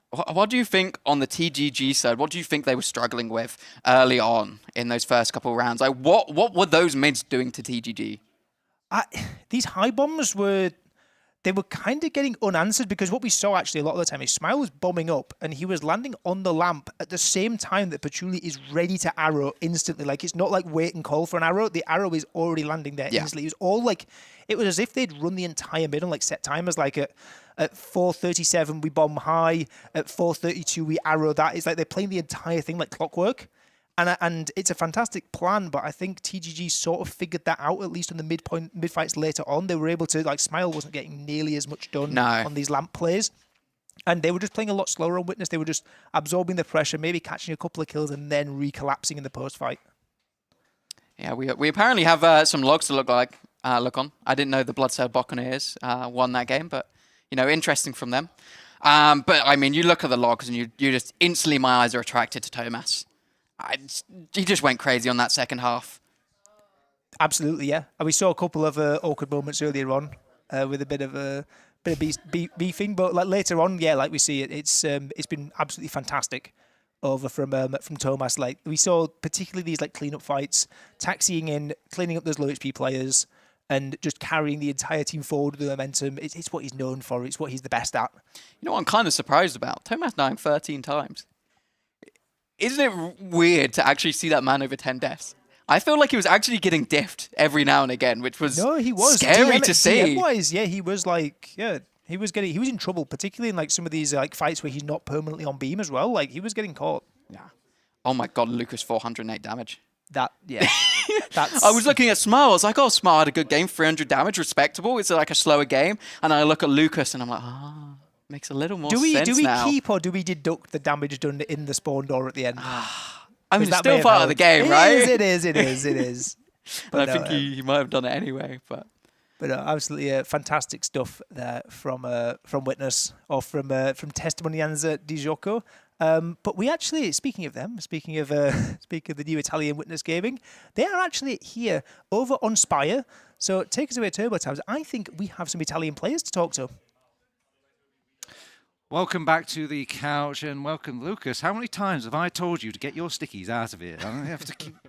well, okay, I've kicked them off the camera now. Anyway, we do welcome in the winners of that round 4. We have Testimonio di Giorgio? Demo man I think that's a Lucas. pizza brand. Lucas on the couch. We also have the scout from the Italian Witness as well. That is Thomas. Welcome, gentlemen. Obviously, we're joined again with Random and we're joined again with Epoli. Lucas! Okay, hello. 2 rounds there. Kind of went past you. Explain, what happened? I think we got surprised on the mid by 2 soldiers on the lamp. Just like, we stared at the guy in Skybox and just like did nothing, stood in choke and slowly died, so... Twice? Yeah, I think it happened twice. Like, I think it happened twice. Pretty sure. Yeah. And Thomas, these young, whippersnappers, they've got some hands on them, haven't they? Yeah, I guess so. Like, I don't know, were you expecting this from Pint Gaming, or are they that sort of lineup that had that potential kind of bubbling them this entire time, or was this a complete shock to you guys as it was to the people on stream? I mean, no, it wasn't that much of a shock. It's like it's also like day 1 of LAN is also makes everything quite hard. We just needed some extra time to find our groove because we haven't really had much chance to warm up today. It feels like, but they are good. Like I think we expected them to be quite good. Teams like this always have these some flair that others perhaps don't. Yeah. Lucas, obviously you're in the comfortable LAN setting here in Stuttgart, Germany. It's not quite your bedroom at home where you've got all your creature comforts. Is there any aspects of LANs that you've been kind of annoying for you, or something that's like you're just not comfortable with compared to being at home? I mean, it was my first time at Poland this year, and that was like not the best setup, but I think this venue has like everything. It has like the high adjustable like desk and stuff, so I actually made it like feel at home, so I'm pretty comfy. Oh, good. What about you, Thomas? Was there anything about the LAN in particular that's like it may have thrown a spanner in the works, or something that you've had to kind of deal with when setting up yourself at the LAN? You know exactly what I'm kind of setting up here. No, there's no. Yeah, I know what you're setting up, but I'm not going to feed into it. Oh, boo! No, the venue is very good. Temperature controlled rooms are quite good.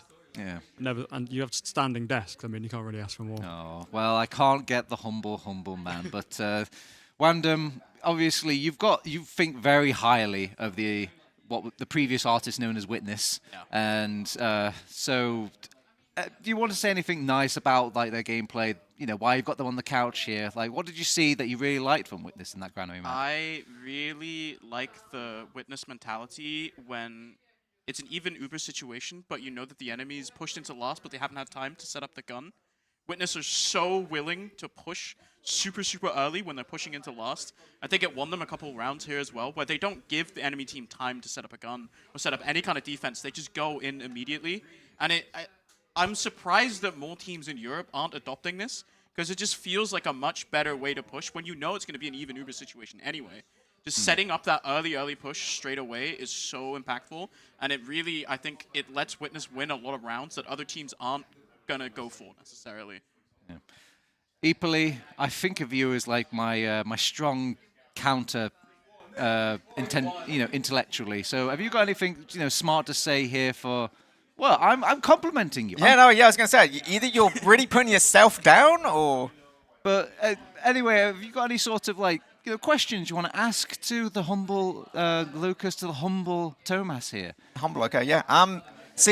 Okay, so one of the things which I think is obviously different about you guys is you have all played for like a million years, played loads together. I feel like this kind of game really wouldn't have put too much stress, right? Because part of what makes you the team is that you know that best of ones... Well, basically, my question is, are these games basically irrelevant to you? Because as far as you're concerned, the second it gets to knockouts, the second it gets to more than a best of one, like, surely your strength is in how you adapt to things. Is that how you approach things? Like, you're just kind of... You don't care about one-offs because you can adapt. Lucas, sounds like you're taking this one. What do you think? Point the microphone and tell me. Yeah, I mean, so the best of ones, like, no, in our minds, they mean nothing. This first day is completely meaningless. Yeah. It maybe has some sort of seeding effect later on, I think. Yeah, but it does. Yeah. Like, the way we see it, it's like the best of ones are just for LAN warm-up, and then LAN starts day 2. Like, yeah, these group games really are quite meaningless to us, I think. Do you think your ability to adapt, obviously, complete changes, like, once you kind of work out a team... It feels like you can make enough changes to kind of, counter what they're doing on a round-to-round basis. Do you think that adaptability is what kind of puts you head and shoulders above people? I think maybe adaptability might be the wrong word, but I think that in a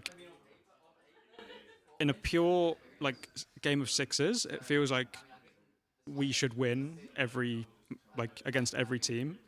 The only times we don't win is if we get surprised by some variation of a gimmick, or maybe we're not warmed up or something like this. I think these early games just sort of get all that out the way, and it's like, okay, well now we've seen all your funny little things. We've been refreshed by how certain players like to play, and it's like, oh, okay, we can just go from there. I've got some questions for the Witness boys. Obviously, you came... these are more questions in the general sense, not so much in the game you've played, but you came back from Denver, obviously came out about this world champions and kind of like, pardon my Dota analogy, the international of TF2. And I've seen before Olympians describe getting this sort of depression, when they've won, they finally made that giant goal and they've done it, and now they're sitting there a little bit like, well, now what? Did you guys experience any of that at all? Did you experience any of that, Lucas, when you kind of achieved this goal? Yeah, I mean, we got back, and we should have taken a break, or at least because I hoped on a straight up Premiership season with Czech people, and after the season I was drained out. Basically, before the LAN, I didn't want to even play, before the season. So Papi gave me ultimatum, yo, you need to tell us if you want to play or not, because I was like, I don't know, I don't want to play, I'm bored, stuff like that. So I was kind of in the depressing mood, I guess. Yeah. What about you, Thomas? Did you experience any of these sort of lows with surprisingly the high of winning what is the biggest competition in TF2? I mean, not really. I think we went about it in the right way. So obviously we played Denver, we won, we came back, and then, except for Lucas, everyone then took quite a large break. And then I think what's going through everyone's mind is you can't win once and quit, because I think that's kind of a dick move to do. Ooh. We have to prove it's not a fluke. So, you know, you have to win more than once. So I think that's what's going through everyone's mind. I'm reading between the lines here, but spell it out to me. I mean, obviously we've heard whispers in the winds about Poland and people coming over from across the pond to come over here. Does that mean we're going to see Witness maybe in another international competition? Well, yeah. So I think we're sort of definitely going to Poland. Maybe not come what may. It obviously will depend on certain teams showing up, but I think the chances of those teams showing up are quite high, and you know, we'll definitely be there. All right, okay. Well, thank you very much for joining me on the sofa, guys. Obviously, I'm going to let you do your little shout-outs and all this. Please keep it Christian, you know, for my heart rate and all that. So, Lucas, start us off. Have you got any sorts of special people out there? I mean, obviously, like Domo, Mula, all the people that played on Witness, and shout out to my team, obviously. And I mean, this LAN, like this whole stuff looks pretty amazing. So shout out to all the staff and people. Magical, magical. Thomas, any sort of special shout-outs? I guess shout out to the Nunya group and again the staff for putting this for this LAN together. It's definitely one of the most functional LANs I've been a part of so far. Now that is an accolade. Put that on a sticker right there. Functional. All right. Well, we better keep on functioning, guys. We need to go over to a break. We need to get swap out a couple more functions, and then maybe we'll function our way over to round 5 of our round robin. But until then, we'll see you later. Any second now. Turbo tabs. That's fine. Check out the Golden Pan giveaway at Manco Store. They're giving away 3 Golden Pans completely for free.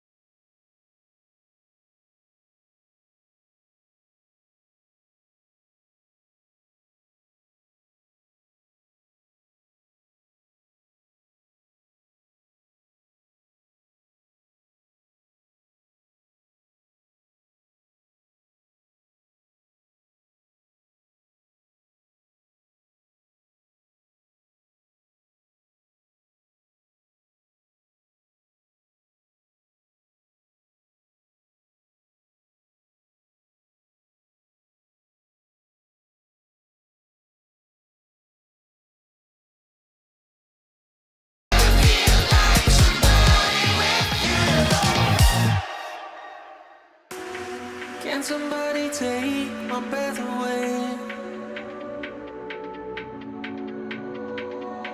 Hold me tight, lonely day. I've been searching for something to ease my mind, till you came along, never thought I'd find. Take me away.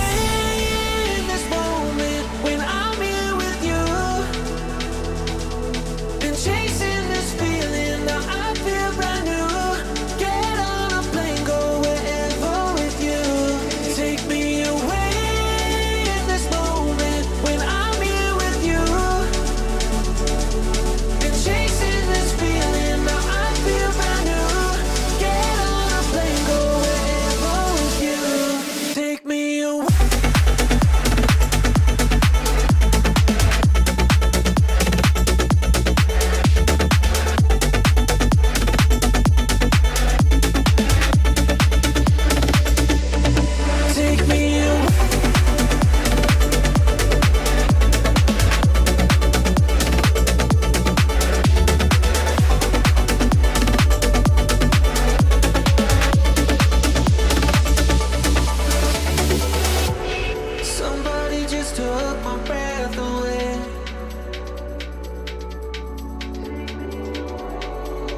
so tight, and on my pain.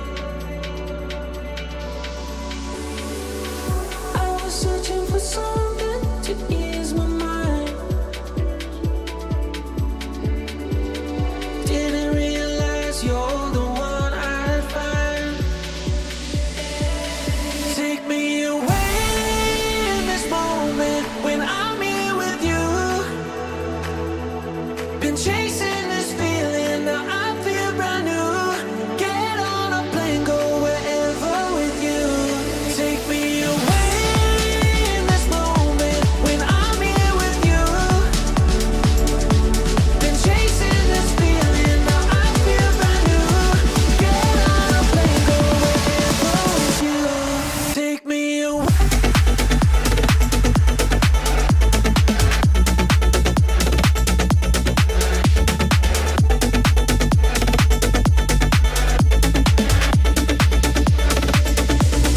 Take me away.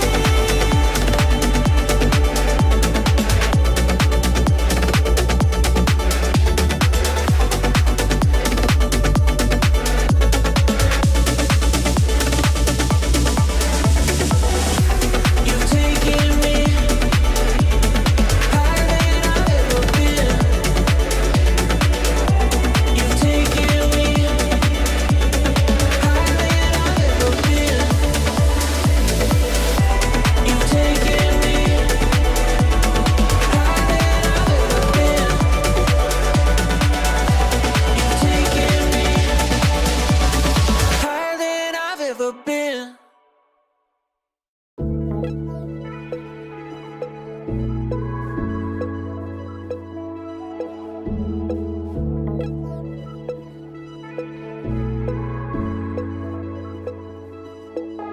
What if I stayed in?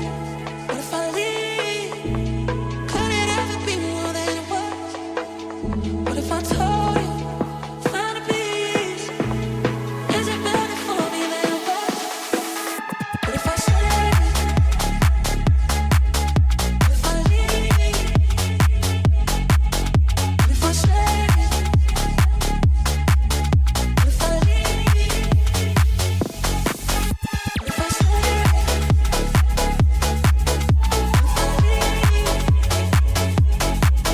What if I stayed in?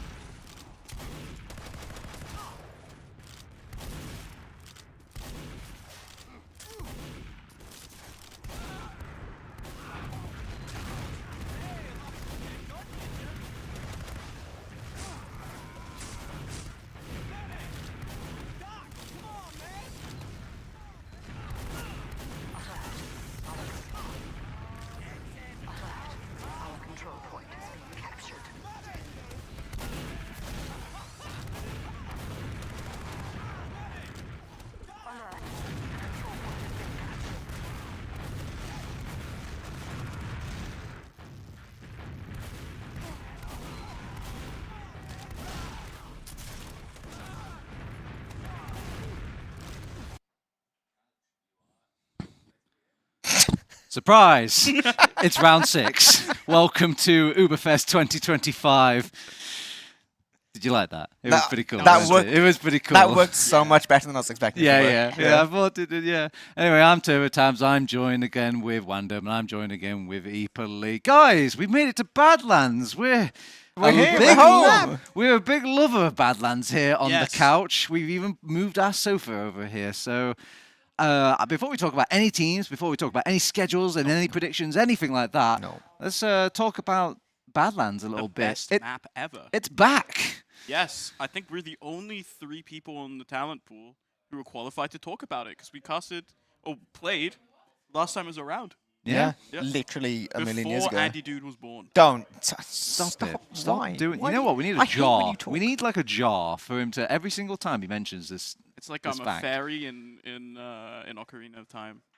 Your references are out of control. Equally, Badlands. Yes. So we can apparently we can say shithouse on stream. I thought this whole time I thought it was Shithus. Well, right. I thought it was a shit cottage, but you know it's to each their own. I thought it was quite spacious in there. But anyway, Badlands is back. Why is this map been gone from the map pool for such a long time, Equally? I mean, okay.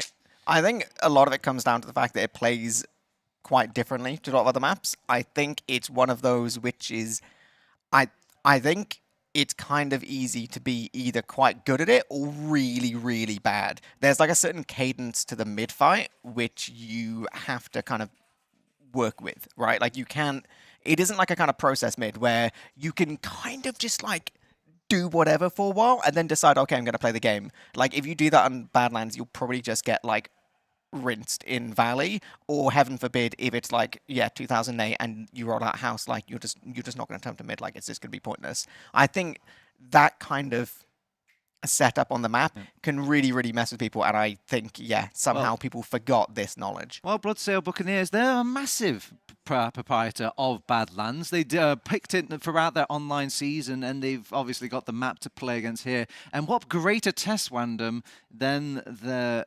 Italian Stallions. Pronounce it again. Testimonias di Giorgio. It's. I would give myself a 70% there. You're getting an N in the last word. You just keep making it up every time. Like, not reading the vowels. Like Epilen, it's fine. It's Epilen. Well, it's fine. Pronunciation is one of my strong suits, but don't worry. We'll send it over to some experts of pronunciation. We'll send it over to the casters who should be ready and awaiting. I'm sure they're not putting their headphones right on now. Right, guys? You're ready? Ben's ready always. Right? There it's all good. It's all good. Don't worry about us. We're professionals, Ben. Absolutely. I'm so professional. I got a lesson in how to pronounce the new Witness Gaming team name. Go ahead. So I'm going to embarrass myself in front of a lot of people, potentially. I heard from the Italian himself. It's Testimonianza di Gioco. There we go. That's what we're going for from now on, I think. And how many iterations of the name are we just going to say anyway? Oh, loads. I don't know. We'll go for anything. Anything that's got like a T at the start and the last word ends in a G. I don't know. We'll just go for whatever. I agree. But Ben, I feel like we've been transported back in time. I feel like the year is 1970. I feel like F2 has just been born. And the concept of time on computers is for some reason chosen to be this year. And we're going to Pro Lands here. We are going to be seeing TDG versus the Bloodsail Buccaneers. And the man you're looking at right now, he's talked some big words. Mac has been saying he's got this map. He's an old soul at heart. He believes that his team can win on this map against, our number 1 seed thus far. How do you feel about that? I think it's possible. I do definitely think it's possible. The one reason I'm maybe not thinking that is because we saw previously Mac try the double sticky bomb across mid, but this time we can see what he's going to roll out for. This is a bit awkward. Did he time out or something? Auto crashed. He just timed out. Never mind. False start, everyone. False start. We have a crash before the mid fight. Did we see a demo man fail a rollout? That's about all the analysis I can say about that. Yeah, but I was going to say, when we last saw Mac play Pro Lands in season, he rolled out with a double sticky bomb with the booties on. Interesting. Where'd you roll out to even do that? He rolled Valley and then landed enemy Valley. And do you want to guess what happened? He instantly died. how could you possibly have known that he It's instantly almost like died? when you roll out into the entire team, it's pretty hard to get anything valuable. But yeah, no, we can. We have Auto back in the game, but I think we're losing one more player as well. As yeah, we had a mild false start there. We could maybe think a little bit more about how these teams are going. We had I guess Witness were tested more than we expected last game. Yeah. Like, does that like alter your prediction? I'm assuming your default prediction is that they're going to win. Yeah. Does it alter anything? Maybe a little bit here. I feel like Blood Sail, they've struggled, but I feel like this could be a map they're really good on. We saw in regular season, Sail is a bit of a savant on this map, and maybe that gives a lot of confidence to them, because I think Sail is a big reason why their team wins or loses. But we'll have to see as we are into round 5. We are on Prolands, and we're rolling out on Mac here. Ooh, a bit of a face slam there into that side. Oh, no! Oh, no. Is Mooma back as well? What is going on? Disaster stations on the rollout for the Blood Sail Buccaneers demo man, but they're still trying to fight this mid anyway. They're still trying to get in. They're still trying to get space. As Silentes, 2 players behind, trying to spam in these rockets. But how does Auto die? Wait, what? Yeah, I didn't really catch that during all that, but that's a very valuable pick. Pappy's in here onto Eon. There's also going to be a Tomas. He's surely not going to miss his shots this time round. Well, maybe he's a wasp, we don't know. Juno goes so aggressive getting onto Silentes here, and it's all good for Eon here. Got his combo scout. He's sitting pretty here. Tomas even going to be caught out by Sills in the back there. Nice heads up play by him to catch him out, but really good start from the Blood Sail Buccaneers, keeping your medic alive, getting second for free, going to make their way up to Spire, and already looking to lobby, I would expect.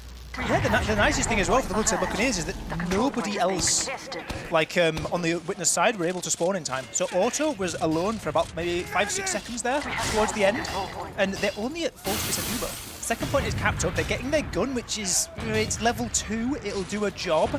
The Pyro is up. The soldiers are ready. And we're going to see an Uber charge about to fly in, probably from lower, from Mac. Yep, straight in through main. Going to take the sentry gun out and try to get as much cap time as possible. Actually, they're going to take up this left-hand side down. here. Yeah, Pappy down is a good pick, but they get the heavy out through this right-hand spawn here. They need to get a couple more picks. Juno going down to the heavy here is really good, and they just can't get anything on point. Estelle, he is going to be chased down. Eon luckily lives, and these 2 soldiers actually staying up on the height here, but Silentes comes through the spawn door, is going to take down left there, and it just, it's just Sills running it down main. Oh my god, Tomas. Yeah, Tomas hit some really, really good reflects there to keep both himself and his team alive on that point, and you see the power of Pyro and such a claustrophobic last as Prolands. And Pyro is, I'd say, pretty much as essential as a gun.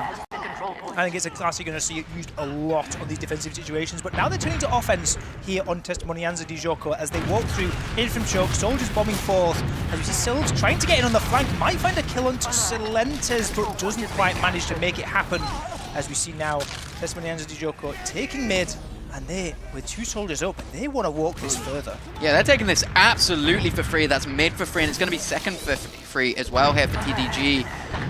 Now Ubers, they have evened up, so we are basically flip-flopping around. We'll see what they can do onto last. Once again, we do see that Pyro setup. I think this map is just the best map for Pyro in the entire game. I remember playing this years ago, and you just couldn't get past the Pyro. It's just so disgusting on this high ground. Absolutely, and it's so good for blocking the gun as well. We see a soldier getting underneath, actually getting completely away from the Pyro, and bombs back up and around, dancing left and right. Sail lost completely, trying to catch these players, but all 3 projectile is going to sack in for that one. Pappy, Sil, and Lucas all falling.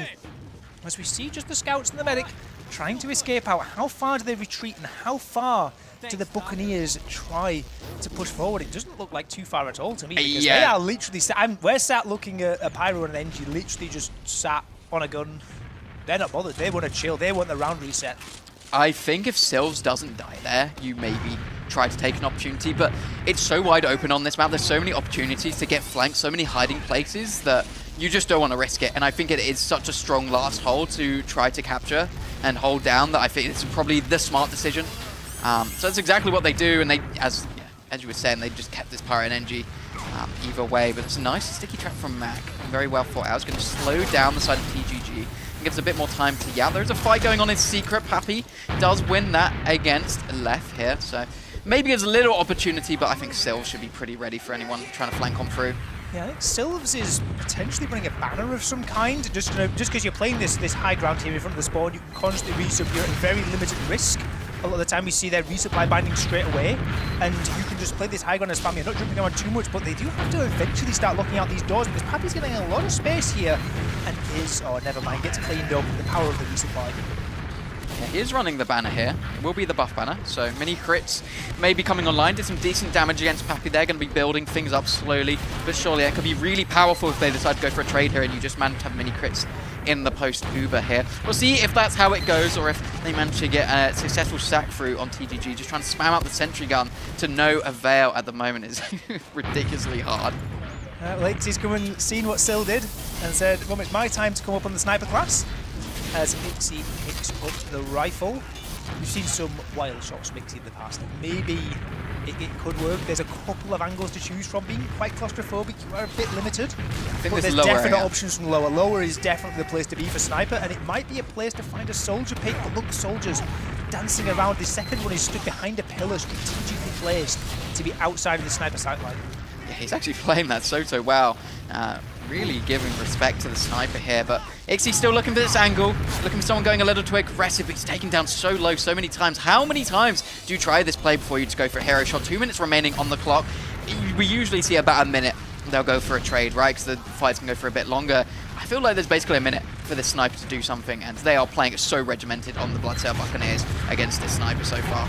On Sylves dies, actually with a 100% banner getting caught there by Pappy. So this might be an opportunity to walk in. One less soldier holding a door. Ixie peeking forward, trying to find the head of the medic. Mac falling as well. And now 3 players down. Ubercharge used out on Thomas. They're walking it forward. They're trying to get this trade in. Sail going to be popped onto here. But only Pyro and NG. Not really the classes you want when this goes into an extended fight. Spawners are coming up. Thomas on the point getting a good amount of cap time, but players collapsing in. It's all do or die. Everyone's flinging themselves in at the point, and Pappy is the one to cap it out. Why does Shell run away from the point there? Why do you ever press your S key? You have an air blast, you can just air blast them to completely destroy any sort of position they're going to have in the post-Uber, disconnect the scout and the medic, but they do absolutely nothing of that sort. Cell just goes back to point, Toe gets a load of cap time, they have to sack 3 players onto it and completely fumble what was looking like such a good last hold.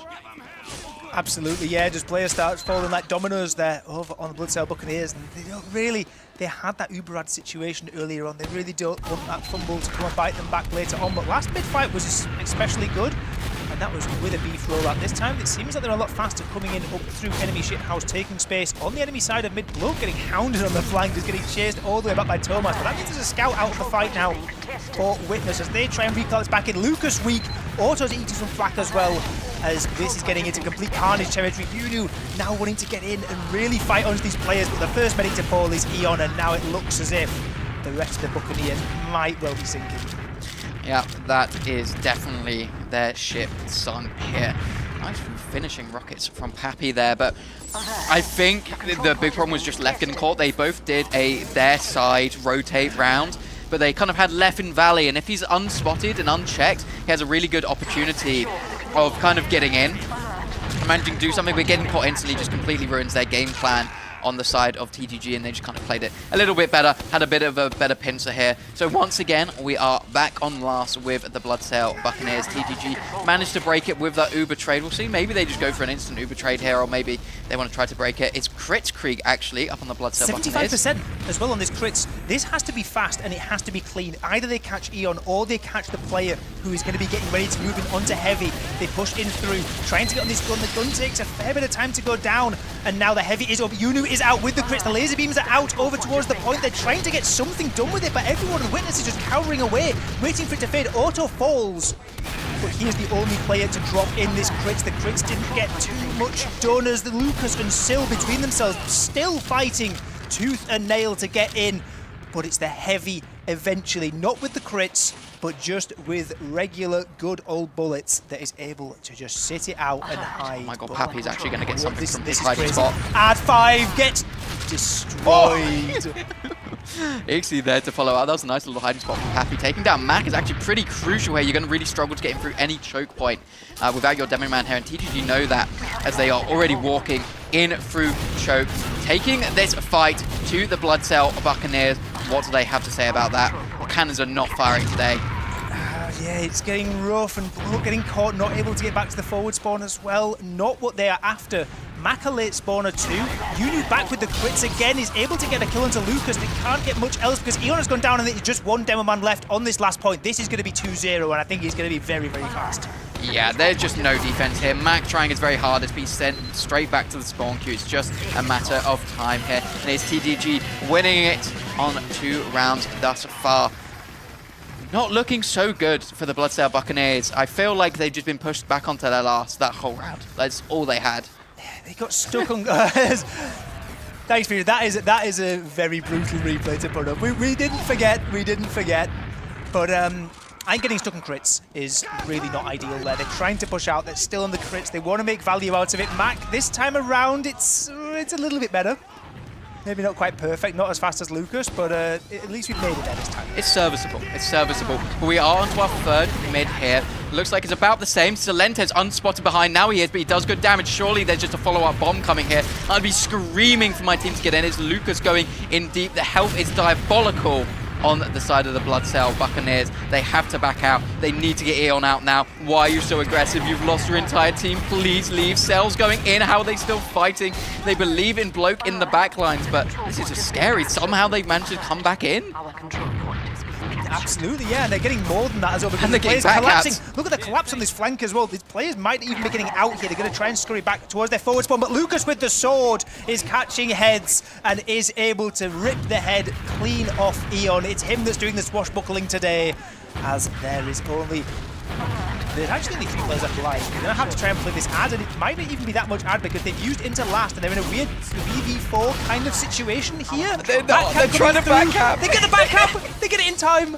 Oh, it's carnage. Right. Okay, let's take a second to see what happened. Okay, so TDG capped mid, back capped as the Bloodsail Buccaneers decided to refight mid with 3 players down, somehow defend last from an Uber coming in from TDG, and have a player in behind. What is this round, Ben?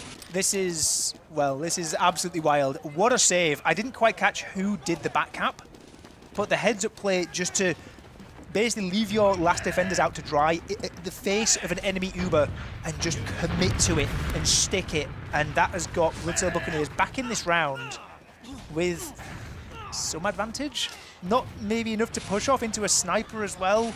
Maybe not ideal, but they're maybe thinking about it. They group towards Choke quite aggressively.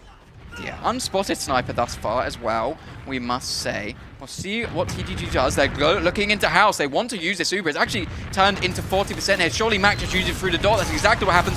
Big bomb in, but gets insta-denied by a pipe from Lucas there. Loses all momentum, and now his health is bad. Uber has faded. They want to try to get in now. 85% here on auto. They can't walk it in with Uber just yet. But the point is getting blocked enough. Lucas doing fantastic work over the top of this. Still getting caught though is maybe going to be a bit of a nuisance in terms of this flank trading out for Bloke though. It should be fine for Witness. They've settled it down. They just have to be a little bit wary of back caps, but it seems like the Buccaneers have all decided to hightail it out all the way.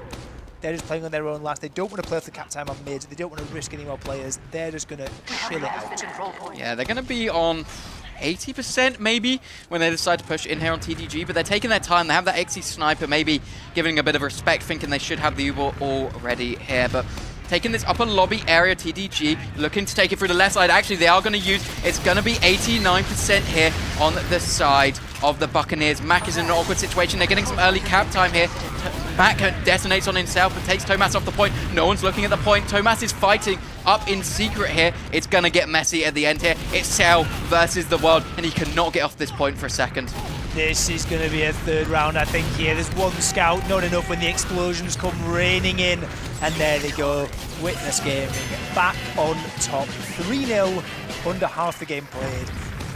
This is a great tutorial in how to play Badlands. Yeah, this has been pretty perfect thus far from them, to be honest. They had that bit of a shaky start where they lost the first mid, but since then, they've kind of just adapted. They've been playing better. Their mids just look good.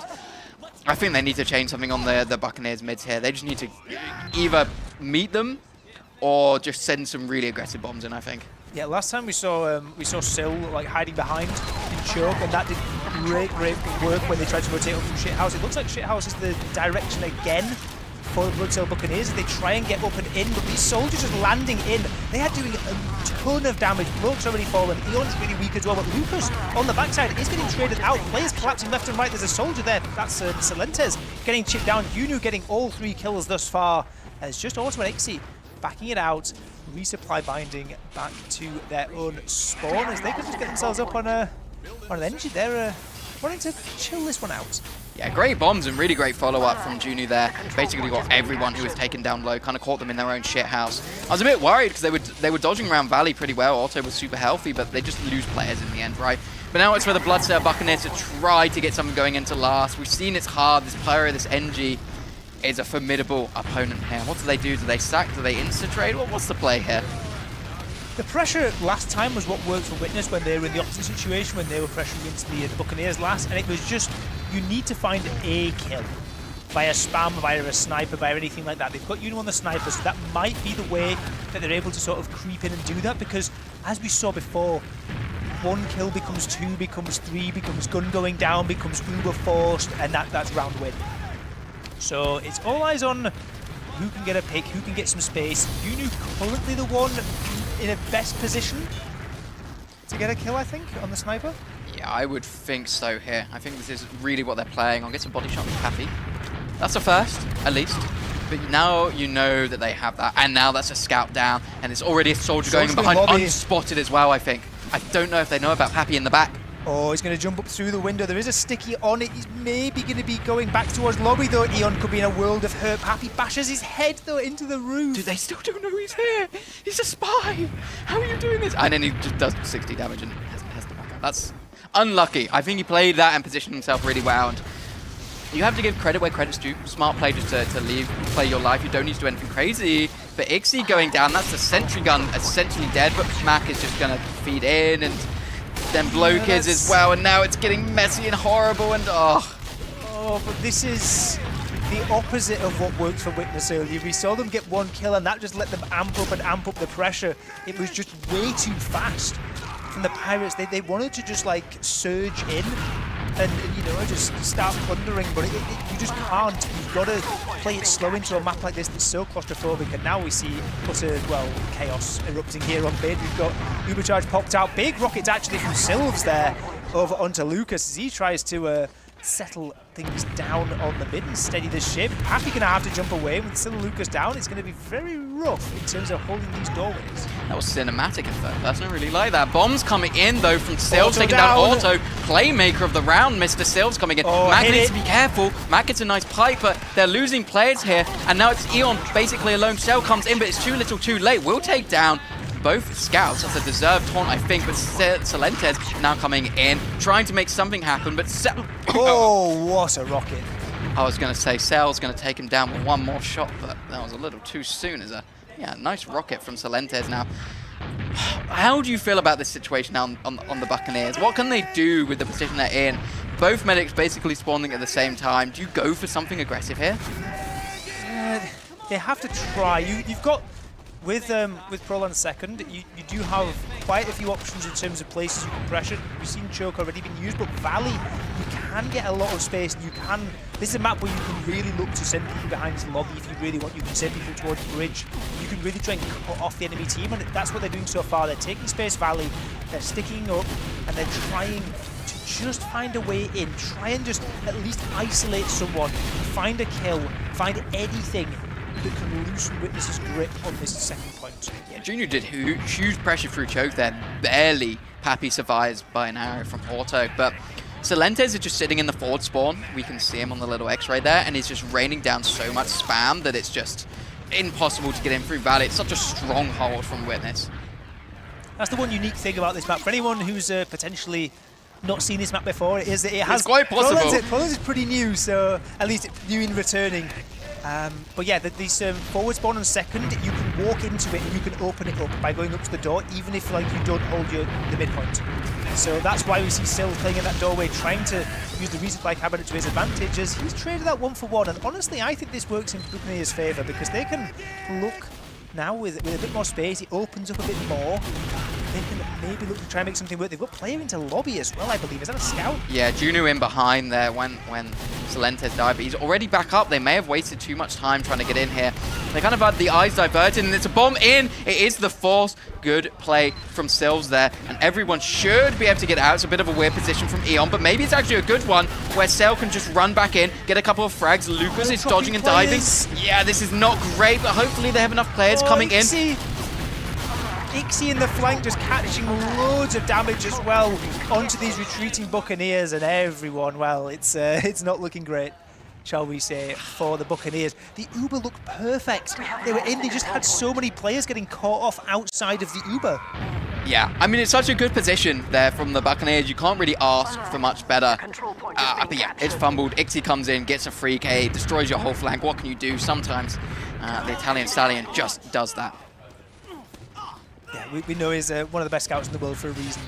And it's those clean-up plays, even in the face of an enemy Uber, able to get around, taking virtually no damage on his own, able to clean up and win the fight. So now, it's back to witness on the last with big Uber ad and a big push coming in from this left-hand side. We've seen them winning these situations before. Can they do it again? Gun down already, cap time already. A little bit from Thomas. Has to be careful of those sticks above, as now he just reroutes things around, tries to get back in. There's not really an Uber charge to worry about yet from Eon. He's only at 75%. Cap time can start coming through. 3 players have fallen. The heavy is down, and the point has flipped. It's 4-0. Yeah, absolute destruction that round. The push is just so clinical. It really feels like they know exactly how to play that last point. They take the Uber in, they get the gun, and a lot of the time teams will struggle because you can play from the respawn quite effectively onto the point. But Thomas, he just keeps clipping the point, making MacDet stickies, making a soldier commit, and then the soldier just come in from up top while they're distracted and just manage very, very well to take that round. We are fixing our game. Technical difficulties for a second here, but how, Ben, are we feeling so far about how this game is going? Expected? Disappointed? How are your emotions thus far? The first mid was the peak in terms of Buccaneers, and I think it's been a bit of a slippery slope since then. I think they were in the game for a bit around that. They had that time, they were holding their last for a while, it looked pretty solid, but I felt as soon as they went around down, it was, they became a bit more desperate. And I think Witness, they're just so controlled. They're locking in. As obviously, it takes time to come in and settle to your setup again. And still, like, first land back with the team in quite a while as well. I think Witness just getting stronger and stronger ever so slowly. And yeah, the rest of this game has been, I'd say, fairly dominant. Yeah, I mean, we saw the Buccaneers take the last mid. I was confident. I was like, oh, you're looking good. You might be able to get something, send a couple of sacks in. But they just do what I feel a lot of the teams do against Witness and just get super eager and think you can do what you could do against some lower prem teams. And, oh, you get a pick, we're going to flood in and take an advantage of that. But Witness just have such a good hold, such good positioning and play off each other so well that it's actually to a detriment a lot of the time. They're just going without the necessary information. But we will see, can TDG make a clean 5-0, or do the Bloodsail Buccaneers still have something in them? Do they have something to say? Here we go. Back after our technical difficulties. We are rolling out for potentially the last round of this game. 4-0. One more round would end it instantly. Mac hitting the nicest roll out of the game so far, I think, there. Proud of him. Really good stuff. Going to land a couple of stickies over at enemy house as the team group up towards the right side. But still, again, once more in this same position we've seen many, many times over the years as they bomb in and collapse forward. Pappy and Sil instantly eviscerating Eon. What can you do against it, man? And Thomas is just hitting every shot, keeping his medic alive. It's just Silves in the background. We'll take down Thomas, but yeah, they've got his number now. There's not much this man can do, and he will just back spawn smartly. So once again, going to be full Uber advantage for the side of TDG here. Sil's been doing that play now for 10 years. He's got it down to absolute perfection. As we see a soldier fight on second. Pappy counter-jumping away. That is not honourable in my books. Add 5 and counter-jumping. You're going to see him on shotgun next. You're getting kicked off the MGE server for that.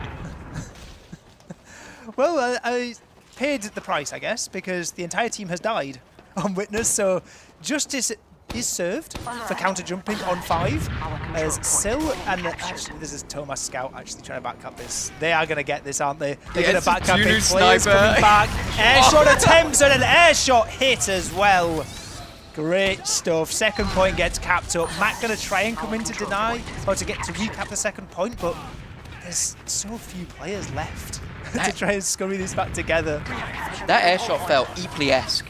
I feel like I've seen that before by one of the best soldiers in the game. Just real deja vu moment here. Oh, but a nice little catch onto Sail as it is the Buccaneers trying to get something going, trying to get it into mid here, but so denied by Lucas. He's doing so much damage. Uber is used out. Nice fight by Lucas. Lucas, like, when the enemy is Ubered, like, it's not like you're Ubered because he still destroys you and he's still dancing and weaving. Dies at the hands of Sil's pickaxe. But if he got that kill, that'd have been outrageous. Pappy now, they are loving this, aren't they, Witness? They are playing like they're just enjoying it. They're having fun. They're just going for things and everything seems to be working. Yeah, this just feels like their playground at this point, right? It feels like they kind of can do whatever they want to do and it's gonna work out somehow in their favor. We are in a position we've seen many times this game. I think this will be the 5th or 6th time we've seen a full Uber advantage for the side of TDG. They're looking to this top left-hand side once more. Gonna kill this sentry gun. How do they adapt on the Buccaneers? What do they change up? No stickies on the spawn door. Mac maybe had to do a little more damage. Tomad's getting some good initial cap time, but 5 health remaining. Can he survive this? Apparently so. Not for too long though. Now the picks not looking too crazy thus far. Bloke going to be up in a couple of seconds. They do look like they want to go for a repush on the side of TGG's. Ixie's just going to hit some 2 shots. That's outrageous aim from Ixie. Only him and Auto left alive in the 2v2 and that, let's leave it be because it's just Auto. Ixie going in deep, getting a couple of good kills, but I don't know, at this point there's 5 minutes left. There's basically not enough time to win this and Auto is going to at least have even Ubers, maybe even a slight advantage depending on how quickly he can make his pocket scout. And maybe, I think they're like walking it. They actually want to fight this. This is very disrespectful. Oh, Sylves! Well, he's enjoying it as well. Yeah, that's what you get for disrespecting it, right? Like, you can't just run in and do that. Yeah, we get the fuck out from Thomas there. He knows he's been outplayed. They're lovely rockets here. Oh, but come on, Lucas. I swear he actually has like 80% accuracy on his pipes. It's just crazy. This guy is, yeah. I don't know, anyone who was saying that it was lock and load that made him the best demo in Denver, it's just not true. He would have also been the best with the pipes as well. If you see him again just deleting everything in choke, he's both, at the same time, he's locking out the team in choke and still airshotting people. Yeah, how do you do it? How is it possible? During all this, TDG, they had mid, then Max sacked in onto second. And now Auto has Uber. Eon is about to get Uber, but... Is he? Are we sure? Yeah, he gets it just about. Close moment there for Eon. I wasn't so sure. It's 87%, and that's all well and good, but he wasn't beaming anyone. Little bit scary here. But TGG, during all that, did not have to use Uber, so we'll be having the advantage coming in onto second there. Auto sending out a couple of arrows, trying to see if he can find a cheeky 75 damage, but this is not an easy push to make dry here. There's just so much spam constantly coming, but Auto is somehow just staying 150 HP basically this entire time here. It's his team is slowly making their way forward. The chariot is going forward. It is a bomb in here, and it's a nice little surf all the way to Mandem, is what we're now calling this. Land dodgers not here. Yeah, well, he's dodged and weaved away, and Eon somehow manages to escape from this one, but it's again big disadvantage. We saw the last one fail, didn't quite get enough with their Uber. This time around they're going to fly in. Sail's a late spawner, so there's going to be no gun, no pyro to deal with this. Just a heavy, but Sticky's on point from Mac. Are going to get the kill into Thomas. There is a world now where they can look to settle this down and the hold it. Happy not quite able to find the last lick of damage there over onto Sylves, as it's now getting, I think it might be over. I think the push, I think these soldiers have not been able to get enough done. Demo's down, yes. Ubercharge forced out finally from both these two teams, but how about the recollapse? There's a heavy on the ring as well. This is so weird. I don't know if Sylves jumps in, it's still an Uber trade. There's all sorts of wacky stuff going on. I feel like this is a TF2 center lobby. Yeah, I think we had some Fat Scout action for a moment there as well from Yunu. Still finding an important kill there onto Mac, in the context of maybe getting into last and maybe helping out the team, but Lucas going down in toe means there's a chance of a push out, but there's players everywhere. There's players on flanks. There's someone trying to back cap as well. Like Toe and Eon have just been fighting for about 10 seconds in lower lobby. Yeah, what is even going on? Yeah, we are definitely into trash time at this point. I mean, it's very much over. It might be a 4-0, it might be a 5-0. The Buccaneers still giving it a good go though, pushing out onto second. He managed to cap up Spyhair, but Ixie in behind takes the 1v1 with Juno. Unsuccessful thus far. Might be an opportunity actually for the side of the Bloodstone Buccaneers to get into mid if they want it. Now, what we really want here, I can see a crit screen getting built over on Eon. I think Mac is maybe going to be in for some big crit stickies unless he gets caught out here on the way in. This crit is actually quite a long way away from being built. Oh, big shots coming in from Pappy too. Maybe this one's not going to be getting off the launch pad. Eon's so weak though. He's so close to dying at any moment. Yeah, but surely he just gets a crit. Surely we see a funny crit, and they're winning it out 80%. actually. The Buccaneers playing in the chaos and playing it well. Auto's toying. Oh, it's nothing else to do, I guess. Waiting for these spawners to come in. Now, crits into last. I want to vote. I think, is it going to work? Okay, no. Definitely going to work. How many kills? Easy 4K from Mac. I've never doubted it. There's not even going to be 4 players on last. 1! No, 0! No, it's... Oh, it's so stinky. Can we take the cam off? Turn it off. Cancel. I'm sorry for being a believer, Mac. Well, that's that crit. We have about a minute remaining. That's enough time for one more crit, or for this Uber to come out and just absolutely decimate things. I think you can still go from second to mid here. Oh, easily. 50 seconds is maybe possible to go. They're taking their time, they're gonna go for it. They're just worried about back cap. They want to keep it 4-0. They don't want anything funny happening on last. Still with the shotgun. Maybe he is playing like it's 10 years ago. Into a parachuting soldier, maybe not. That gun wasn't in the game back then. That unlock wasn't around. But the crit is back in. Sylves with 1 rocket on the crit. Gets nothing. Gets a second rocket. Gets flash. A third rocket maybe? No third rocket in from Sylves. The crits is... It's not been too pretty these last times. This is definitely a TF2 central lobby. I've just seen 2 parachutes come out, a shotgun soldier, and a crit screen. You can't convince me otherwise. That's true. Are we on the right STV?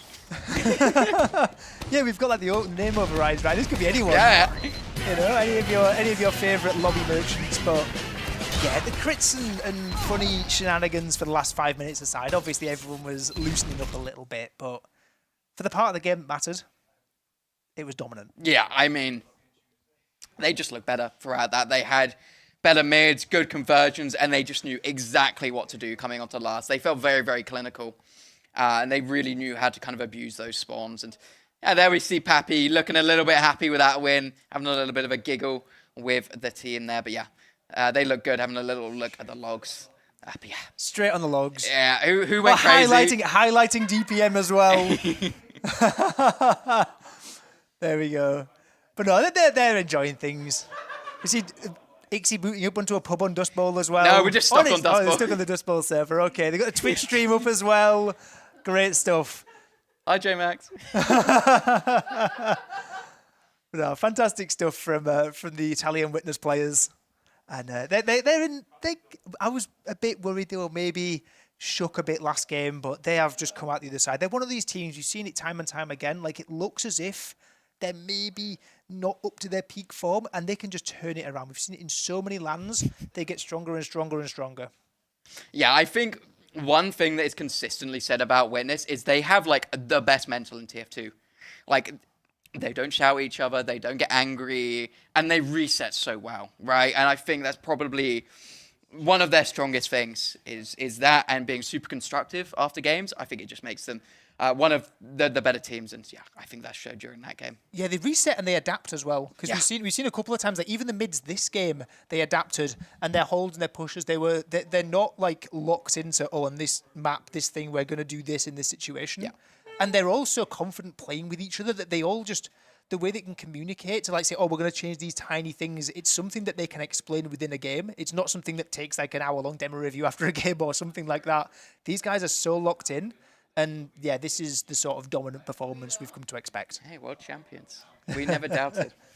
We never thought they might lose to Pine Gaming. That never happened. No, not us an hour ago. Definitely not. Definitely not. I feel like I need a Witness Gaming shirt to rip out under this one. Yeah.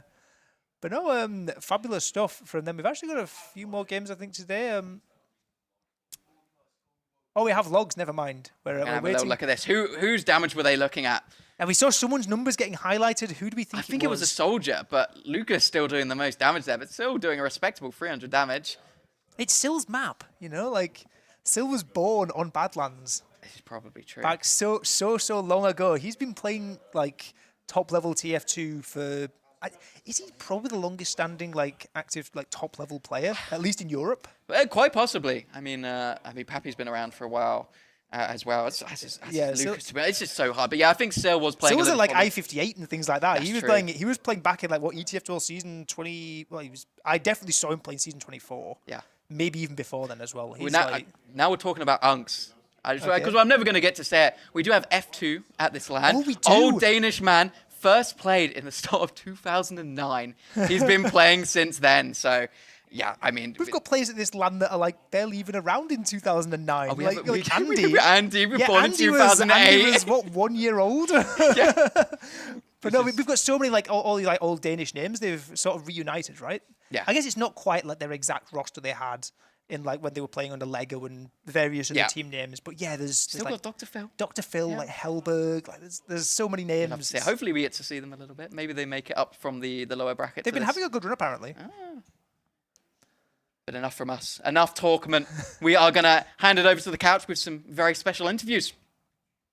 Yes, no more talkament. Straight into the talkament. Oh.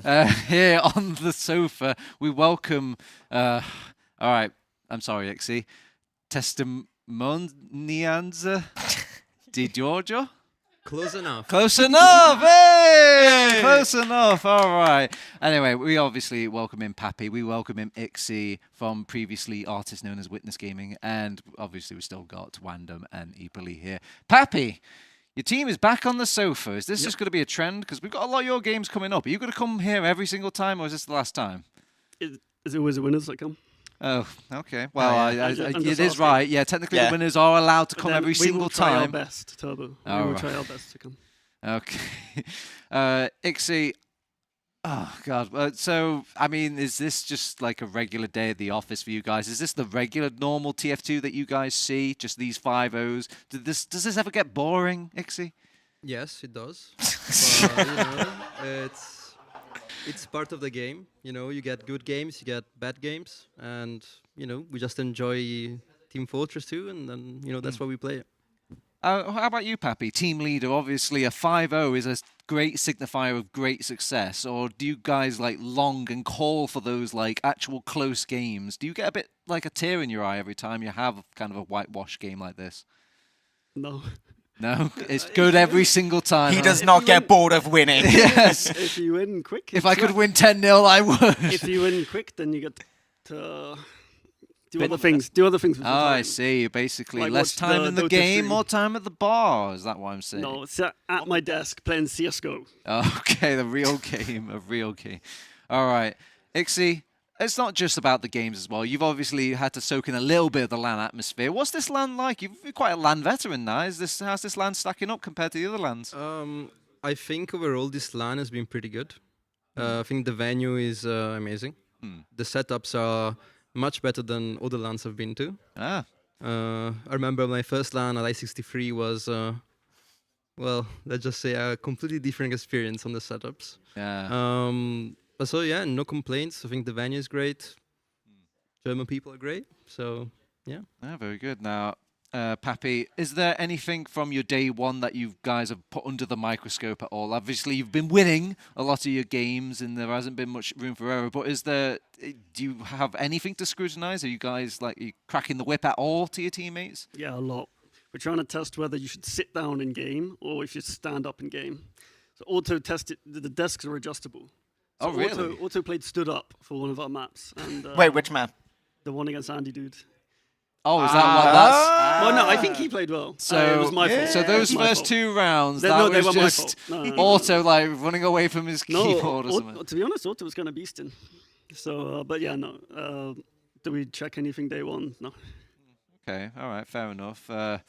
Equally, I usually turn to you when I need a smart question. So, have you got any smart questions for a 5-0 experience that we've just watched? See, I mean, my question is going to be, has anything happened today which makes you rejudge, like, the power level of any of the teams you've gone against? Like, if so, who are you thinking about differently? You want to take that, Marco, or me? I have a couple opinions. Yeah, me too. Okay. You want to go first? Good question. Yeah, sure, I'll go first. I was surprised by the Pint Gaming team. I think they're actually very strong. I didn't expect. I mean, I'm putting Andy to in the spot, but I didn't think he would be also good at LAN. But he is proving it that he's actually good enough for LAN and good enough as a, top off of Prem for sure. Ooh. So How about you, I was Pappy? impressed. Any names you want to throw out? Same thing. The Pint Gaming team looked better than online. I mean, in fairness, we played some scrims against them that were close online as well. So I don't know. Their season, I think they came 5th or 6th. They weren't in playoffs, so they were 5th or 6th. But they're probably better than that. So yeah, they could be in for a little top 4 finish. It's possible. Yeah. There's a lot of positivity in this. This is when I turn to Wandem when I want some balance in negativity. Okay. Wandem, is anyone choking here at LAN? I know it's such a positive couch, but sometimes we gotta keep it real. Is anybody just kind of pooping the bed a bit? Not gonna lie, the Buccaneers are not looking that good. Like they're looking fine, but I think also like I've been watching a few of their games like in the room as well. And it seems like especially the comms are really disconnected.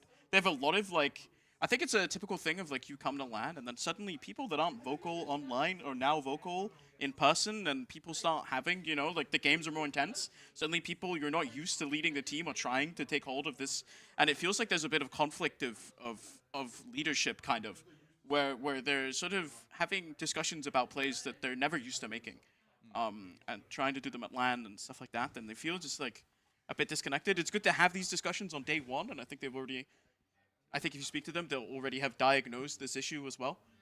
So, yeah. But I guess I can turn this into a question, Turbo. Oh, okay. Yeah, you pivot away. You pivot away, Because I assume Pappy was nodding heavily when I was saying this. Going into LAN, do roles change? What's that like? What do you mean, them changing the roles? Yeah, but just in general, can you speak to the experience of coming to LAN and maybe people that you're not used to being super vocal online or vocal in person? I think there was definitely a period where I wasn't coming as much, and then I'd show up to LAN and I'd start sending a million words a minute. I think Poland won. I remember Doma was like, "Pappy, this is great. Why don't you talk this much at home?" I was like, I don't know. I think stuff changes. The dynamic changes. You're all in the same room. People have different ideas. You can't.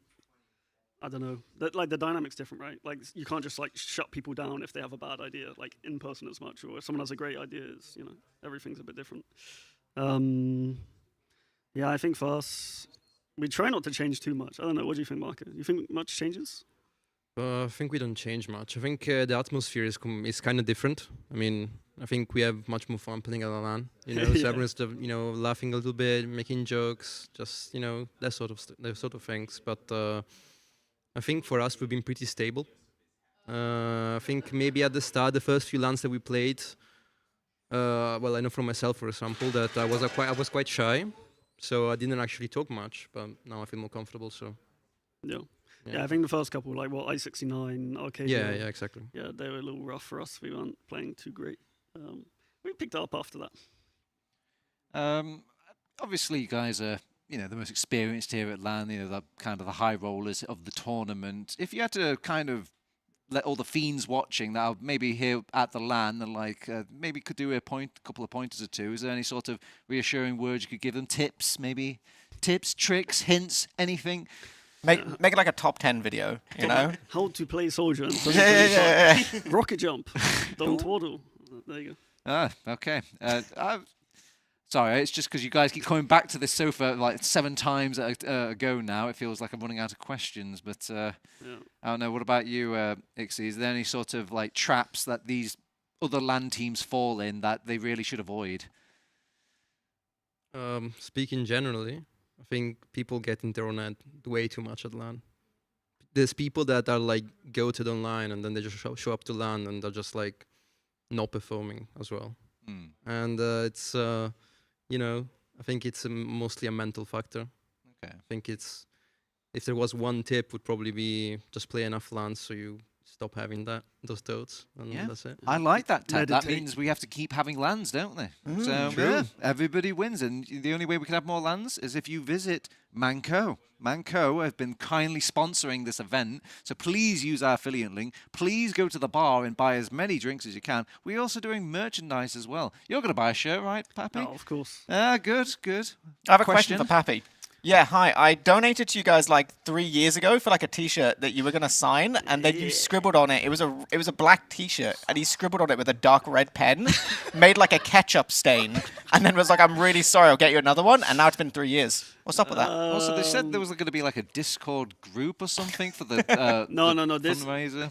I don't know if I should, but let's say there's some rules on Indiegogo about perks that are allowed and unallowed. Oh, yeah. So And, no cults. we had to change the name of a perk, but the Aussies had done it, and then it was fine. So we like changed it to like a different thing and said, "Oh, it's just this." Okay, fair That's enough. Fair enough. Speaking in very code. What about the but ketchup sort? the ketchup T-shirt is pretty bad. We can get you a new one. 'Cause Maybe you Ian- can Ian's buy got it. an ÜBERFEST T-shirt and sign it for him.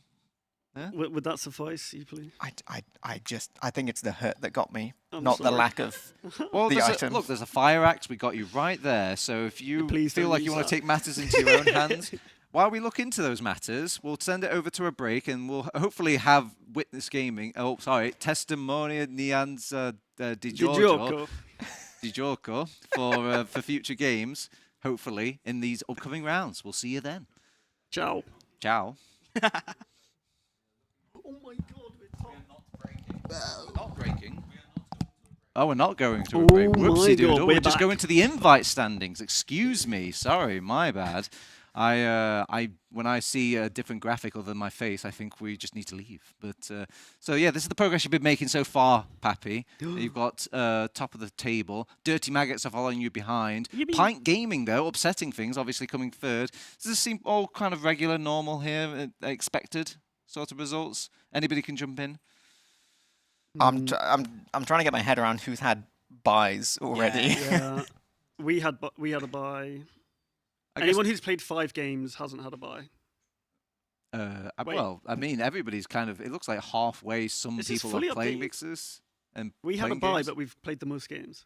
How does that make sense? But Dirty Maggots have somehow gone second. They've only played 2. No, they played 3. Okay, they played. Dude, 3. they're owning. The That's so games sick. played. The games played column is wrong for Dirty Maggots, right? Okay, I'm gonna ignore. Don't look at games played. I'm gonna ignore You just that got to bit. count the wins, draws, and losses. Oh.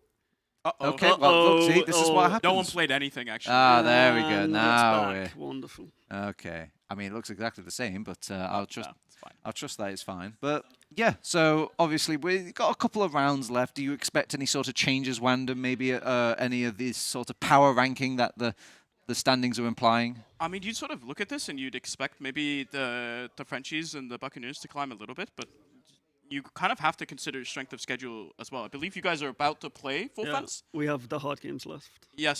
So, okay, let's talk about this for a second. You're now going to play against full fence, and then you're going to play against against the Maggots rather. How are you Yeah. kind of feeling about these matchups? It looks like if we win one, do we go top? If we beat Maggots, we go top. Yeah, basically. So let's try and win one. Yeah. Yeah. And then the other one is like. Is it really the end of the world if you lose at this point? Do you think like? Yeah, does first seed matter in this tournament? Probably not, to be honest. So if you go second seed, you play third, but it doesn't really matter too much. If you have first seed, you play fourth. Is there? I mean, the top 4, 5, like to be honest, top 5 are relatively strong. 6 and 7 are probably a step below. Have you guys ever tactically thrown? No, we talked about it for Denver. Like, if there was a situation where you could get an easier matchup, like if you, like for example, if I don't know, like when we were at Denver, if we could get either Like well, I'm ball not gonna say team, this, ball but team versus. there were some all teams we would throw-yo. prefer to play. Yeah. Yeah, exactly. So we were like, okay, if this situation happens, we can just give a default loss. Actually, our sponsor was telling us to do it. Ian was telling us like, yeah, we did this in collegiate Valorant. You should guys just like default to get the easy bracket. And we're like, You guys get to play against the winner of the Open final if you get first place. Oh. You get to play against Open. F2. He's a LAN champion. You have to watch out. I haven't seen the Danger. I need to go check him out. Zen was my idol when Yeah. I was like, I don't know, 16. That guy was so good. I felt that way about Hellberg. Hellberg, yeah, Hellberg, Sniper Goat. F2 I play Sol- them in lobbies like all the time. Yeah. Like, Yeah. they stack lobbies, and then it's Yeah. like me, Auto, Ixion Seal versus Hellberg F2. And then some random Mel. player that started sixes like and 2 then, days ago. Yeah, it's always a sad day when I want to play some lobbies and you guys are just stacking on each other's team. And what's worse, I join the spectators and you're like, join Turbo, it's fine. Come join Turbo, play medic for us. And it's the most miserable medic experience I've ever had in my life. We are ethical. We are ethical. We don't stack one team. Like, we stack across the team, so it's kind of... Yeah, like, there's we'll put, like, sometimes 2 you'll of us- balance it, We'll put sometimes. 2 of us on one team and 2 of us But it's still on the other. a miserable medic experience all Yeah, around. yeah, I'm getting probably. either like Sill's either jumping in on demo and killing me, or you guys are jumping away from me on medic. I'm sorry, Turbo. Ugh.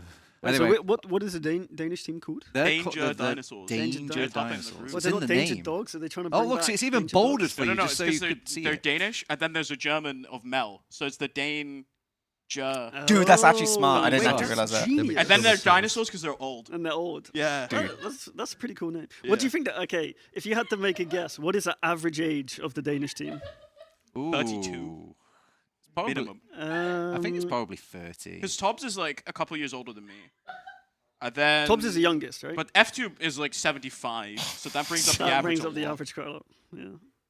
When- They've what- got to be above 30 on average. Yeah, right? probably. What age do you lose the TF2 skill, guys? I think the age you lose it is when you just stop playing. I actually think you could probably play until like so old. I was literally saying this to Turbo yesterday because Turbo's trying to like cope, just being like, oh yeah, once you get past a certain point, you lose it. And I was like, no, I literally don't think TF2's that I'm game. telling you, boomer hands are a thing, No, okay? no, It's like that episode of Futurama. I can hear the beautiful No, music, dude, but my stupid hands. I think you broke your tendons by lifting up too many heavy things that now you can't move a mouse without crushing I was it like carrying a heavy skull. things back then as well, but it was gameplay. But it was.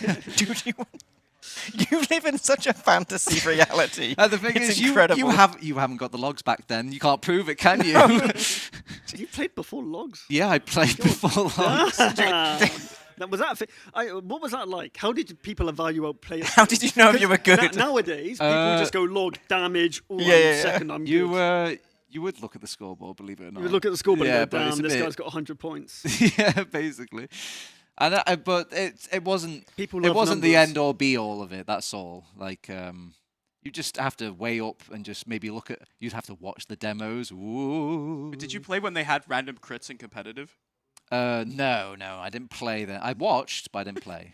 That's one of my favorite. But bits. yeah, it was kind of funny. Just like you climbing up gravel pit and you get like 3 Crockets in a row and you just wipe the team. And you're like, oh, It's cool, just great. insane. That's- How did they think that was a good idea? I mean, you can turn it off. Oh, it wasn't a Yeah, command. yeah. I mean, you could get a plug-in. This to- was before Tweaku, obviously. Yeah, basically. You had to, but you couldn't turn it off straight away. Plus, you're still figuring out other things. You were like, hey, the crits don't matter. It's more these 2 demo men that I have a problem with. They had 2 demos, yeah, and the old stickies that did like 120. Oh yeah, 120 damage stickies. the lol stickies. The whole like damage spread thing where Oh, like you do okay. 2 pipes that do 97. Yeah, damage spread is weird.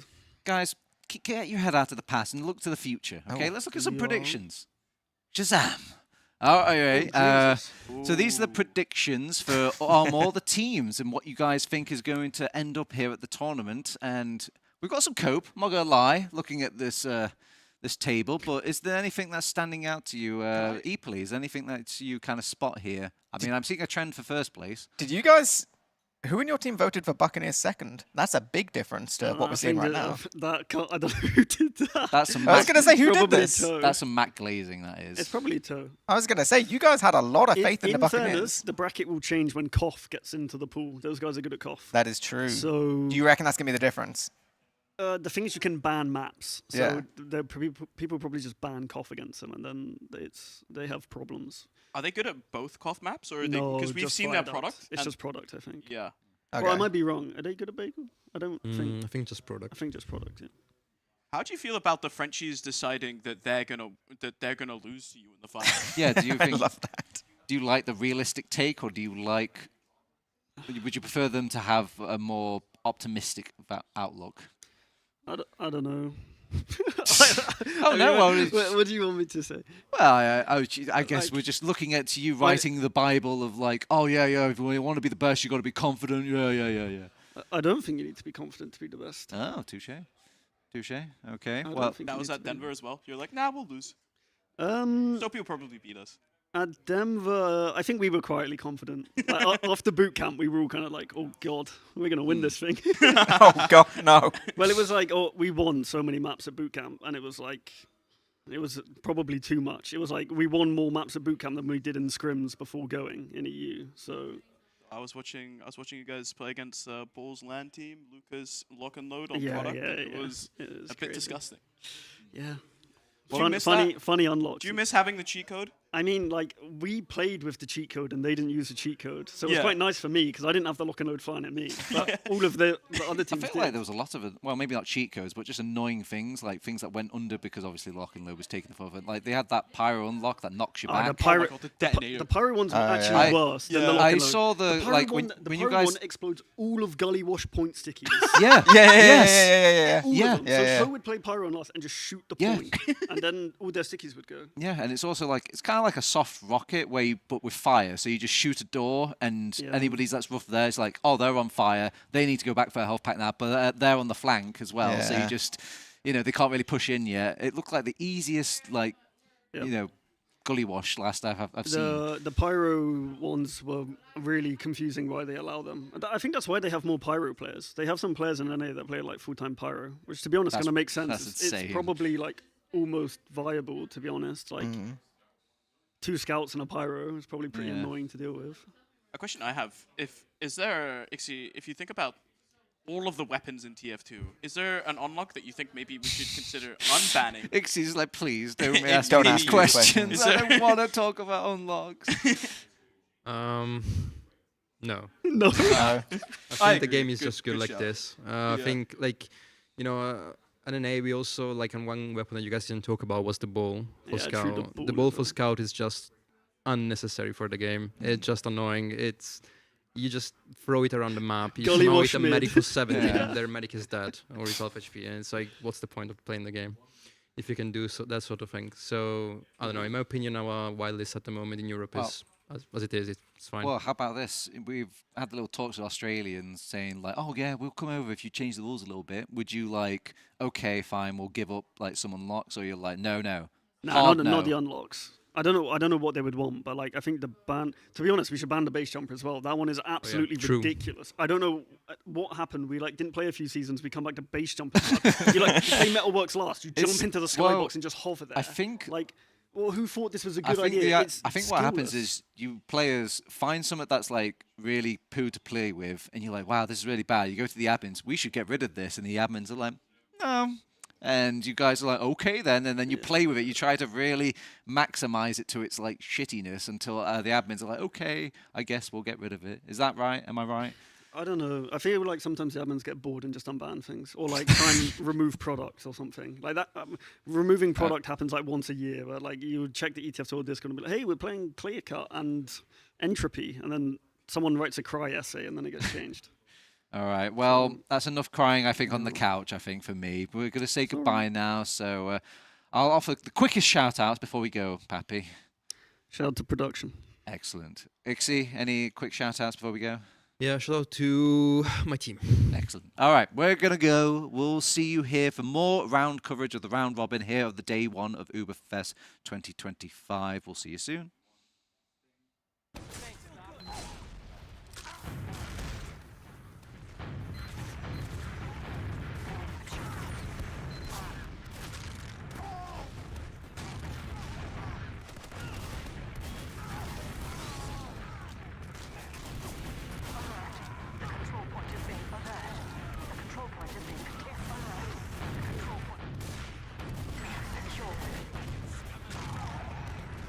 Alert.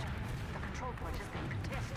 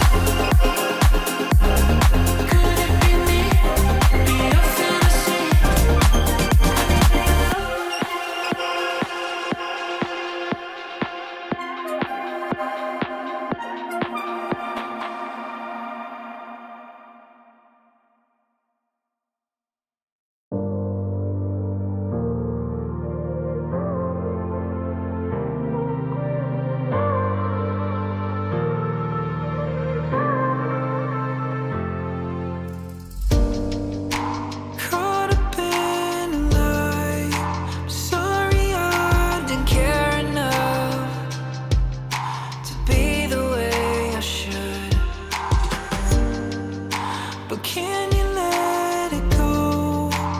Even though I know it's tough, we'll leave it all for good. Don't let your heart wear out. I'm not the one that hurt you. Don't let it tear you down and touch me like you used to. So come back and fight it. We'll forget what I did. Don't let your color fade. I'm not the one that hurt you.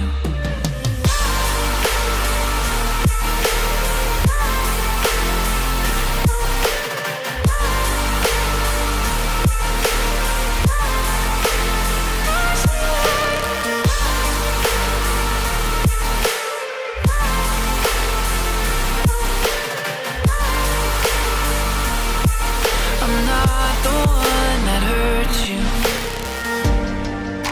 I watched you as you cried. I'm sorry I didn't think enough to say the things I should. But can you let me know all the ways to make it up? 'Cause I want this to be good. Don't let your heart wear out. I'm not the one that hurt you. Don't let it tear you down and touch me like you used to. So come back and fight it. We'll forget what I did. Don't let your color fade. I'm not the one that hurt you.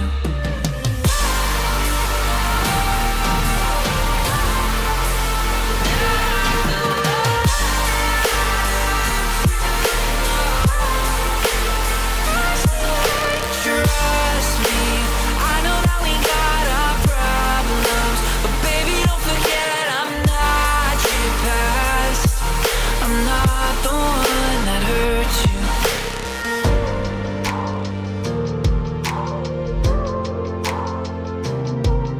I'm not your past.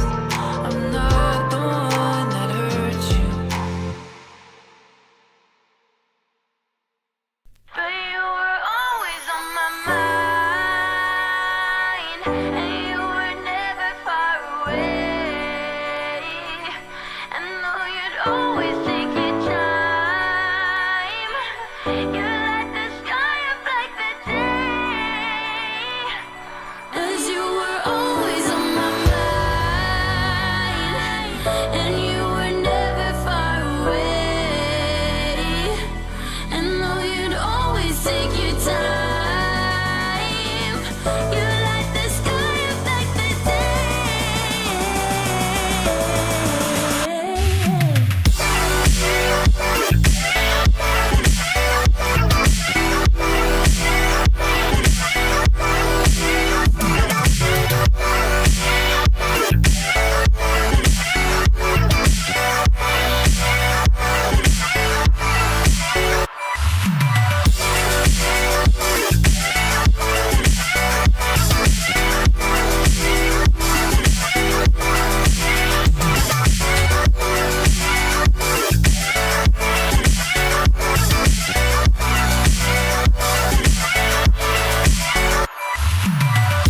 I never decided what's best for you.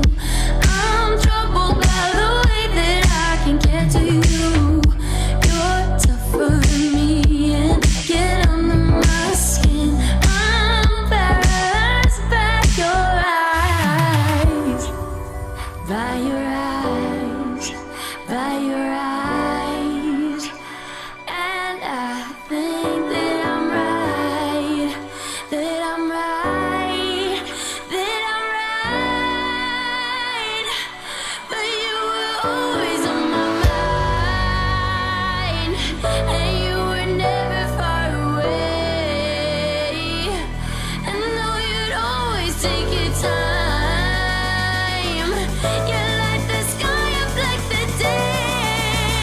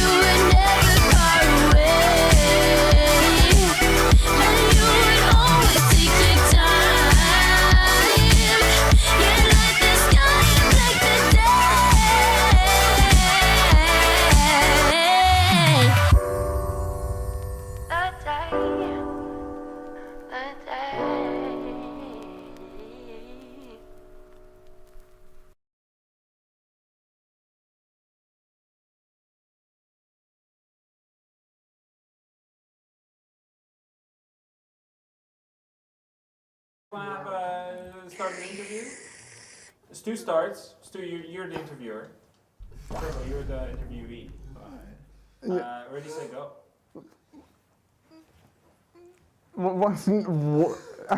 I wanna like. What do you want me to start? Do you have a? Questions like what are you not curious about his life? Are you not curious what he's up to? What does he do? How does he do the things he does? So, how is it to be Turbo Tabs? Can you explain to me in like some words what goes on in the mind of Turbo? Yeah, just normal stuff. What? Yeah. You just ignore stuff. Yeah, just normal stuff. It's not really just what's going on in the deep mind of Turbo Tabs. Yeah, there's nothing. There's nothing. Yeah, nothing deep about it. Yeah. Well then.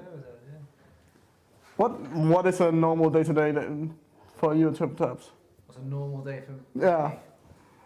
I wake up, I come to LAN. What? Aren't you supposed to be sitting here? Do you want to switch around?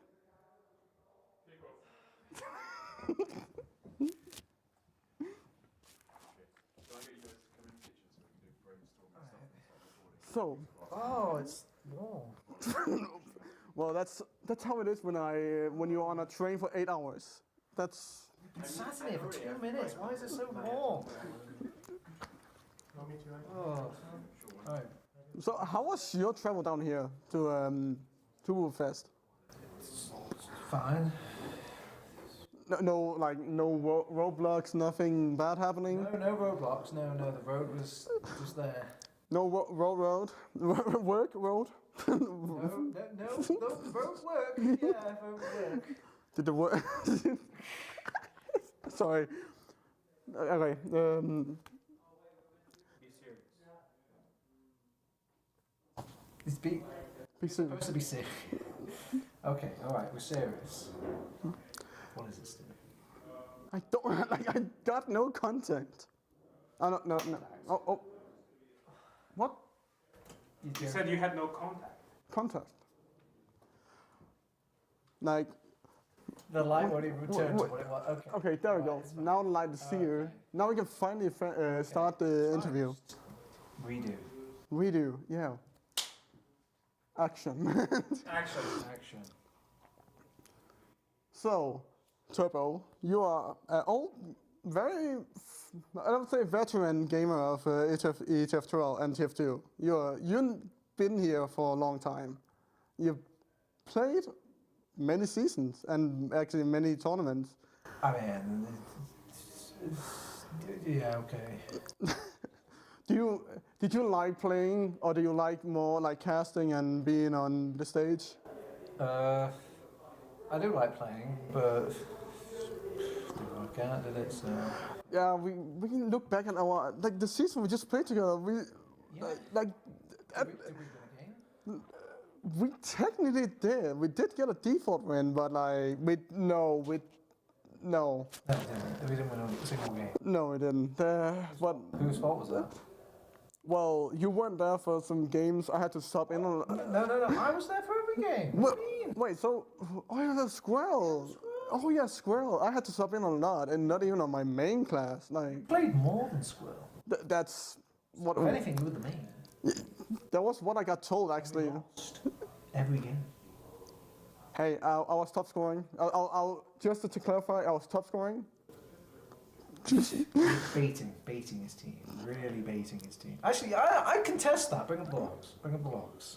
Let me check the logs. I just need 5 minutes of your time. Yeah. You tell me.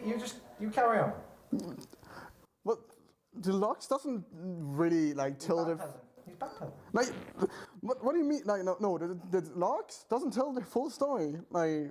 You said you were top of the scoreboard. Well, yeah, that's true. These logs would help you. Well, okay. In that case, yes, the logs does tell the full story of what I want to tell you. When did we last play? You play a lot of. Last week. You play a lot of lobbies. That explains a lot. Okay, hey, I play a lot of mixes lately. No, you don't play lobby. I just remembered. I remember queuing up for a lobby. You signed up for the lobby. You left in the middle of the lobby and went, no, never mind. And what's weird, we were playing 5 versus 6. We did better. Demo is not my main class, just to clarify. For the record, I'm a Sully main. Where you're supposed to be top scorer. What? That's... Let me find... How do you win games, Stu? Teamwork. Not by a singular person. That's what we found out in this season. Sorry, I'm really struggling to find the logs. Yeah, maybe if I look at Squirrel's logs, maybe... He doesn't play that much. I've been in a lot of. Oh no, because Squirrel wouldn't have been playing in the games that you've been playing. Yeah. No. We'll search the status logs. Then we'll find the answer. Let's hopefully, finally, after the time we've been working on to find the answer. So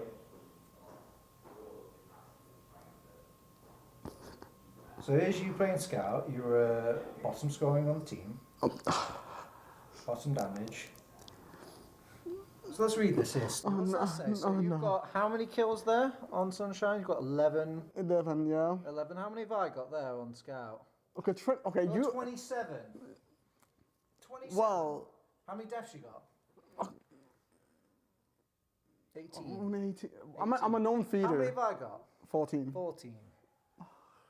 You see the correlation? Yeah. Yeah, we didn't synergy that much. I feel like, but when I was playing with Peter and Solly, your argument was like these. Maybe it was just an anomaly. Let's look at the next one. To be fair, you did better there. You did better. You got 21, but I got 28. So. Oh wait, I was still on Scout. Yeah. Wait. Yeah, we wouldn't change you like halfway through the we did. I did play Solly. Yeah, but not from official to official. You don't just. Did I not? No, we don't just go like, you know what, that was so bad, Stu. Get you on your soldier. Get on soldier now for this map. I will say that for my defense, I am a Solly main, and Scout is not my known good class. Should we look at these? Look at these Solly main ones. I mean, this one was over for 14 minutes. How does that make sense? 40? Wait, 40 minutes. Okay, what about this clear cut one? You've got 6 kills, 13 deaths, 3k damage on King of the Hill clear cut. Yeah, most DPM. What can I say? Is that most DPM? He actually has got the most DPM. Holy shit, that's the team. No, we were really bad. Yeah. I will say, whenever I do top frag on a team, the team is bad. Because I shouldn't be top fragging. Because I play more around team play and not like individual. All right, let's move on to, let's say, not looking at the logs forever. As much as fun as it is, it's been 5 minutes. As you said 5 minutes. Yeah, I mean, so I told him to carry how on. did you two meet? For the first time. I think the first time. It was ÜBERFEST, wasn't it? Well, are you talking about IRL or online? Both. I think even then it was yeah. No, really? No, we did. I'm pretty sure I produced a couple of games before ÜBERFEST with you and someone else as caster. Oh, okay. Yeah, that was when I was like a no-name, but like then ÜBERFEST came around and yeah, we met actually. Yeah, now he's on the map. Apparently I made a name for myself now. I got my own show now. Yeah. Between Stu. Ferns. Which is really weird for me. But like this is about you, not me. So how was it meeting me? Desperate. I mean, it's fine. So I was desperate. Like, be honest. I was desperate. Oh. It's fine. It's fine. You're fine.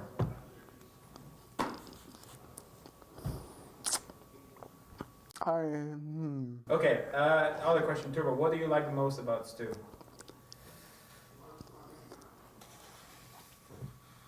Can we come round? Can we come back?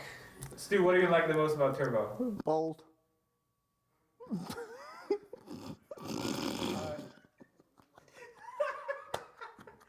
I have my answer now. I have my answer. Nothing. You know what? Why don't you go, Bob? Maybe I'll like that.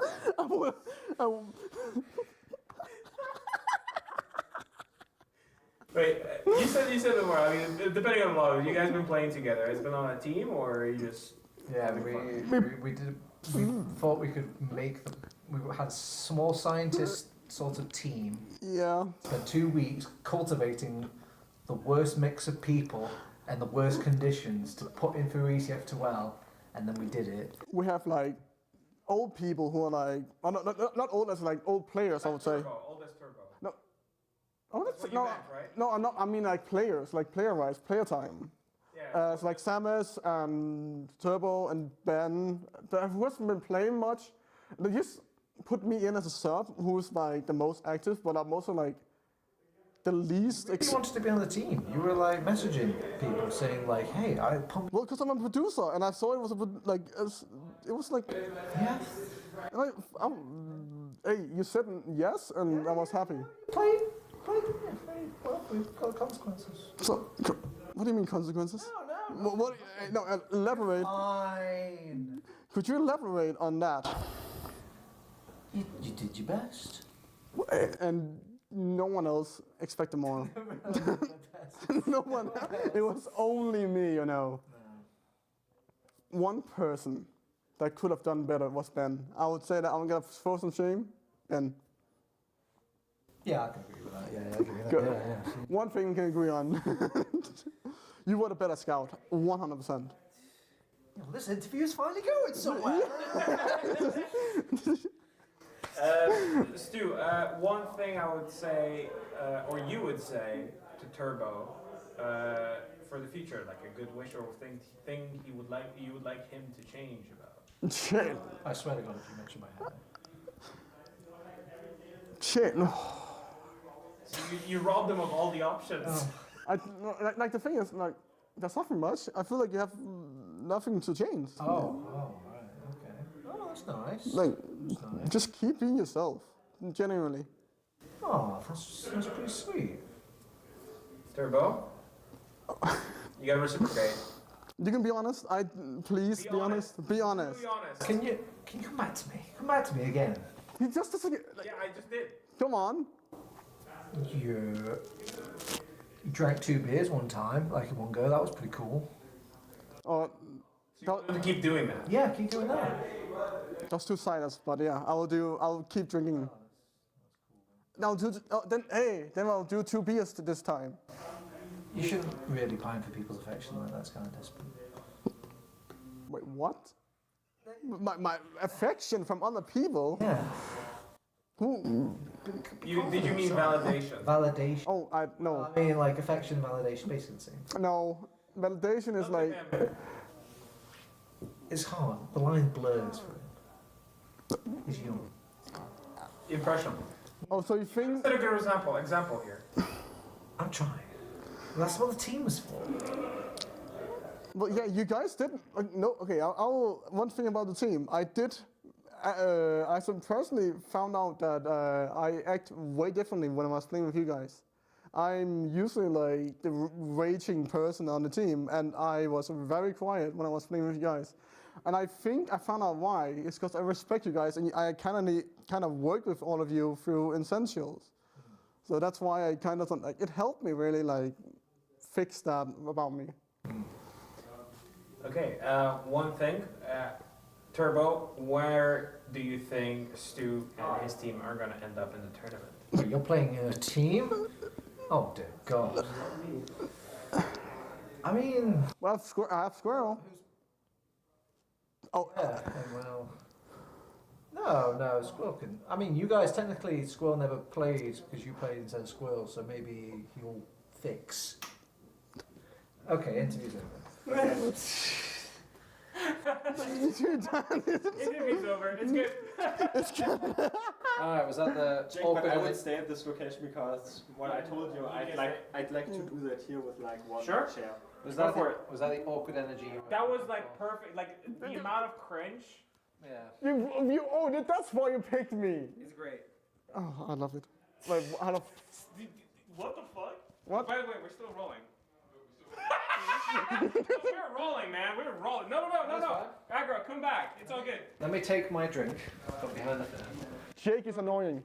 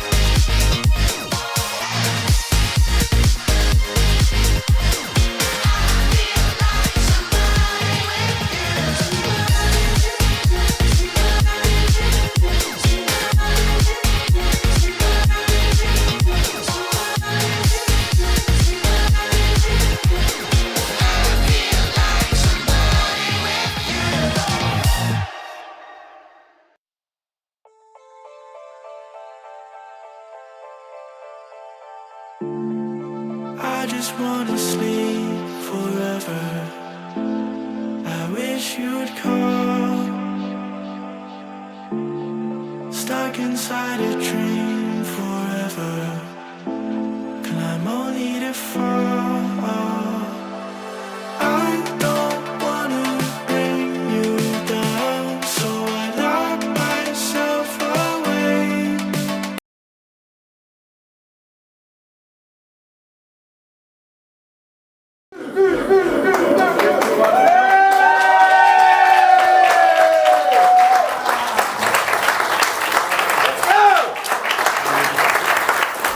Ladies and gentlemen, welcome to ÜBERFEST 2025!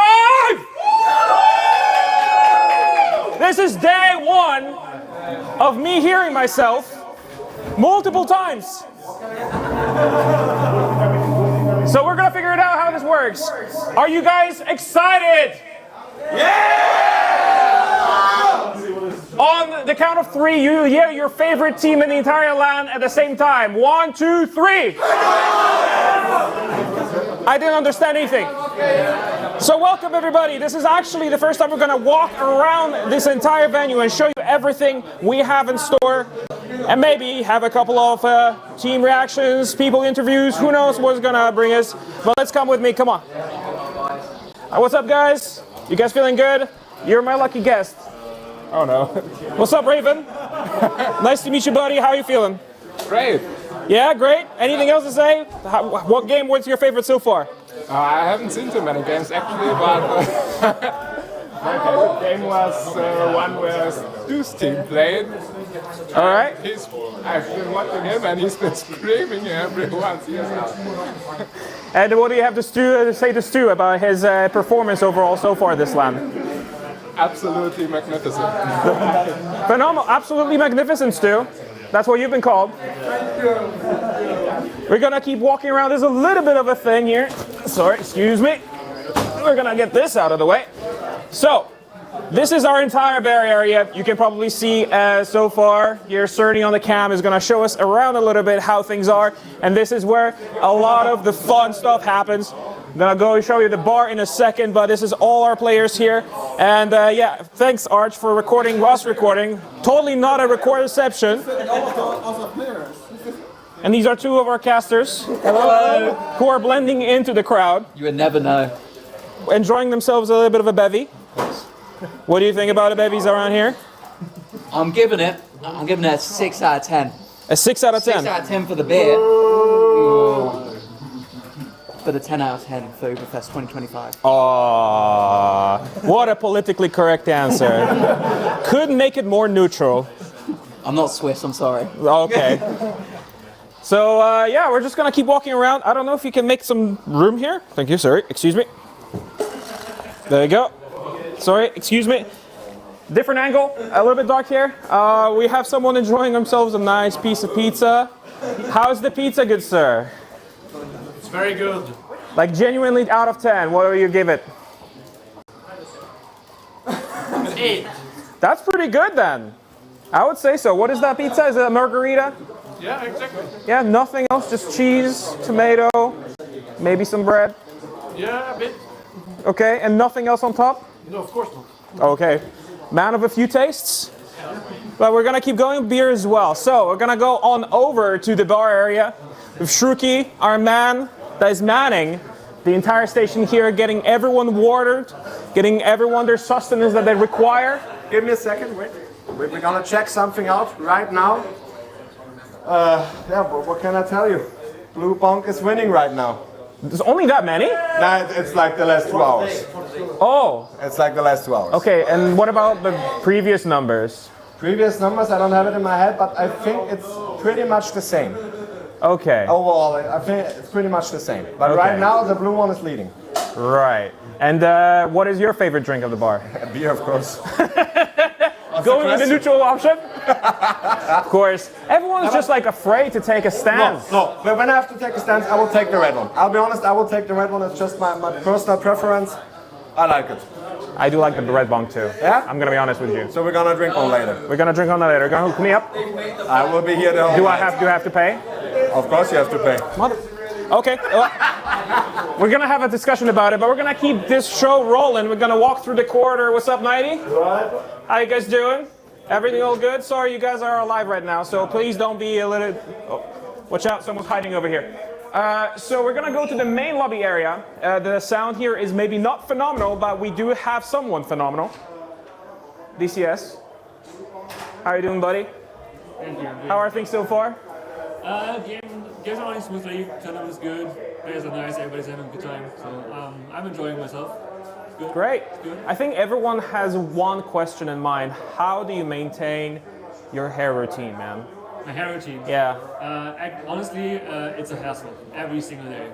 It's Walk us through it's it, hard man. to look good, you know? Walk and I'm us, fading, yeah. and I'm fading every I don't single think so, man. You look phenomenal. Thank you. You look absolutely phenomenal, and I'm sure that Turbo Tabs and you are trading some tips on how to keep that. Yes, he's my idol. Phenomenal, man. But everything running smoothly. That we had any sort of big issues with the servers or the player registrations. No, there's a little hold up right now because I'm being interviewed, but other than that, it's fine. All right, I'm gonna get out of your hair then. Let's keep moving. We're gonna go to one of the rooms here. We're gonna swing by here, Labubu Hunters. As you can see, people are sort of resting right now between the games. They're trying to have a good time chilling while we're now disturbing as much as we possibly can. What's up, you guys? Good evening. How's it going? How's it going? It's good. Yeah, you're not too busy to give me a handshake? No, we're fine. We're chilling. We're just relaxing after our games. All right, did your games go then? We won one, lost one, and drew. Okay, so about very medium, like right in the middle. It's okay. Yeah, but what are your hopes for the tournament then? Well, we wanted to win, so it's disappointed. Okay, you're going for the win, but you're still going for the win? Still going for the win. Okay, so who's going to be second then? Whatever team loses to us. Oh my God, just make a stance. Who's going to be second? I don't know. I don't know the teams. You don't know you don't know who you're playing, I guess? I don't pay attention. Okay. I just turn up and just frag out, you know? All right. Well, then whoever is going to be second against you, I'm going to go tell them that you don't give a shit. Yeah, exactly. Yeah. But we're going to keep moving on. Here's people just still screaming and chilling as we're going to do a bit of a loop-tee. And this is, I believe, a bit of a pickle. And this is Stu's team, 90, the only one of the two teams with a coach.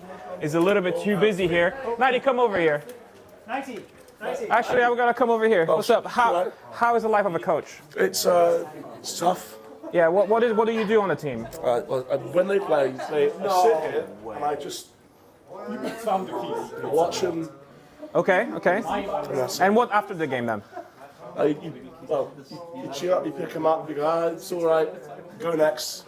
Okay. What went wrong, what didn't, positive reinforcement. Right. Especially on we had a couple good mids. Right, couple. How many games have you played?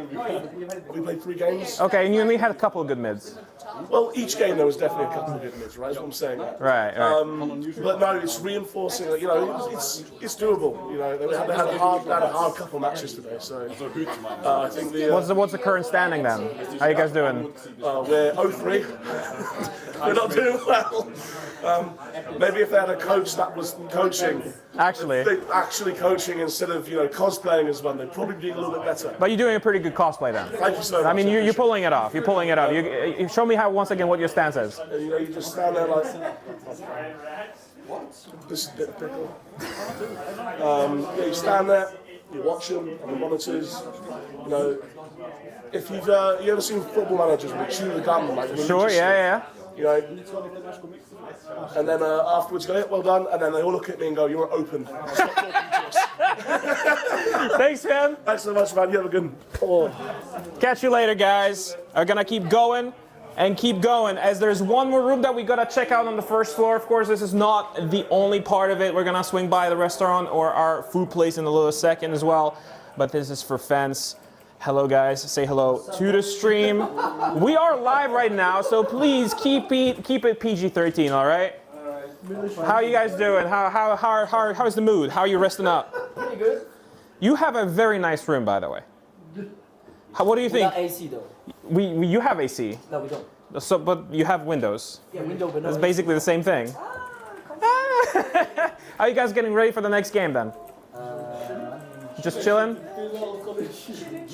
Chilling. What is Not feeling very comfortable against the camera. No. Not really. No. Oh, really? Okay. Well, you know, suck it up and tough it out. You know how it is. Suck it up, tough it out. Are you currently scrimming? I'm playing casual for the first time of my life, so I wouldn't say it's streaming right now. But How is it going then? not very good. I'm 2-2 in sniper. But who's your next opponent then? Witness. Witness. Ooh. The tough one. What are you thinking about doing against them? Beating them. Giving them the. Yeah, but no, you're not gonna say anything. I'm not gonna say it, but Okay, but what do you think that I think Witness's mistake might be that you can exploit? Underestimate us. Oh, really? Yeah. I think there's a lot of people who kind of like root for you. Is it? Yeah? You're a bit of an underdog on this. Like a lot of people have very positive feelings. Yeah. I'm one of them, very based and very biased. We appreciate it. But we will see. But we're gonna keep going. You know, we have a tour a little bit left to those with Mula. Sorry, say again. What? Say again. What was your name? Mula, yeah. Yeah, Mula. Yeah, that's Why are you trying to make me look bad on camera? Anyway, I look. No. I look bad by myself. I don't need another person to make me look bad too. Love you, buddy. 1 or 2 minutes. Okay, so we are going to come with me. There is one bit of secret here behind the secret door number 1. We go back where we started. As we're getting back in here, what's up, you guys? So let's get the hell out of here. Sorry. Let's just keep going here. I'm going to show you one last thing before we get set off and give it back to the studio. But please watch out for the little stool over there. This place right here. Just have a peek at what is in store. This is our local Italian place that is keeping us fed, keeping us happy, and keeping us, well, supplied for the games we've got. It's a phenomenal place, and anyone that has not heard of Daba Jazzo, definitely give them a shot, as they have been an absolute outstanding food provider. The food and pizza here are phenomenal, and the burgers are great too. So giving him a shout out. Just I'm gonna give a shout out to Manco for sponsoring us and letting us eat some good food. But just gonna see, the light is a bit blinding. Should we wrap it up then? We're gonna throw it back to the studio. Thank you so much, and see you guys in a little bit. Welcome back to the couch here at ÜBERFEST 2025. I'm Turbo Times. I'm joined with 2 new faces here on the couch. I've got Domato and Dave. Guys, welcome to the most skipped part of the YouTube VOD. It's a pleasure to have you here. We're in round 6 of our 7-round bender of a round robin here in this tournament. Domato. Yes. You've been casting. Has that been a fun, pleasurable experience this LAN so far? I mean, definitely. I'm always appreciating that. I'm sorry, a bit off take. Ah, there we go. Okay. Well, also hello and welcome. From me, no, it has been definitely a pleasurable experience, you know. And you always have to do the prep talk. I was a little bit off taken. I thought once again you were having those pop quiz tests about the rosters, and I wouldn't be able to tell you that Alien's Workshop is comprised of Sneaky Omgar, Kosuki, Phoenix, Yimpo, and Wild Piggy. But I'm glad I dodged that. Yeah, I'm glad, you know, we never asked that question. We don't want to put you under any unnecessary danger. Dave, you've been put in a very peculiar situation now, because now we've heard about Ellen's Workshop. We've also got the opposing team, Aragosta, is going to be the other team that they're going to be facing up against. I don't suppose you could recite Aragosta off by heart in the manner of 5 seconds? No. Okay, question answered. All right, but I think, don't worry, I think production might have you covered here. They might not. We'll see if they bless us with any sort of wonderful graphics. Oh, well, what do you know? They've got those wonderful graphics right there. Now, Dave, can you recite me Aragosta? Well, we have Vanu and Juxter on scouts. We have Maki and Sia on the soldiers. We have Davey on the demo, and we have Maurice on the medic. He goes by another name online, but we probably won't mention that name is escaping me now. But and he's also going under a different nationality, I would say. I mean, I've been German since birth, and I have never seen this nationality linked to this player. But Well, what else has also been escaping them is so many wins. Yes. Look at the loss record of that team. Ay, ay, ay, I Tomato. mean, they are conjoined, by the way, in that fate. It's very easy to remember the victory of both of those teams because both of these teams have 0. Well, so fortunately though, Dave, that means we are going to be walking away with a winner today. Now, you know, historically, usually the team that's in the Prem season usually comes out stronger in this. But when you look at Alan's workshop, do you think like this team has potential at all? It's definitely a strong team and a lot of strong players. I mean, most of them have either top Div 1 or Prem experience, and they also have a lot of experience playing offline together. They've been to previous lands. I think they went to Poland as well this year. So they're kind of used to playing together, and I think they're up to they're going to at least match a similar level to Aragosta. So you know, even if they haven't played Prem this season, I don't think they're too big a disadvantage, and you know, both the teams look basically evenly matched based on the fact that they've lost most of their games so far. Yeah, I want to talk about a thing we don't talk about too much in the game of TF2, and that's about pressure. Obviously, Aragosta, usually all the pressure's off them, Domato, because they're the kind of David in all the Goliath matchups, and my God, in this story, David gets murdered into a pulp like 7 million times, but this time they're Goliath in this situation. Do all teams like react to pressure the same way? Is it quite an easy game to kind of shrug off that sort of pressure, or does it actually get into the heads of some of these teams? I mean, it's a very different scenario for each of those teams. It's also a core foundation part. How do you build your teams? Is it a LAN team? Is it a season team? How much actual experience do they have playing together with each other and then sort of coping out the mechanisms once you are sort of on the back foot?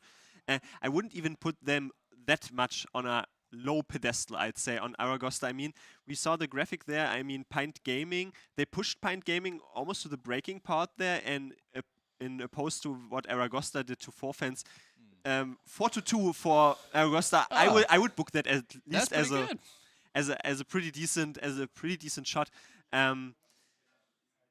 I don't want to dodge your questions. I just want to talk about Alan's workshop a little bit, but maybe we can, you know, strap that in. Oh, that's okay. We've got Dave for that. Dave, obviously Alan's workshop coming into this with no pressure compared to Aragosta's thing. Is it something freeing about that in TF2? Is it nice to like go into like a matchup that you're suspected to lose, so you don't really feel at fault or anything like that? Is that a powerful thing in TF2? I think it can be, as long as you have the right mindset. I mean, it can be kind of unfun at times, I find, where you have certain players who have that already defeated mindset on your team that can really kind of drag the team down. Whereas, you know, if as long as you're able to keep a positivity about it, and as long as you're able to just work through that, and you know, these players, they still have their pride, they still have their ego. So, you know, even if they have been losing a lot today, and even if, you know, Aragosta have lost a lot online recently as well, they're still going to feel this is the team we can beat, so we're going to give it 100%. Yeah, that is a good point. I do. Maybe a follow-up, by the way, perhaps, since if you know one thing, if I'm here, then I am not holding back on anything. I mean, for example, I like Felix is in Alan's workshop, and this guy has been on a 24/7 complain hate train, if he's really on it, if he's really feeling it. But I feel like he's definitely on a team where he has fewer things to complain. And also, I want to bring one thing up before we are, or before it is brought up by our casters. I just so we'll look at Aragosta's gameplay in the meantime. Well, I say gameplay; it's more like them playing the game in real life. But I just wanted to quickly segue into that. We see the Wild Piggy medic debut on a season. By the way, they shifted him last second to medic. Oh my God! The scout skills transfer onto medic? Sneaky says he feels comfortable, and he Wild Piggy is a goat on every class. Yeah, well, he's really good on every class, trust me. All right, okay. I trust him. I trust all of you have to say, but do I trust my casters? Are my casters going to lead me some trusted, wise wisdoms in our game coming forward? It should be Wandom and Eepoli on the caster desk. Nothing we could ever say could ever possibly hope to match up with the wisdom of the analysis desk, but No, I think God, equally no. we'll have to give it our best shot. Yeah, I mean, I feel like every word that comes out of Turbo's mouth is just dripping with wisdom. I hope everyone at home has notebooks. Oh God, I hope and so. And a pen, at least one. You might need 3. Yeah, every word is gold. Record it. Keep it on your phones for later use. Yes, agree. 100%. There we go. Yeah. I suppose we can talk about the game a little bit. I mean, they've already talked about the game. I assume they'll get underway at some point. Look at these players. Look how keen they are. Look at them being in a server. Oh my God, they're rolling out soon here, Italy once again. Oh my God, we're going live. We are going live. This is round 6. We have a 90-second STV delay. So you guys are going to watch the rollout on their screens, then we're going to go back and we're going to watch the rollout again in a second. God, but I'm looking forward to that. I expect this map, Italy, to be quite close, as we do look a mid-fight happening on our screen from Sia's POV. This is really nice. There we go. The zoom-in's going to come in. Oh my God, he's doing a lot of damage to Demo. Now I need everyone in chat to close your eyes and forget what you saw as we transition forwards eventually to the actual game. Oh my God, seamlessly, absolutely seamlessly. It's all good. It's all good, man. You know, I feel like we can just we can. You know, when you relive the best moments of your life at the end. Yes. You know when it's the end and on you your can feel the cold embrace. I know, very, very, very well. Yeah. I'm on my you get deathbed. that, and you get all the highlights of your life. It's going to be exclusively ÜBERFEST 2025. That's what happens when you turn 25. It's like you get a little sneak peek of what it's like to die. I wouldn't know. I'm nowhere. I'm nowhere near, buddy. Wow. No, this is really nice because we also have the SCV on our screen. So we can actually follow up and see when we're actually going live. The pregame is still happening on our side. But you can see actually spectators are pulling in here. I think this is kind of one of the matches where yes, both teams are at the bottom of the table, but that means this matchup will be very close. I'm actually really keen to see what happens for Alan's Workshop because they were not playing Prem this season, but every single time we go to LAN, they are so much better than we expect. Yeah. But it's a big challenge. Aragosta played Prem for the last 2 seasons, and I think they've kind of showed signs of life. I think they have some very impressive players. But here we are, going on to middle here for round number 6 of ÜBERFEST 2025. It's Impo arriving early, and early damage onto Maurice here. Oh yeah, that is so annoying as the medic. You can play so much for the back, you're trying to get a health back, you're trying to do something, no one's going too aggressive. That's a nice follow-up from Kasuki. Maki wants to get the equalize, and does manage it pretty well. Scrappy fight all over point, not a lot of HP, but ultimately, Aragosta coming away with a dub. Yes, the projectile class is really shining there for both sides. Huge rockets from Maki coming in with a late bomb and a kill onto Wild Piggy. Then the pipes just from Impo, last second, finds 2. And leaves Juxta in a very awkward position here. Back in onto middle, 50 HP, sitting around enemy big door. But that is a big Ubered scout player, surrounded, dead. Yeah, no, optimistic, but at the same time, sometimes, you know, just dragging people back gives you a little bit of a time to breathe, your team to spawn, you know, maybe. Ultimately, both medics did go down. Uber's going to be effectively equal, so there is a slight opportunity. I mean, Alan's Workshop does seem to want to try and bust in here. A lot of space being taken by Barney. That's a really good frag. You can see them dragging people all the way back towards point with the way that Gullywash mid does cap. So, you know, basically the exact same speed. That is actually an important thing to drag players back. But now, we do see, oh my God, Barney's just keeping on going. This demo's so weak as well. They're going all the way. It actually takes Impo forever to die in that push. A really nice aggression coming in from Aragosta there, but it's just not quite enough in the end, right? You see, it takes a little while, and that means that they don't actually manage to find the kill onto Piggy. I think there's a very real world there, where they can just pressure, and kill all 3 players. They're stuck on mid for a while. Unfortunately, not quite getting it, so now Sia's going to walk into lobby here. It's an even situation, but we're already peeking in big door. Quite aggressive here. Oh, that is such a good frag onto Impo. That is going to make things really difficult. It's so annoying to try and defend this big door position. And you can see Maki jumping in as well, get a little bit of damage. Vanu is going to be a casualty here, and that's an important cleanup there from Monga. So that is going to kind of buy them a little moment. Sneaky as well, securing. Pops it on 1 HP in big door, and that is a salvage pop and a half now, though. The post-Uber, this is going to be very difficult for Aragosta. You see them already running all the way back onto their own side of mid because they do not have that much to really fight mid for. Instead, as Vanu up on the sniper, is a bit dangerous on this weapon, but just immediate headshot onto Phoenix. Gonna have to see if you can find a bit more. That is a medic running very far away. Peeking into big door instead, that's a scout just staring at their face. Yeah, one of those classic things about Gullywash when there's a defensive sniper and your player down, even with the Uber advantage, it's so annoying. They do opt for drop down. It's going to be a bit of a commit play. Varney wants to go try and get some cheeky little headshots here, but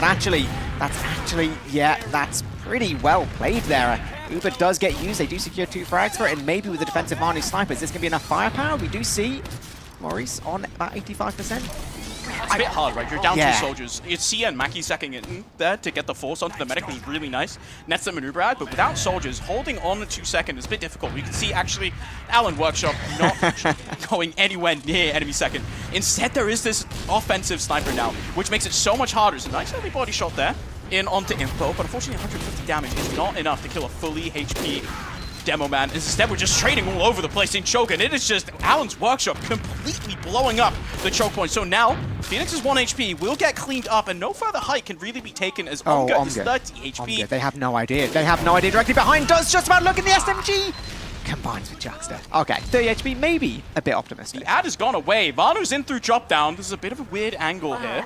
Oh my We're god. playing a bit aggressive here. Maybe looking to bully a soldier. I missed that too. You gotta, no, you gotta hit those. You gotta hit those. Come on, buddy. There's a soldier. Sneaky's just sacking in onto mid, actually taking the trade. Are we? Are Straight we? away, Are right? we? This is so weird. Now it's Sneaky trying to get a lot of damage actually onto Davey. Unfortunately, no kills. This is a very, very bad trade as Maurice did not have to pop whatsoever. Phoenix down as well. Now you're 2 down. Yes, there's still a sniper up, but maybe eventually he will hit something. The 150 damage onto the enemy demo man is just gonna dispel Impo from the second point, send him back to last. But this is a big advantage here for Alan's Workshop, and or for Aragosta rather. Yeah, Alan's Workshop, this they're in trouble. is a huge situation. I will say, I think it's probably time Vanu gets off that sniper, because it's not really working, but here we go. Going to be walking all the way on in. This is a nice position. They get so far in before using the Uber. Gun does go down. Pyro's not really in a position trying to get behind point. This is still not too bad for them. You do have to focus down this heavy. God, it's becoming a little bit scrappy, but surely they won't stand too much of a chance. There we go. The headshot rings out. Scout onto point. And eventually, after all of that, Aragosta takes our first round. Yeah, that was really nice. The sniper from Vanu does enough to pressure the enemy, but it's just really that huge Uber advantage that they had on Aragosta. They just managed to roll it all the way out to last. Unfortunately, Impo dying very, very quickly. The beginning of that last push, no stickies on point, makes it so much harder to hold. So now Aragosta, pretty decent lead to start off the game. A lot of time still to play for, but Alan's Workshop now finally in the correct place on the scoreboard, no longer confusing me. Oh my lord. Okay, yeah, that's good. That's good. We're enjoying it. We're enjoying it. Okay, there we go. Second mid, not quite so much time. Oh, big stickies on the Phoenix. I take everything back. That really opens things up. Both soldiers immediately down on the side of the red team. So there we go. Such a good position. Seer does go all the way in towards these back lines. Should be aware of them. Nice little direct though. Even, even not securing frags, being able to force the players all the way back onto last. They're physically on last. They're not contesting any part of second. There's opportunities to just keep going on in. Impo dying there is pretty unforgivable. Oh my god, it's a soldier launching forward, but there's a lot of people dying here in the Uber. Neither team has yet. And this Aragosta aggression is immediate. Mackie onto the point. One soldier bombing forward, but he cannot hold on. Instead, they pop the Uber, but do not get to the point in time. It is another round for Aragosta. That is insane. Having Impo die there, like straight up, just getting caught out position, like towards floor. I don't know how it happens when you lose your demo and then Mackie takes that literal perfect position towards point. It was so much damage. It was so much cap time. Like that was basically like the round winning play, but that's a big mistake for Alan's Workshop.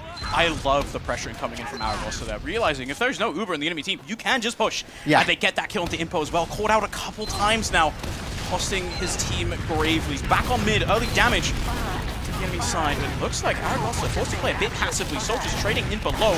Leaves neither team on end basically anywhere. Single soldier bomb coming across from Sia. Actually, there's decent damage to Sneaky, but it is a very aggressive Davey. Shot down so low and ends up cratering. So now Sneaky can sit around on the point and usher the enemy team away, choosing to evacuate with the Uber in their hand. There we go. They're going to be pretty happy with that on the side of Alan's Workshop. They're going to be taking control of that mid fight, like you say.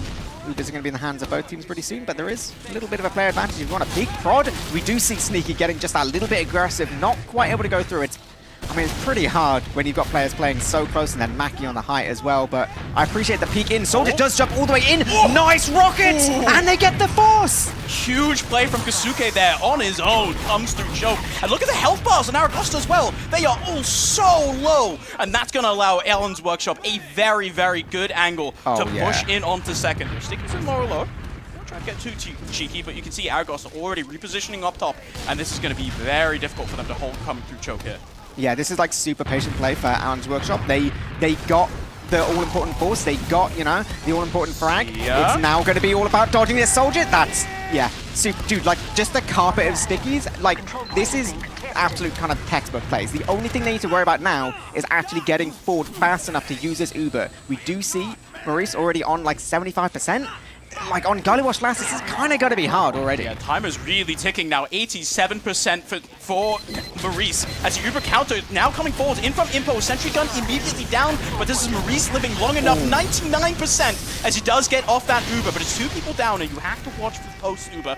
Pyro and Heavy are up on last, and there are no Allen's Workshop members anywhere near. But you can see them re-peeking here in through River, and I think they might fancy themselves a bit of a pushback forwards as Pyro is eating a lot of damage, and a Mackie kill as well is going to leave a very low Heavy on his own on the point. And Allen's Workshop respond with a round of their own. 21 minutes. There's a lot still left in this map.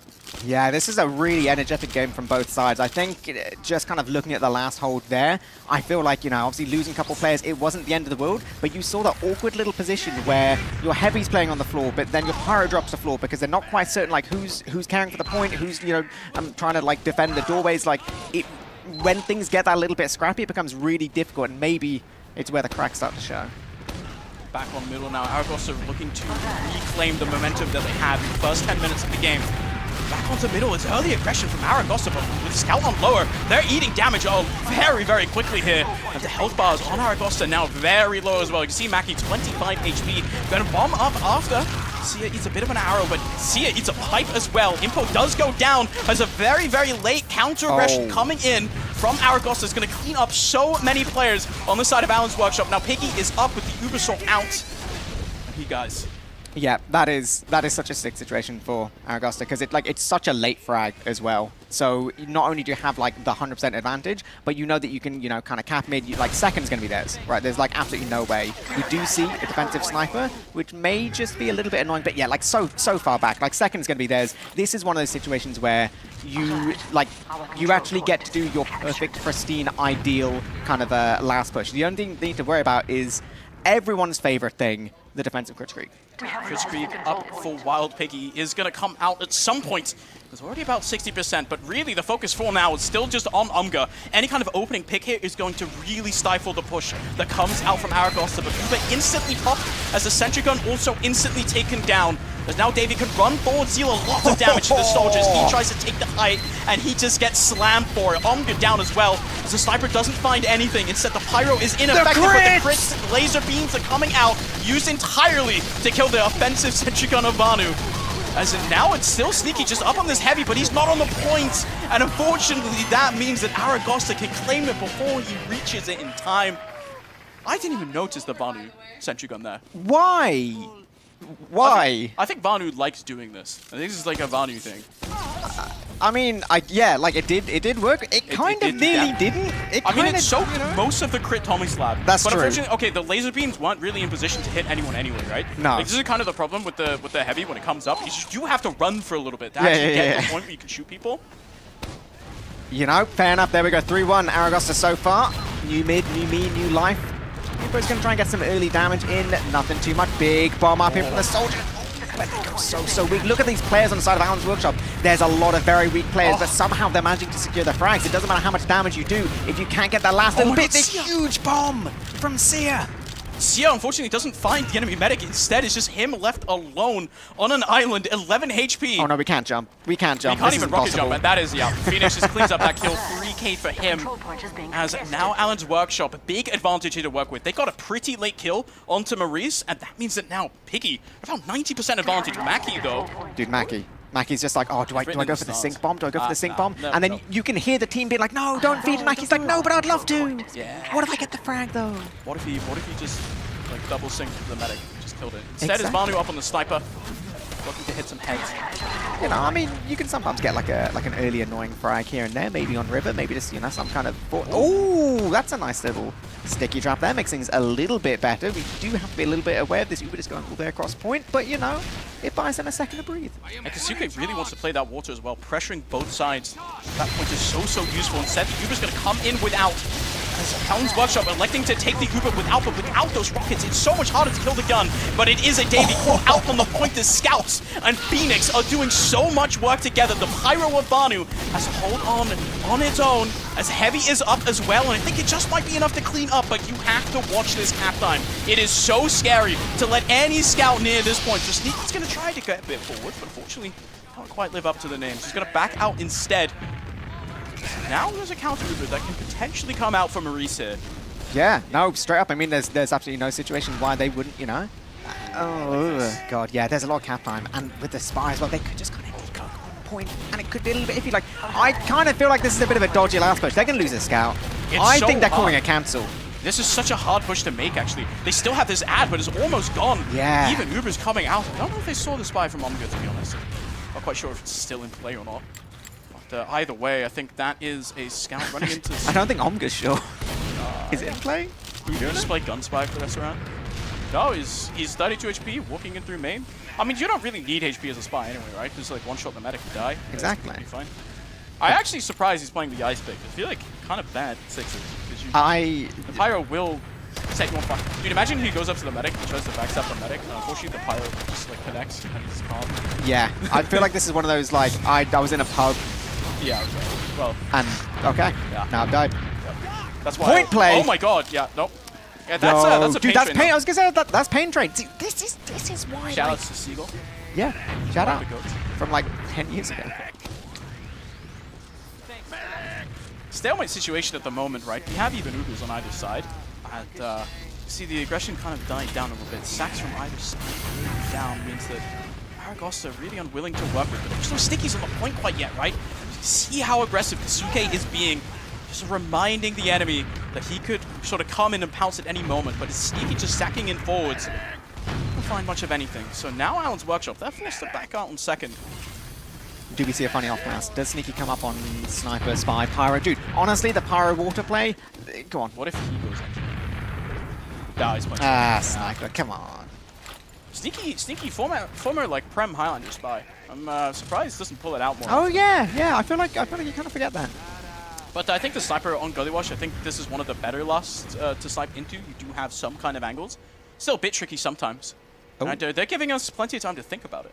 Well, I mean, you know, on the whole Sniper thing, I think there's so much to be played around in terms of, obviously, if you've got like a pain train and you're going to get like ×2 on point, there's so many point plays you can do where the Sniper just like hard scopes point, and then it's like someone drops down and then you can just like, you know, get the frag on them and then maybe drag things out a little bit longer and then, like, you know, it's like Gully Lass. You can maybe try and do like a funny thing. You do one guy and then he dies and you just do another guy. You just keep going and assume they'll never push out. So we are not currently aware of the situation of why we are paused. I could give you, everyone in chat, a brief sort of little rundown that Phoenix has all day kind of been dealing with a bit of tech issues, which has Alan's Workshop being forced to pause the game a lot because Phoenix's computer keeps kind of restarting on his own, I'm pretty sure. That's not great. That's what's happening. I'll be real. So, but it does say... I think those are live, though. Let's just ignore the spoilers. Yeah, guys, can you believe? 90 seconds into the future, we are still paused. That's kind of wild. I love these player badges. Oh, there we go. Unpaused. As Sticky's just coming out onto the sentry gun.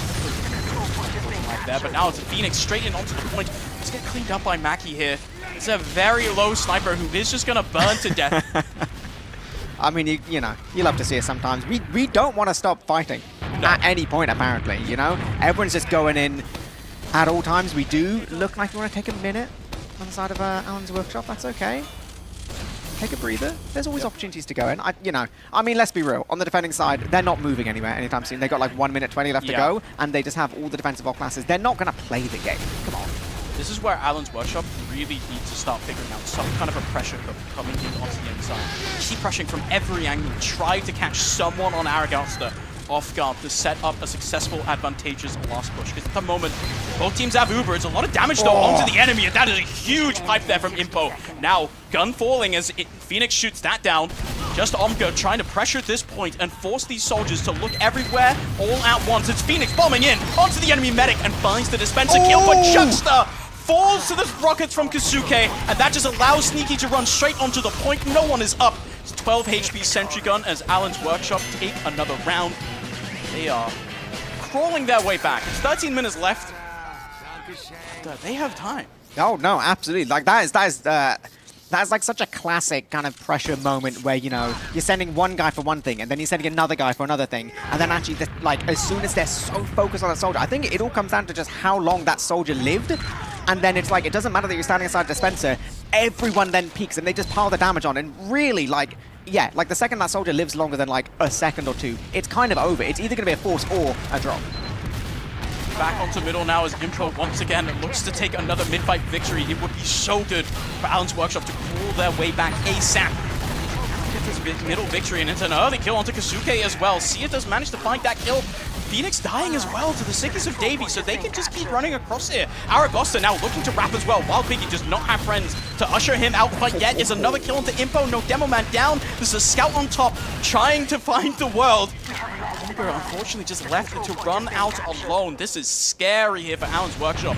A lot of pressure can come in here. Yeah, absolutely. This is a pretty good position. Aragosta, you know, they have managed to lose a couple rounds here, but this is a pretty commanding position to be in. They're very much in the driver's seat here. They don't have to do anything too fast, but they're in the position to do exactly that. And with that frag towards Phoenix, and with the last hold not being fully set up just yet, maybe this is a time, if anything, to try and get some people in.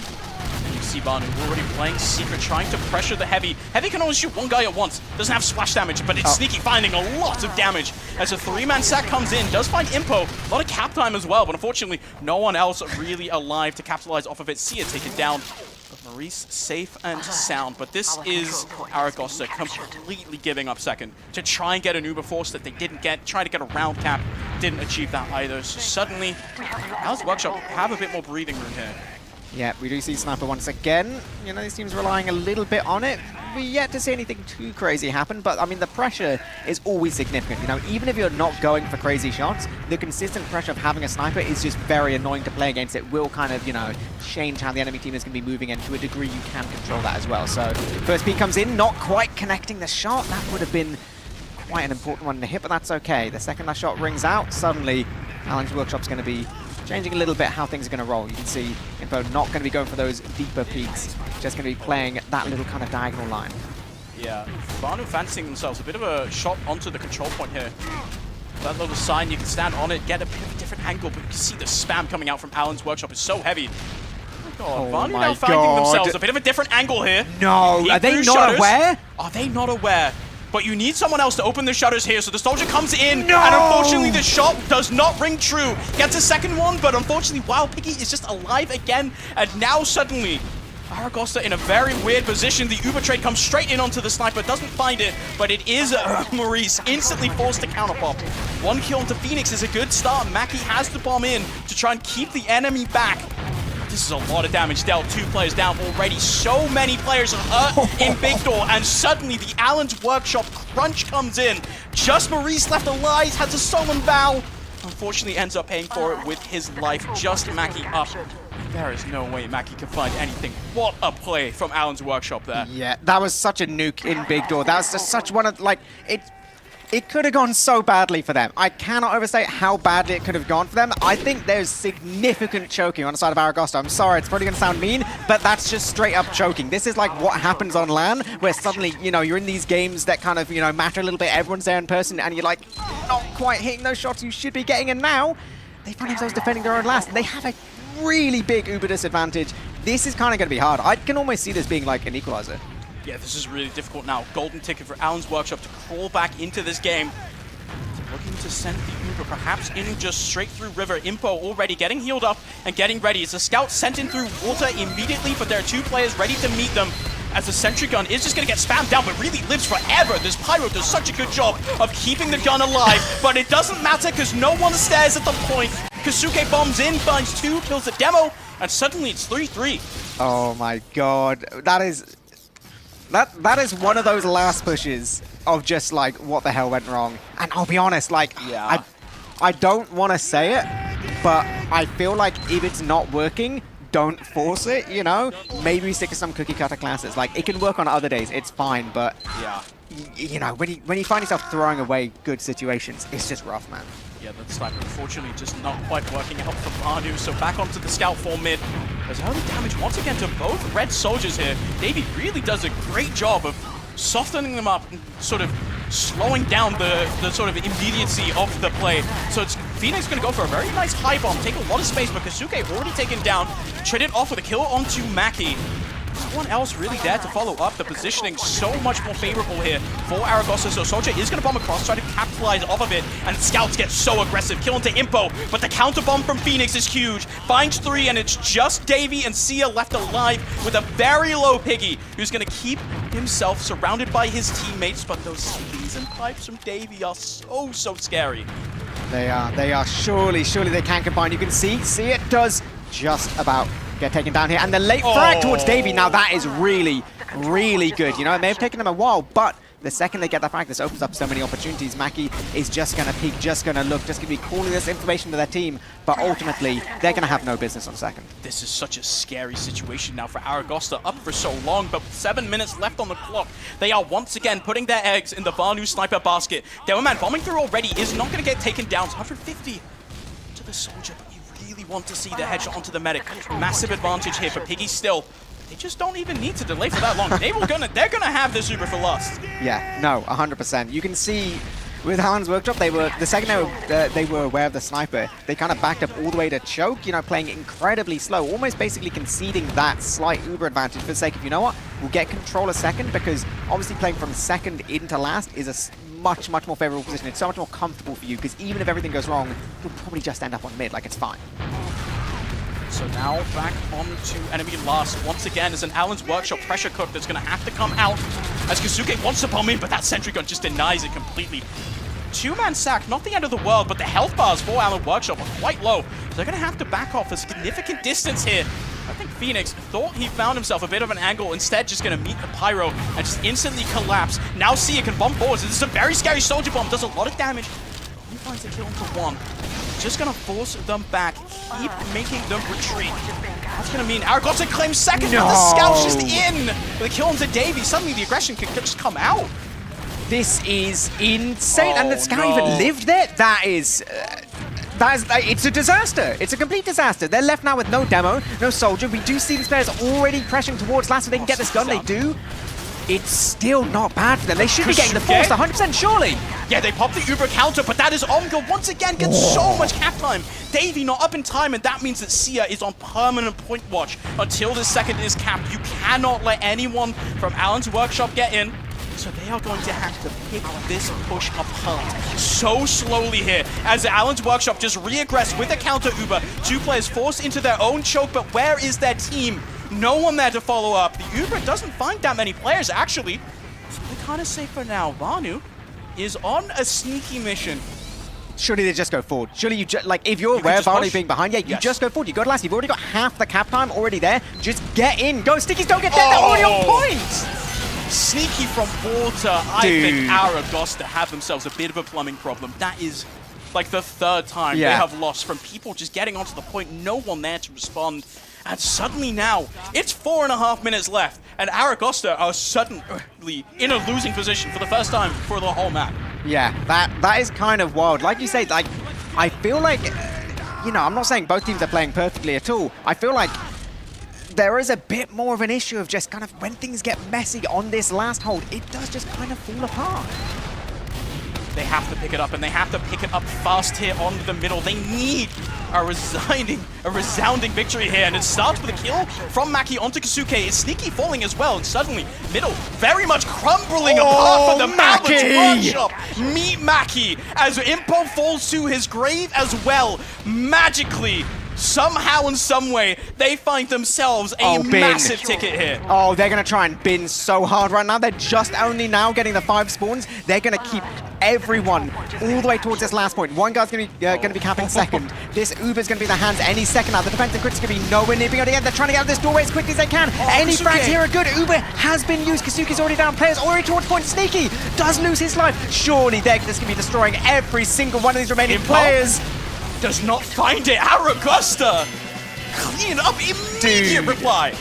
Literally, Yeah. literally immediate reply. The second you're just like, oh, you know, things have gone a bit wrong. We're just about behind now. No, doesn't matter. What a huge mid for those soldiers. Mackie just absolutely crazy there on the mid. Massive flank.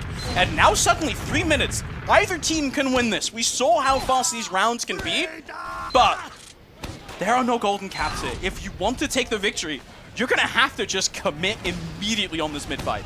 Yeah, straight up, straight up. So we do see Davey trying to get anything early, a little bit, not really a lot. Suki's on the first bomb, but doesn't stand a single chance there. You can see these players, though, on the side of Aragosta. They're all caught towards choke, just surging forward, the power of the Impo and his soldiers. And the taunt as well. This is huge right now, keeping Piggy alive. This is going to be an uber advantage. This is going to be a last push. This should be everything they want. Even early damage towards last would be okay, but it doesn't matter. I think right now, if you're Phoenix, all you do is you do make sure that you live. If they can get this gun, but like, you know, there's a pirate, there's no chance.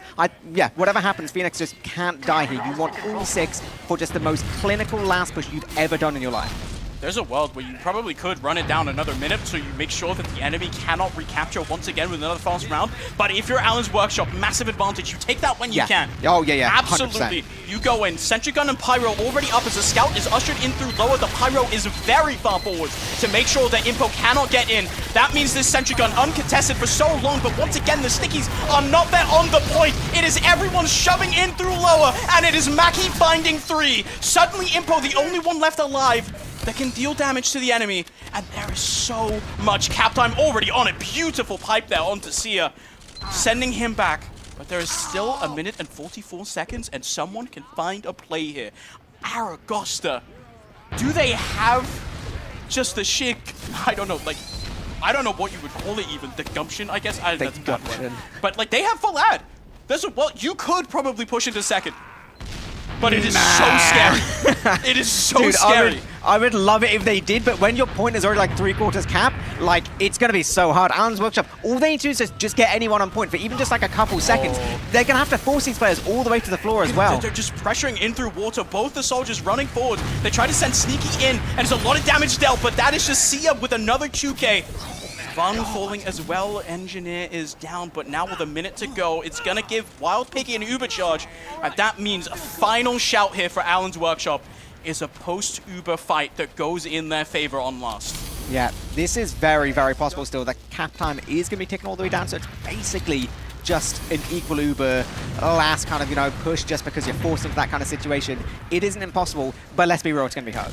This is going to be incredibly difficult. They have a one shot to make this work. Kazuke already watching as his Phoenix goes in through lower. Uber comes in through shutters, and the Pyro does a lot of work in denying it. No scout there to help out, and the gun is going to fall. Omga once again in onto point. Lots of cap time coming out, and the health bar for Aragosta are low. Not that much better for Allen's Workshop, but they do have a superior post-Uber positioning with the soldier on the point again.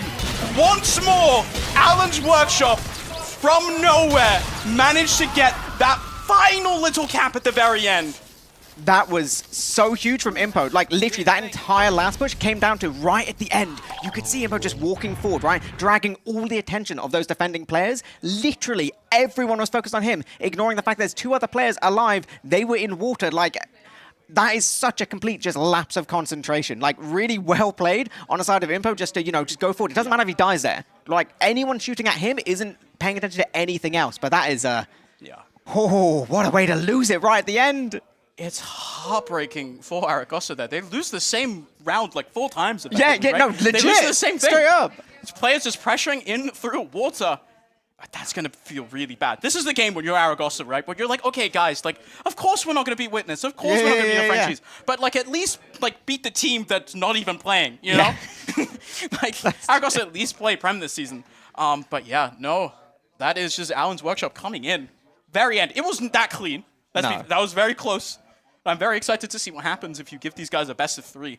But yeah, my God, really nice stuff. Yeah. Very close to the end. It feels like every one of those rounds were those rounds that happen on LAN, right? Like, everything becomes so much more difficult to coordinate those really just like those tiny little decisions moment to moment.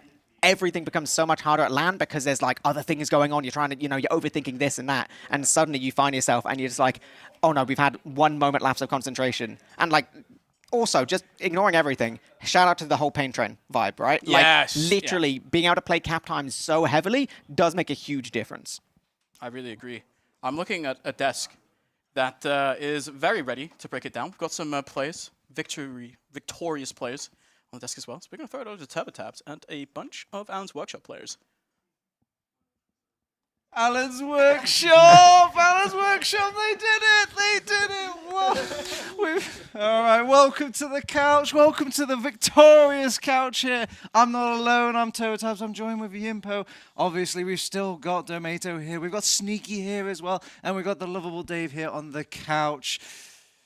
Guys, I mean, obviously, it's just to everybody else out there, it's a round 6 regular sort of game, but no, it's an upset here. It feels like a grand final sort of energy about it. Does it feel like that playing at Yimpo?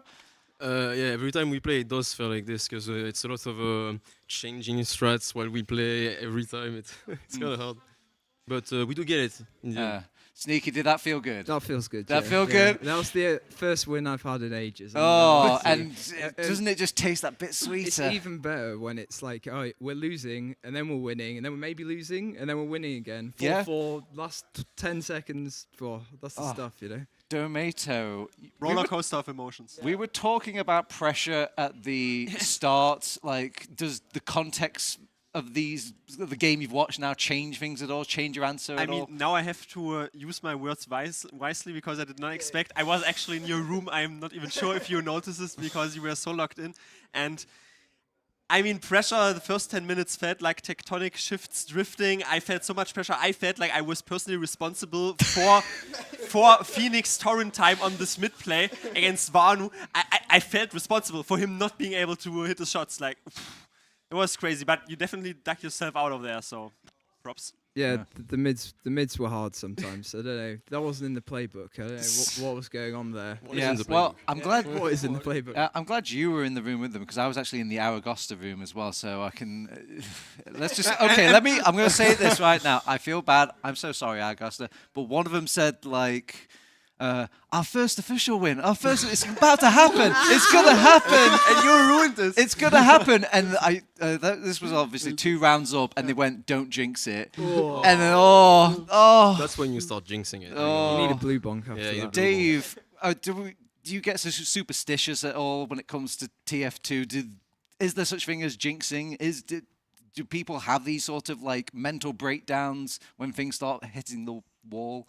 I think as soon as you're kind of bringing that to the comms, you're just killing everyone's momentum because as soon you go 2 up, 2-0 up. Yeah. As soon as it comes back to 2-1, suddenly everyone is just in heart, panic stations. Your heart's in your mouth, but I mean, what's the opposite like, Yimpo? Obviously, you guys were down, but then. Where did you find the energy? What was the turning point in that Gully Wash game? I don't think there was a turning point because we just like kind of used to losing. So we're just like 2-0, we don't care. We're just gonna keep gonna play, and like it's still winnable, right? We expect to lose most of the time. So when we are like 2 rounds down, it's not that different to normal. So you just keep playing, and then sometimes it works out. It works out today, and it feels great. Oh, well, let's talk a bit more from the moment to moment. Like, what do you think you had just completely on lock compared to Aragosta? Like, in your gameplay, where you were like, okay, they're doing this, but we're able to do this? Damage. Yeah, to be fair, Yimpo was dropping a nuke on them. I've not 400 DPM, I think, was it? Convenient timing. I want some verification Production here. needed promotion for that. That was all right. Great. So we've got the logs right here. Where is 343. Where is we can round that up. Yimpo is on the lower right. Oh yeah, there he is. We can round that up to 400, got a DPM of 343. Not bad because you guys are holding points a lot. So. Yeah. Well, and Davey is kind of trailing a little bit behind you. So, yeah, overall, you are kind of the most damaging demo in the server, Yimpo. So, well justified. But was there any other players, Sneaky, that you thought were having a good game? Doesn't even have to be someone in your own team. Like, do you think somebody was just particularly popping off? Yeah, I think Juxta was having a pretty good game. I thought Mackie, actually. Mackie, wow. Mackie. Oh, yeah, Mackie, that one mid. He came behind from the drop down, and, like, I thought that was it. I walked over here, and I was like, oh, the poor boys, they've lost another one again. And then You dig deep. It's worth pointing out Wild Piggy 3 deaths as well in a 5-4 game that goes on Gully Wash. Like, he wasn't dying. If Wild Piggy had died an extra 2 times, we lose that game. Who knew that Scout had transferable skills when it comes to the medic class? And admittedly, you see sometimes the importance of locks being completely skewed up, since Maurice has sizably more heals per minute, but he was holding the last point for the majority of that. And sort of Wild Piggy, you know, was in the front where he could actually die. And he didn't. Yeah. So that made a difference. Also, just want to segue. I feel like sometimes I've monitored your game maybe a bit more because you're so in the action. I would say, for example, the turning point is Sneaky saying the 50th time, please clear comms. Yeah. Like, It's rich because I clutter comms a lot, I think, but no, but like I think you clutter it more if you say it. Yeah, guys, you get in the way of my comms. Yeah, that's pretty much what I'm saying. Yeah, stop talking and listen to what I'm saying. And to be fair, the most humble and silent people, like if Kazuki and, for example, Omga would speak as much as, for example, Yumpo and Phoenix. Yeah, that'd be rough. Yeah. Well, I mean, this was just round 6, however, and you've still got another game to go. How the hell do you, like, you know, come back down from, like, the top of the earth? Blue bongs. Blue bongs. Have you been drinking throughout all of this day as well? Or? We had a break. We had some nice Japanese food to break it up, but yeah. Okay, so not quite like, you weren't hitting the sake or anything like that? No. It was suggested, but maybe I'm glad we didn't in hindsight. All right. Who is your round 7 game? Enlighten me. Mac. Mac. Buccaneer. Well, I mean, that's basically the next step up, right? Is this going to be like the Super Cinderella story? Is this just the first slipper in the... I'd love to beat Mac, I would, but I'm not sure it'll happen, but it might. You know, we're on a roll now. We've got 1 win behind us. Yimpo, I'm just going to ask you this because I think this might be one of the rare moments that the players might agree with me. Did the map matter? Like, if you played this team on any other map, do you think it would have not been the scoreline that it was? I really had no idea. Like, when it's that close, I don't think I can really tell. But Gully Wash, I like that map. I think Phoenix likes it as well. Okay. So I think it does make a difference. All right. Well, I'm all out of questions. I know I've been ignoring Dave and I've been ignoring Domato. Dave, have you got any questions for these? I mean, I just wonder how does Phoenix sound on the comms when he doesn't like a map. That's just my first follow-up question. But no, I don't want to detract. Maybe Dave has something else. No, I was just going to ask. You've played most of the invite teams now. Who's the most impressive of your opponents so far? It's Witness Gaming. Witness Gaming. Sorry, no. That's cheating. Yeah. All right. What team other than Witness Gaming? Okay. I thought Forfence really hard to play against their soldiers. Like, they were all over us. Couldn't really. Forfence, yeah. Yes, the Frenchies. Is that right, Impo? You don't make them quite like the French do. All right. Well, thank you very much, lads. Obviously, you're going to give you some shout-outs for a little thank you for coming onto the couch. So, Yimpo, start us out. Have you got any special people out there that you want to, like, you know, shout out to? Maybe even your teammates or anything like that? Shout-outs to Wild Piggy. Shoutouts to Kazuki and Omga and Phoenix as well, obviously. Magical, beautiful. Thank you very much here at Alan's Workshop. And obviously a big thank you to Domato and Deo. I don't think it'll be the last you'll be seeing of us here on the couch. I am going to be winding it down to a break. So yeah, we'll go to that. And hopefully we'll be back for the final round of our round robin day. We won't call. Bye-bye.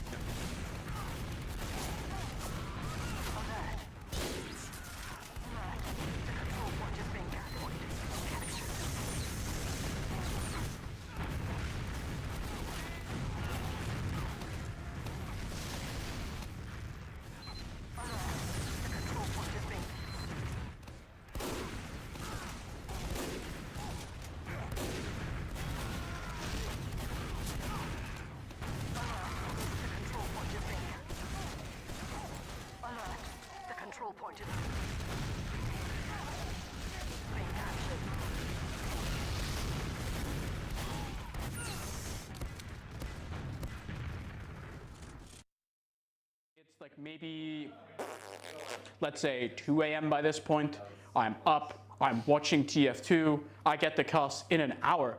But Witness are currently losing to, Froyo are losing to Witness Australia, and that's really funny. And I commissioned a beautiful, beautiful recording of Banny just yelling at his foot soldiers, and I think it's a beautiful video. And I wish equally that I could show it to you, but it's not on my phone right now. But I have it in my heart. and in my soul, and it's in everyone's heart, and it's in everyone's soul. But I really do think, like, guys, like, can we just never, ever, ever, ever, ever promise me this? Never play with the Banny rule set. Never give in to pressure. I hate it. Ben, you casted 2 hours of Metalworks with Turbo Tabs, and that was 2 hours of our lives that we're never getting back. No one likes it. Get rid of it. That bad at Denver. Like, they were just so washed. I think they were playing as if they thought that they still had the old players, but unfortunately, Banny is just not Jay. And so when you try to just take every 1v1, you're just gonna lose against people with eyes and hands. I also think that Soapy's the only good player on G6. When you watch them play, Caps is just like low-key a worse Kunu, which is, if you're American, not a compliment. We all know this, obviously, because we're European. Kobe is worse at Soldier. He's just like KN, but like if KN was even dumber. And the only way G6 can push is when Soapy has literally the best bomb you've ever seen, which thankfully for G6, he does about every 2 minutes. So they were very successful at land, but I firmly believe that if Soapy Meister just was snapped up in the void, in a Thanos snap, other Marvel movies are available. Ignore the Infinity Gauntlet over there. That's why I thought of Thanos. Do you know that? That's like an Infinity Gauntlet. Probably. How's your tiramisu?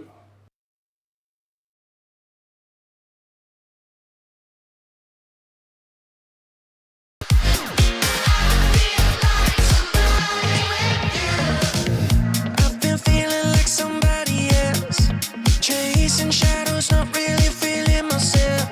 I know I've been lying to myself too, but figured it out right when I saw you. You showed me places I can get away from.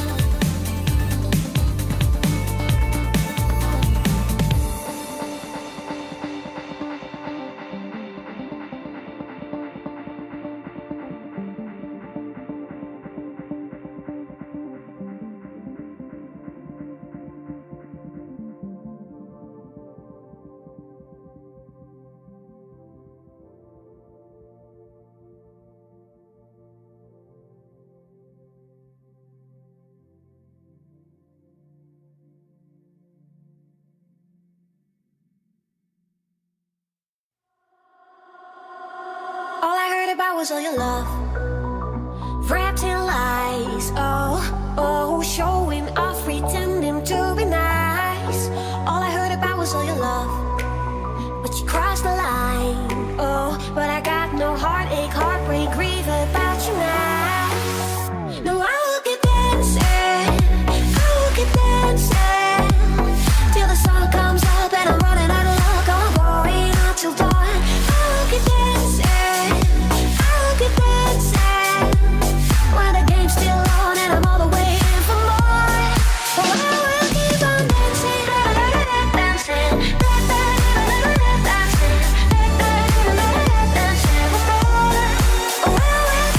dancing, tomorrow I will see you on your knees, begging, oh, I need you. Look at me, we could bring this back. Don't tell me how you feel is your regret, wrapped in lies. Oh, 'cause I knew you would blow it, mess up all again. No, I will keep dancing, I will keep dancing till the sun comes up and I'm running out of luck. I'm going on till dawn. Keep dancing, I'll keep dancing when the game's still on and I'm all the way in for more. Oh, I will keep on dancing, dancing, dancing, dancing for more. Oh, I will keep on dancing, I will keep dancing till the sun comes up and I'm running out of luck. I'm going on till dawn. I will keep dancing. When the game's still on and I'm all the way in for more. Oh, I will keep on dancing, dancing, dancing for more. Oh, I will keep on dancing, dancing,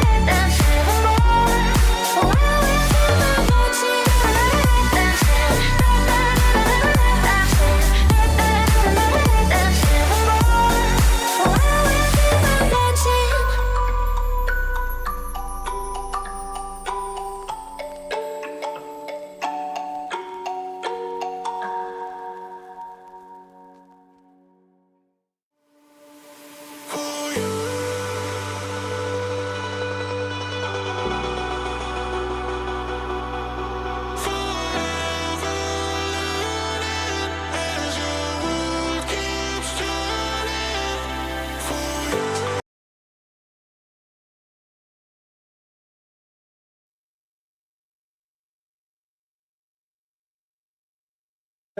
We're good?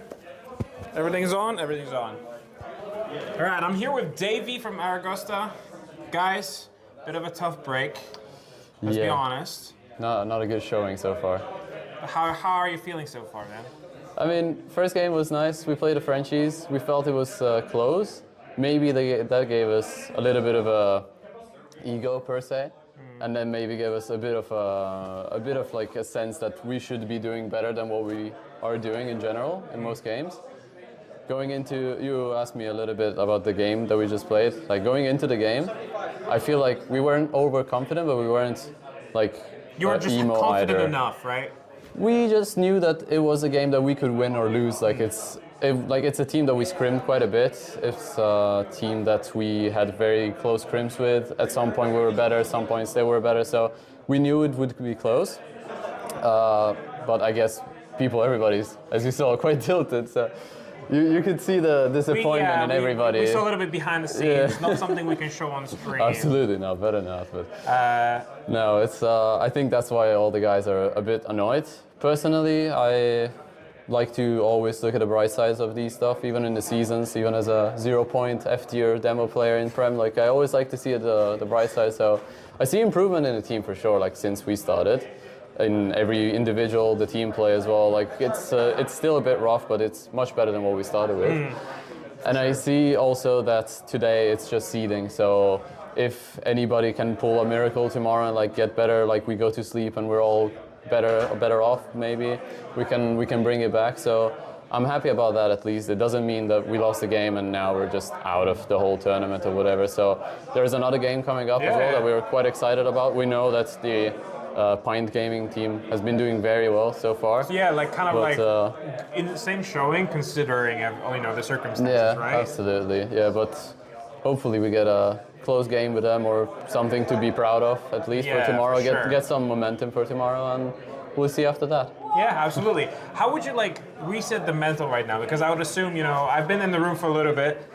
I kind of see what the situation is, and I think that as much as it is warranted, like it's understandable to feel that way. I was on the other side as well. But it's just as important to kind of reset. How would you do it? All right. First thing first, you unplug Varnus' microphone.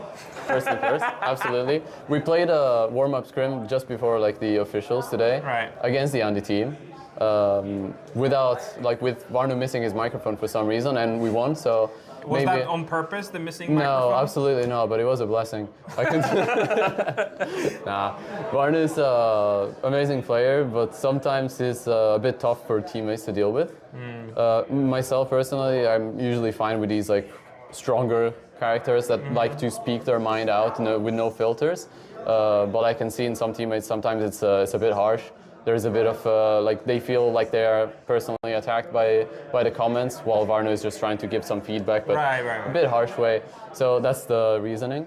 But in all seriousness, resetting for tomorrow, honestly, just have a few beers tonight, chat with people, just like loosen up a bit, because I think people have gotten a bit tense, right? With a few spectators here and there, the camera pointing, like people were a bit thinking about maybe more about the environment rather than the game itself. So we'll see. Tomorrow maybe we just reset by just having a nice night's sleep, a bit of fun tonight, and a good, that's it. Yeah, absolutely. Davey, thank you so much, Thank you so much for the interview. Absolutely, like I understand it's quite difficult coming out, you know, from Alan's workshop. I mean, it was so close. I was watching this game, and there's so many phenomenal games, like phenomenal plays there. And then just at the very last moment, where there's nothing you can do, it just kills your soul. And I can only empathize with you. But at the same time, I wish you absolutely the best of luck for tomorrow. I know you're gonna do well. Hopefully. You just need to have sleep off, reset, get a couple of beers with the friends, and it's gonna be fine, right? Yeah. You sure? Yeah. You gonna be good? Hopefully. Take me out later after, you know, gonna have a couple of beers together? Why not? Let's do it, man. Welcome back to the analytical couch here at ÜBERFEST 2025. You know, obviously the LAN provided by Being Esports, sponsored by Manco Store, and obviously all the production done by Critscast.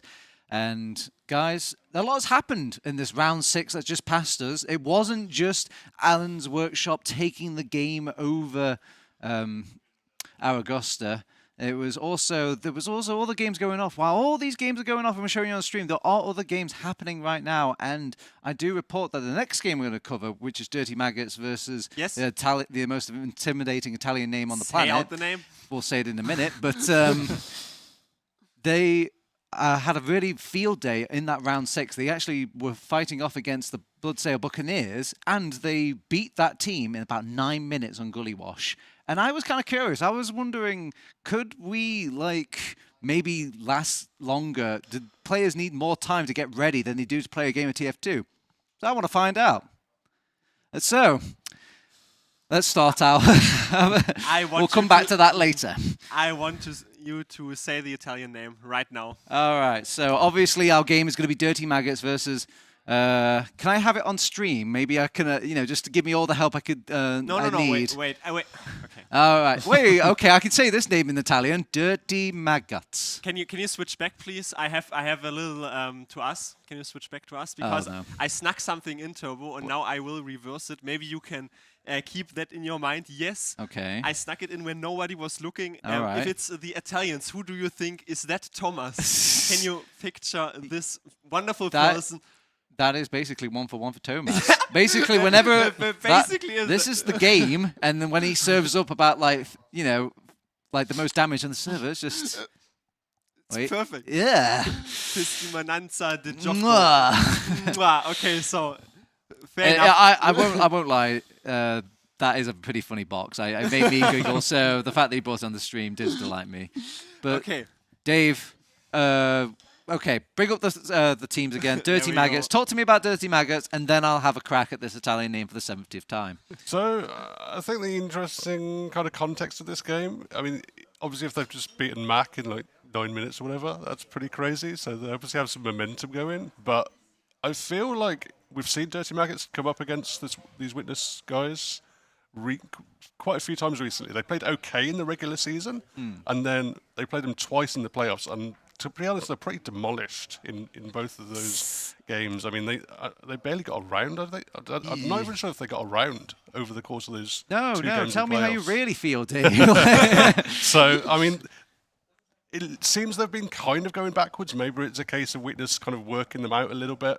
As Witness have kind of experienced playing against them, they've adapted a lot better than the Dirty Maggots have. So, I mean, it looks bad from that perspective, but it is LAN, and that does, provide another opportunity for Dirty Maggots, and particularly a couple of their players. KN coming back, I think, is a big one because he just provides so much DM. And obviously, when you've got that soldier on LAN that can hit all those rockets, that is a really, really big boon for your team.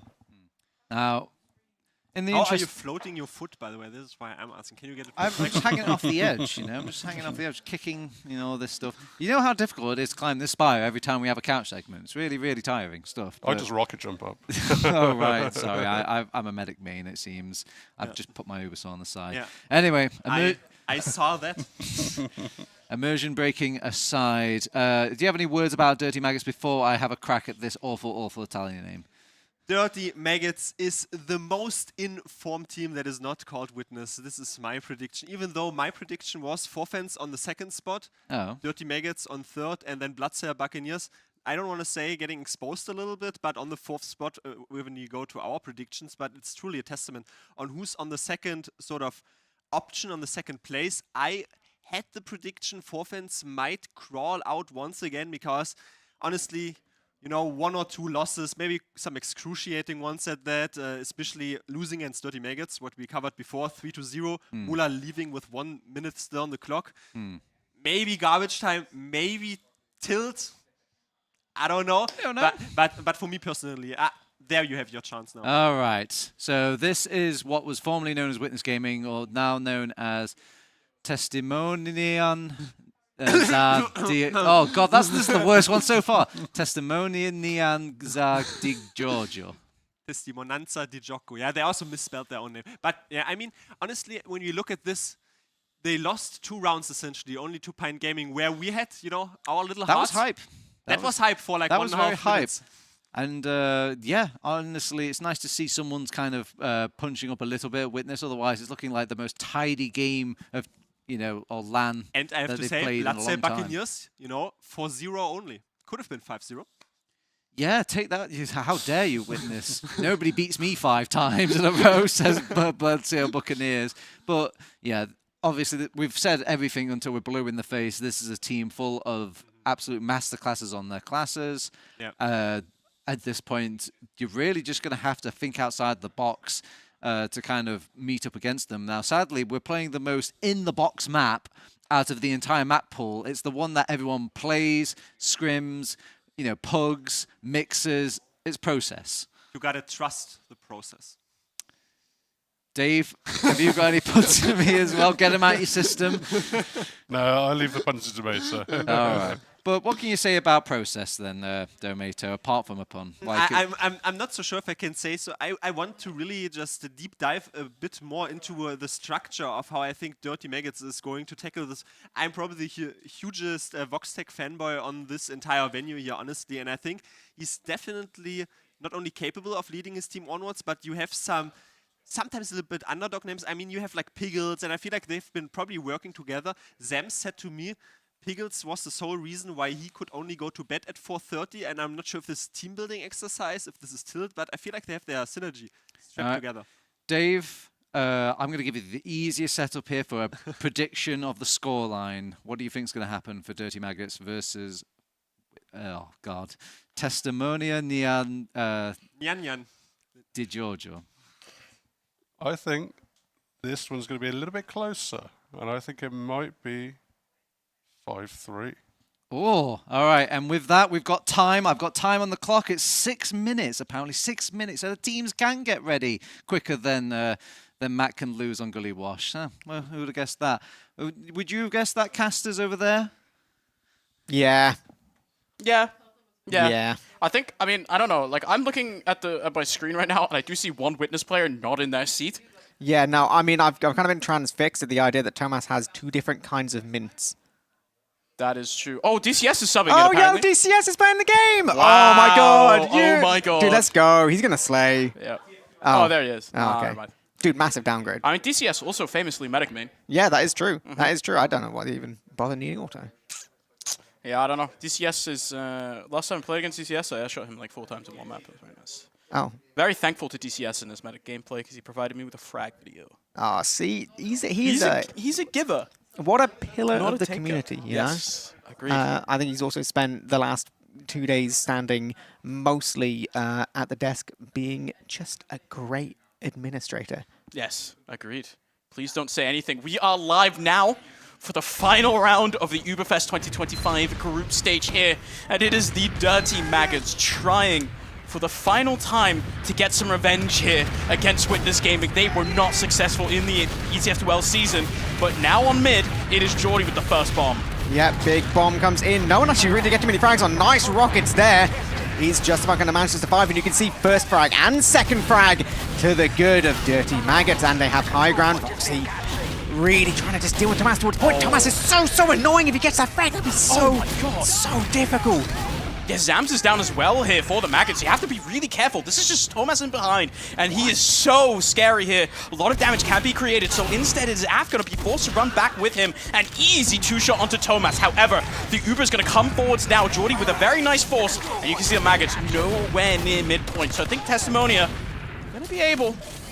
I didn't say it fully correctly, that's fine. That's all good, that's all good. We are going to be going all the way back in here. They really don't want to give up the side of the actual midpoint on side of Dirty Maggots. They do lose Amp. Uber is still in the hands. They are going to get forced. They managed to get one, but losing Ken instantly kind of really sucks right now. Maybe they get that frag, but it kind of doesn't matter. They need to actually make sure they don't get caught because Lucas is jumping all the way in, pipes only. Surely he gets nothing, but he manages to float just a little bit away. That's basically perfect for TDG. They're going to have control of that mid-fight. They're going to have that little bit of Uber advantage. They have very, very nearly player advantage here.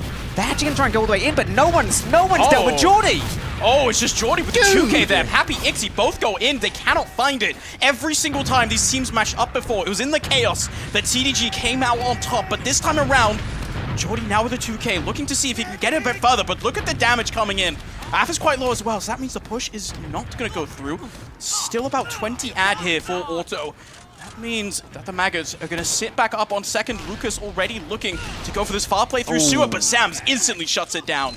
Yeah, I think that moment right there, kind of going from mid, trying to push forward onto second, it shows the importance of damage, because even with 2 players down, the amount of damage on that choke point was so significant that actually they didn't stand any chance of getting through. It was like such a crucial moment in terms of, you know, Dirty Maggots just not actually being able to capitalize off a big advantage of theirs. I love the tech here from Zams. Has the stickies out, does not want to dead them, so he pipe jumps out. Still getting a bit aggressive in choke here. He's just going to get cleaned up, but now with Jordy quite low, there's no immediate response, and that's going to allow Lucas time to set up stickies here in choke. Instead, it's just KN in through PC, and Thomas up on the sniper finds an easy headshot onto Zams. Suddenly, that is Witness aggression coming through. Yep, all the way completely unaware there, and you can see, oh my god, dude, Lucas has got, the pipe!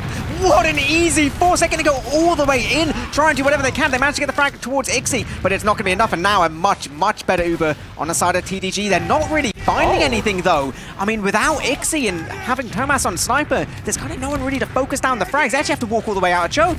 Yeah, they have to walk back here, and this is a bit scary. You're down a player with a sniper up. Maybe but Maggots can potentially push forwards. Thomas is watching choke, and you can see him also positioning for a bomber, but very smartly now the Maggots repositioning across from IT, but they lose 2 on the flank. Lucas Pappy finding Af and Jordy, and suddenly this push is no longer successful. No, absolutely not. You can see what they're trying to do on IT. It's already a bit of a risk because of that doorway, but then literally it just seemed like Witness were just going to peek all the way towards choke, see what's going on. Managed to get those 2 frags. No! Salintez just wraps him up in a bow and sends him all the way, and Toe's headshot as well. They are just getting torn apart right now. This is such a good little spot, Pappy's frag. He's so healthy, he's so high, he's in such a good position all the way towards point, and they just get crushed. That is exactly why Witness are the best team in Europe at the moment. They had a disadvantaged position there, but somehow, someway, the individual outplays come through, finding 2 kills on second, and they just run it forwards. Headshots from Thomas as well to secure it. It's a really nice rocket from KN onto Sil, but that bomb in on the demo is so beautiful. But really, it is just everyone on Witness clicking now. Yeah, absolutely. You can see it doesn't matter what's happening with Witness, you cannot count them out ever. You always need to be aware of what's going on. And there we go. First round is going to be in their hands. Dirty Maggots trying to come back on this mid. Already though, Thomas onto the high ground is going to deny that soldier from really trying to bomb forwards. Jordy already taken down by Lucas and Pappy. So now it's Celentes on a singular high bomb and just completely shoves out the Maggots from mid. Pappy does get a bit too aggressive and he is going to fall. So no further immediate aggression from Witness. But you have to think that they might just be feeling themselves. Af getting a bit aggressive in choke. Not finding much of all. No, not just yet. It does look like we may have just a little moment. Oh my god, dude, Celentes was not giving up that frag at all. I don't think Voxy expected that at all. Yeah, that was really, really nice from Sil. Now suddenly this PC is blown wide open. So much more pressure on the Maggots, and this is where they really struggle a lot of the time versus Witness. Happy can just come in through sewer, and so a lot of damage onto these soldiers. Their health bars just not there for the Maggots. So much damage dealt by these soldier bombs that just barrage the opponent. Everyone shoved in through one as a force that comes out. Counterpop from Auto, because he is quite low, and it's KN taken down. No. But this is just a Tomas solo waiting to happen as a singular meat shot to send the enemy away. Doesn't find anything further, but this is 2 soldiers down, and they're just going to continue sending this in through lobby. They're in through 1 already. Voxy cannot find an immediate headshot. No, this is going to be incredibly difficult at this point. You can see Witness surging all the way forward towards point. Great damage from Lucas right now. They can afford to play just a little bit slow. You do see Auto gets caught the heavy. That heavy from Voxy is absolutely massive. Cleaning up that medic means that suddenly now Witness are forced to take a very weird fight. They're actually cleaning up Voxy, and suddenly it's only KN left alive. He doesn't have the health bars, and it does not matter. Take away that medic because the heavy on his own is not enough. Dude, the Witness focus and like the Witness team mental, like they're so in sync. I swear 9% of other teams there would have been like, oh, you know, it's kind of, you know, scuffed. Maybe we'll try and send some kind of sack, try and do something, and you'd be a bit disjointed. But every single player on the side of Witness knew exactly what was going on there, and it's only by all moving in unison that you could possibly get those frags. It was perfect focus fire. Back on middle is Lucas eating early damage here from Zams, but so far, no major aggression. Jordy forced to sort of play this middle a bit passively, but there's a lot of early damage here onto Tomas this time around, forced to play a bit back, and that's going to open up the door for the soldier bombs of the Maggots to come through. Lucas taken down, and suddenly is Pappy forced to go for air shot rockets that do not connect. So very low health bars now on the Testimonian side, so they're going to be forced to surf all the way back in onto choke. Slight over aggression though from Jordy is going to mean that suddenly there's only 3 up for the Maggots. They're taking a lot of damage, but a beautiful little type there from Zams. Going to take down Ixie and surge the rest of his team forwards. They have to deal with the height disadvantage, but one more pipe from Zams, and suddenly this gets very scary here. Yes, a little bit difficult. They keep getting caught towards his choke point. 88% on the side of Witness, but actually Dirty Maggots, they don't have any idea. They didn't know the tiny little advantage they had, so they've actually backed up all the way. Celentes goes in! Oh, that was a good first rocket. Somehow, though, stares in Team Fortress 2. Unfortunately, yeah, rocket not quite connecting, but instantly taken down as well. Did not have the chance. It only gets scary when he gets more than 1 rocket off. Yeah. And the Maggots really doing a good job there. Now just sending this Uber in through choke onto Af. Is going to force out the counter. Uber force a flash as well, and he's going to keep going around, trying to see if he can find any sort of pick, but unfortunately unable to find much anything besides his own grave. This is now a 1 pick advantage here for Witness. With Sil back alive, you have to watch out here for the Maggots. Yeah, I mean, we're seeing this from Witness quite a bit already in this game. You know, only 8 minutes has gone by, and they do like taking any opportunity to pressure through. Look how far they can get through choke, even, you know, managing to lose Celentes. Like, look, it's constant pressure all the time, and just what a nuke from Pappy! Yeah, Pappy with a massive bomb there to send the rest of the Maggots home. Just 1 soldier in KN left alive on second, gets taken down. And now it's just 2 off. App and Jordy have played together for so long, but they're going to really need to channel the chemistry here if they want to keep their team in the round. Instead, it's Jordy going in with the air shot onto Auto, not connecting, does not find the second rocket. So disaster not averted. Now you're down a soldier for 15 seconds, and Witness are 70-80% already. This is scary for last. This is so difficult. I mean, I feel like everything's going Witness's way this game, really. Everything, you know, maybe not moment-to-moment fights, but ultimately every single situation does go their way. The Sentry goes down instantly. They're not having to use a tool. They're all the way through right-hand side. They don't care. Only now do they use the over, going all the way over the top. All these players are basically towards point. They can start playing this cap whenever. You can see Lucas just trying to find players to actually shoot out. Somehow, Dirty Maggots, they actually managed to keep them away from point long enough. This is going to be so hard for them, though. It's a lot of Witness players, but they are out, right? Sill's down as well, stuck in ramp room, and suddenly now, slight advantage here for the Maggots. We have to be so careful pushing out. Lose too many players, it's just Witness that can resurge. So now AF already taken down as Voxy kind of caught in no man's land. Team not really following up quite yet. Jordy so far forward, but eating so much damage. That is his soldier in rollout. Pappy is in on last, and the ×4 cap is just enough to keep Maggots in the round. Oh, but look how much damage the Maggots have taken! This is such a good situation. You can see the beam on Thomas, him and Lucas combining to do so much. Pappy even getting a frag towards the backline. Even a 4v4. Uber is now in the hands of Pickles, though. I believe Witness is aware. Yeah. Ooh. The coordinated spam once again. Yeah, it's so much pressure in through choke there as well, and it's combined with the full damage he's going to take when dropping off there. He's just going to die. It's cleaned up by Thomas here as well in the post super, and suddenly this for the Maggots, it's just all falling apart all of the time. You're in onto mid, trying to make a salvage play with both scouts, but Thomas finding the first kill onto Voxy. AF is doing a decent job, but can't find the second. KN not finding a miracle rocket onto Auto, and they are wiped. Okay. I feel like Dirty Maggots, they're there right now, and they're like, okay, normal TF2 kind of isn't working for us. Maybe we need messy TF2. I respect it, you know, when you're just kind of getting outclassed, you need to do something different. But I feel like Witness doesn't mind a little bit of the messy either. So now we're back on last. It's actually Thomas with a bit of cap time already, just trying to get this kill onto the enemy scout. Still seeing quite a bit of damage, but now with AF falling, the soldier bombs come through and they clean up Sill. So the rest of Witness are going to back off into lobby here. To find anything further. This is still, however, this is 30-40 ad here for the side of the Italians. They are Italian. They are Italian, that is true. They're from Italy, the flag says so. But yeah, here we go. Uber is going to be in the hands now. It's only about 25% advantage now, so they've got to be quick, and through 4 is where they want to go. Gun will get dealt with very nice and quickly. They do have to play towards point because 90% on side of Pickles already. This is, oh my god, that bomb from Celentes just cracks that hold wide open. They can play as slow as they want. They don't need to do anything. They can take a second. They can breathe. This demo heavy is all they need to deal with, and one by one they will chip these players down. The heavy doesn't stand a chance at all, and they cap right in front of him. Yeah, unfortunately the heavy just unable to get onto the point. 2 players left alive. That bomb from Sill is disgusting. Yeah. Just catching Pickles completely with his pants down. And unfortunately then dropping the Uber so late means that you just cannot hold on to the mid-fight. Which also, by the way, these mids not been going well for the Maggots. Really looking for any kind of answers anywhere on the map. I don't think they've been on the Witness second yet.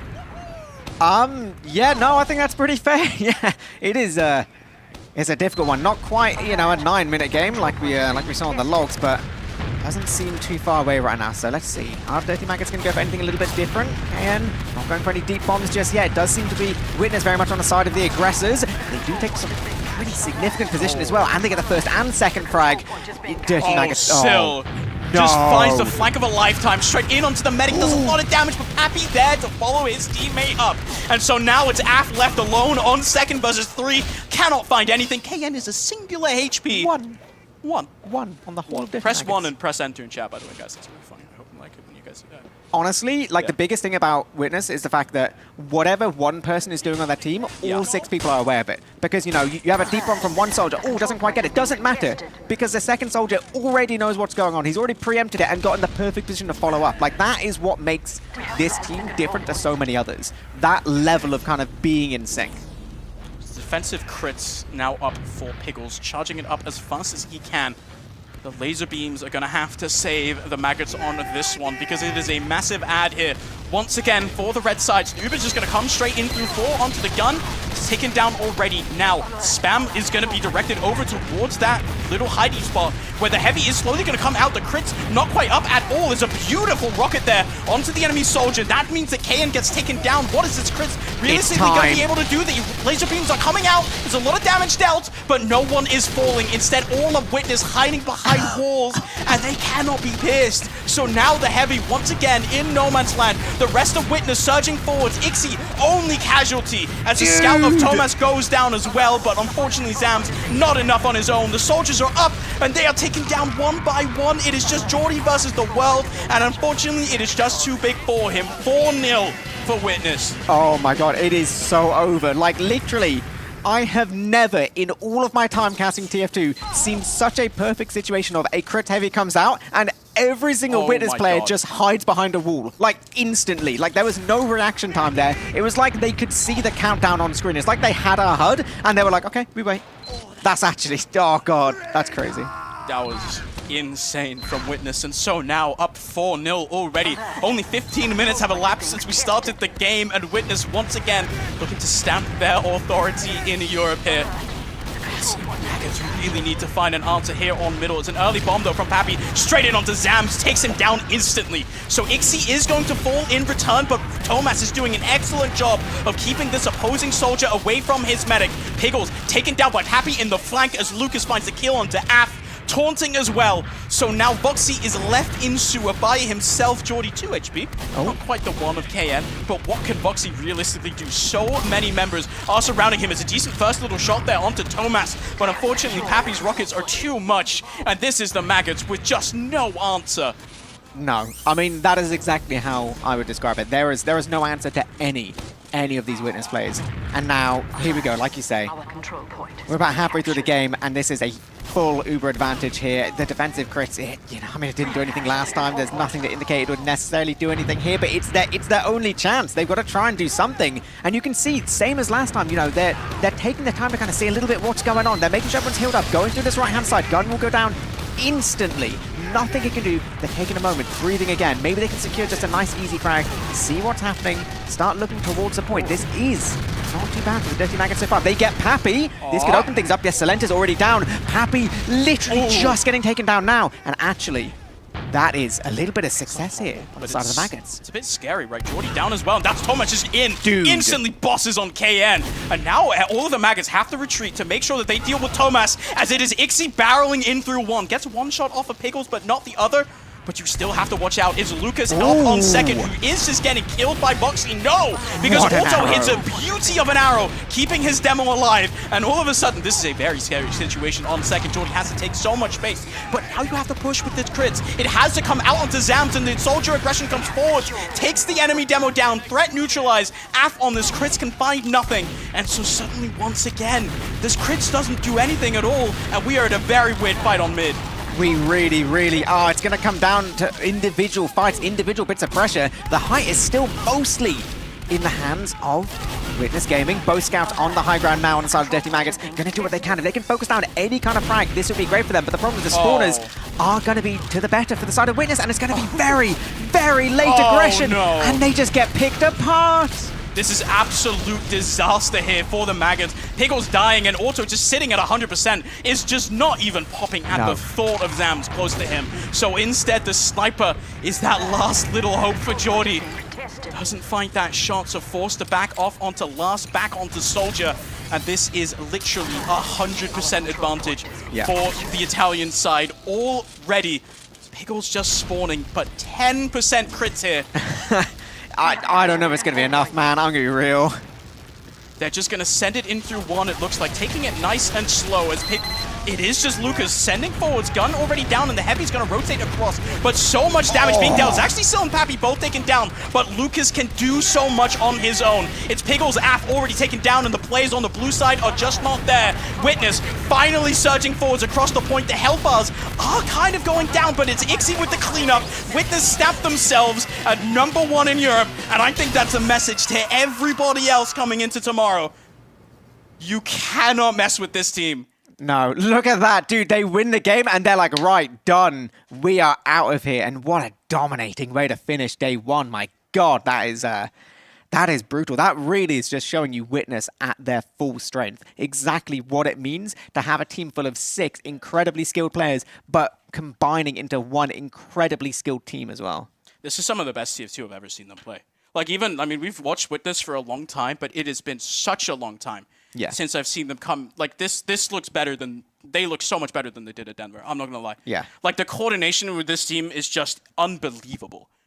Yeah, literally, they just absolutely know everything that's going on. They are on it, but I mean, yeah, I feel like that's going to be enough from us from the minute. I feel like we need some big brain, sofa-dwelling individuals to break down exactly why Witness is the team to beat at this LAN.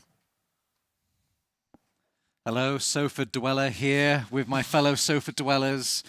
Guys, did you dwell much in the game at all? I'm just dwelling all the time. I was dwelling in the dirty dwelling maggots dwelling room.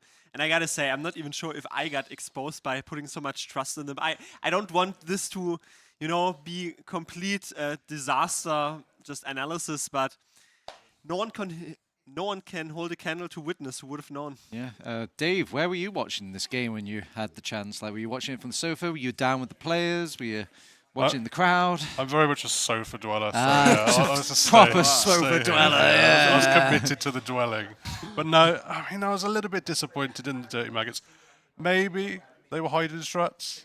Maybe that's the copium. Maybe it's been a long play the whole time. The reason they got rinsed twice in playoffs for E2F2L is they've been hiding strats the whole time for tomorrow. Now, I know a lot of you watched that 5-0 game. Are they hiding it in the sofa? Yeah. Where are they hiding it? You watch a 5-0 game there, Domato, Yes, and you think to yourself, like, oh my God, does the gameplay show itself even more? I've got more testimonies because I went into the Witness, like, the testimony di Giorgio. The goals. Yeah, I went into their chamber to see how they play and all this stuff. And it is so much better than you think it is in there. For example, okay, obviously I went in there. At one point, Thomas had 5 dominations. Pappy was cracking jokes and like doing skits in the middle of the game and all this Do you stuff. have a favorite one? Yeah, I think he was like, he tried to do the edge book at the spot, and he's like, guys, who am I? And it's like, you're Andy! All this while they're busy mincing dirty maggots. Well, by the way, second seed, also, he did a speed shot that he was like, he showed, like, basically, I think he saw that I was watching it behind him. He clocked on, he's like, Turbo, watch this. He did this shot, which I've never seen before, with an interaction I've not seen in this map before. And, I have something to counter and then he this. turned around and he had a conversation with me, telling me how it worked and all that, in the middle of his game, first seed versus second at a LAN tournament. And all this. And yeah, they're just a perfect machine. I mean, the only thing that I can offer is Zems goes down 4, 5, or 6 consecutive times, and Piggles sighs at the end and says, guys, I think this is going to be hard. Yeah. I think they were 3-0 at that point. There was so much variety as well. Honestly, I came out of that and I learned a little more about TF2, and I've been watching this bloody game for 17 years. Dave, what are they mortal? What is what more do they need to do at this point to kind of like, you know, I don't know, have any criticism of them? It is really difficult. They seem so versatile. They seem to always be able to come back even if they're put backs against the wall. We've seen them play a kind of methodical but aggressive style for the last year or so. That game was not that. I was just full tilt, just going hell to the leather, constant aggression, constant team fights, and they just had the superior team play, superior DM, and absolutely destroyed Dirty Maggots. Maybe we can look to Dirty Maggots. Hopefully tomorrow they'll bounce back and maybe be able to slow the game down a little bit and play a little bit more at a pace they can deal with. But at the moment, it looks like no one can keep up with Witness. Yeah. Usually this is the part where I kind of like give a nod to production to be like, hey, put up the logs. But I feel insulted if we look at the logs at this game. Like, what is there to tell? Like, it just, I'm not even sure they were really hotly contested past the midpoint. That is what I was going to bring up. I was visiting my memory, and I don't think they were ever on the second point of Witness Gaming at all. The Maggots. I wanted to compliment, hey, they're really good at holding last at some point. They're rotating through their panic room, you know, but it's the only location where they ever played, it felt like. Yeah. God, like, and that was just round 7. That was just a little preview. I have another thing, though. I want to point out Jordi has a really cool propeller beanie. That's something. You've got that going for you. Yes. Yeah. All right. Okay. And I was about to say, like, this guy, because he has a LAN buff, propels his team forward, but unfortunately, they just, you know, got dug into the ground. You hit the propeller, that was the problem. More of a drill than anything. Truly. I mean, but honestly, I'm going to take this as my personal victory because I put 4 fans on the second spot in my predictions, and 4 fans only lost 4-1 against Witness. Yeah, you maybe just have to count the little victories here. Okay, Dave, we've seen now from every single round, everyone's played against Witness. We've had a little preview of like score lines and logs and all this. Who is the nominated champion to just try and like not test the Italian team down a peg? Honestly, Pint, it has to be Pint. They're the only ones that really knocked them kind of a little bit out of sorts. Everyone else has just been taking blow after blow after blow. Well, destroyed. We've got a mathematical breakdown of the blow after blow after blow, and well, Bloodsail Buccaneers, I think they probably still need some sort of like buy, or we just need to finish things out. But yeah, it's basically how a lot of people could have predicted it. It's a bit weird how Pint Gaming ended up falling to say their performance against the artist formerly known as Witness Gaming, but yeah.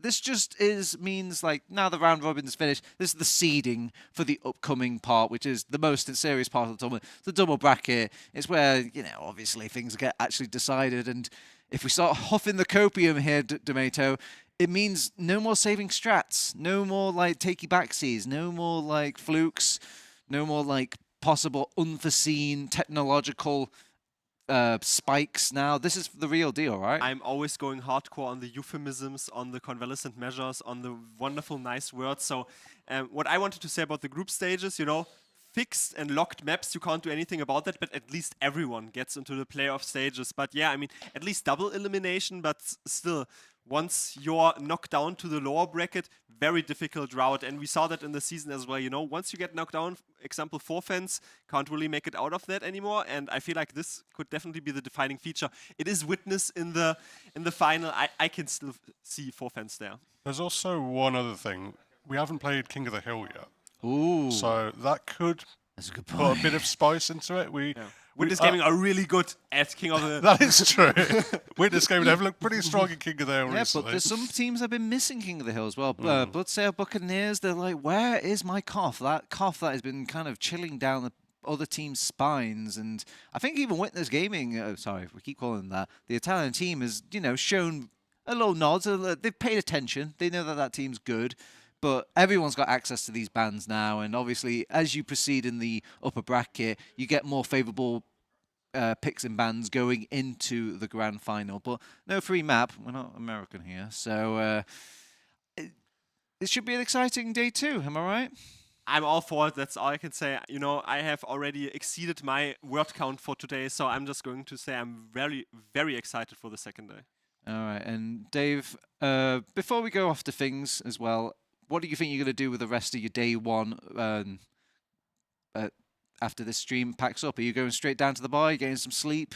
Oh, I'm definitely getting some sleep. I might stick around and say hello to a few more people that I haven't quite had the chance to yet, but yeah, pretty tired. Right on, because it means if you go straight to the bar, you're supporting the event right here, right now. So if you're watching, you're feeding on the stream, Pappy, every cider you get increases the chances for the other teams, but it also increases the likelihood that we're going to see more of these events in the future. You can see already people are ready to pop down now, then enjoy themselves. Look, he's already down there. Yeah. Look at him. He's working tirelessly. Arthur just looked as if he... Oh, wait, they're watching the stream. Okay, that's all the right. third eye. But that's not the only way you can also help out ÜBERFEST as well. We also got a nice affiliate link for Manco Store. They have all the skins you need for not just TF2, but there's like CS skins, there's Dota skins as well. And that I'm sure Aggro is spamming the link as we speak. But please do find that. And the biggest shout out as well, whereas we wrap up this day to obviously Being Esports, who have organised this wonderful event. Big shout out to obviously Critscast and the entire team and friends that are working on the stream. And a big shout out to, again, Manco Store for sponsoring the event. I've been ToeTabs. With me has been Domato on the couch, Dave on the couch as well. We're going to see you again tomorrow for even better games of TF2. See you then.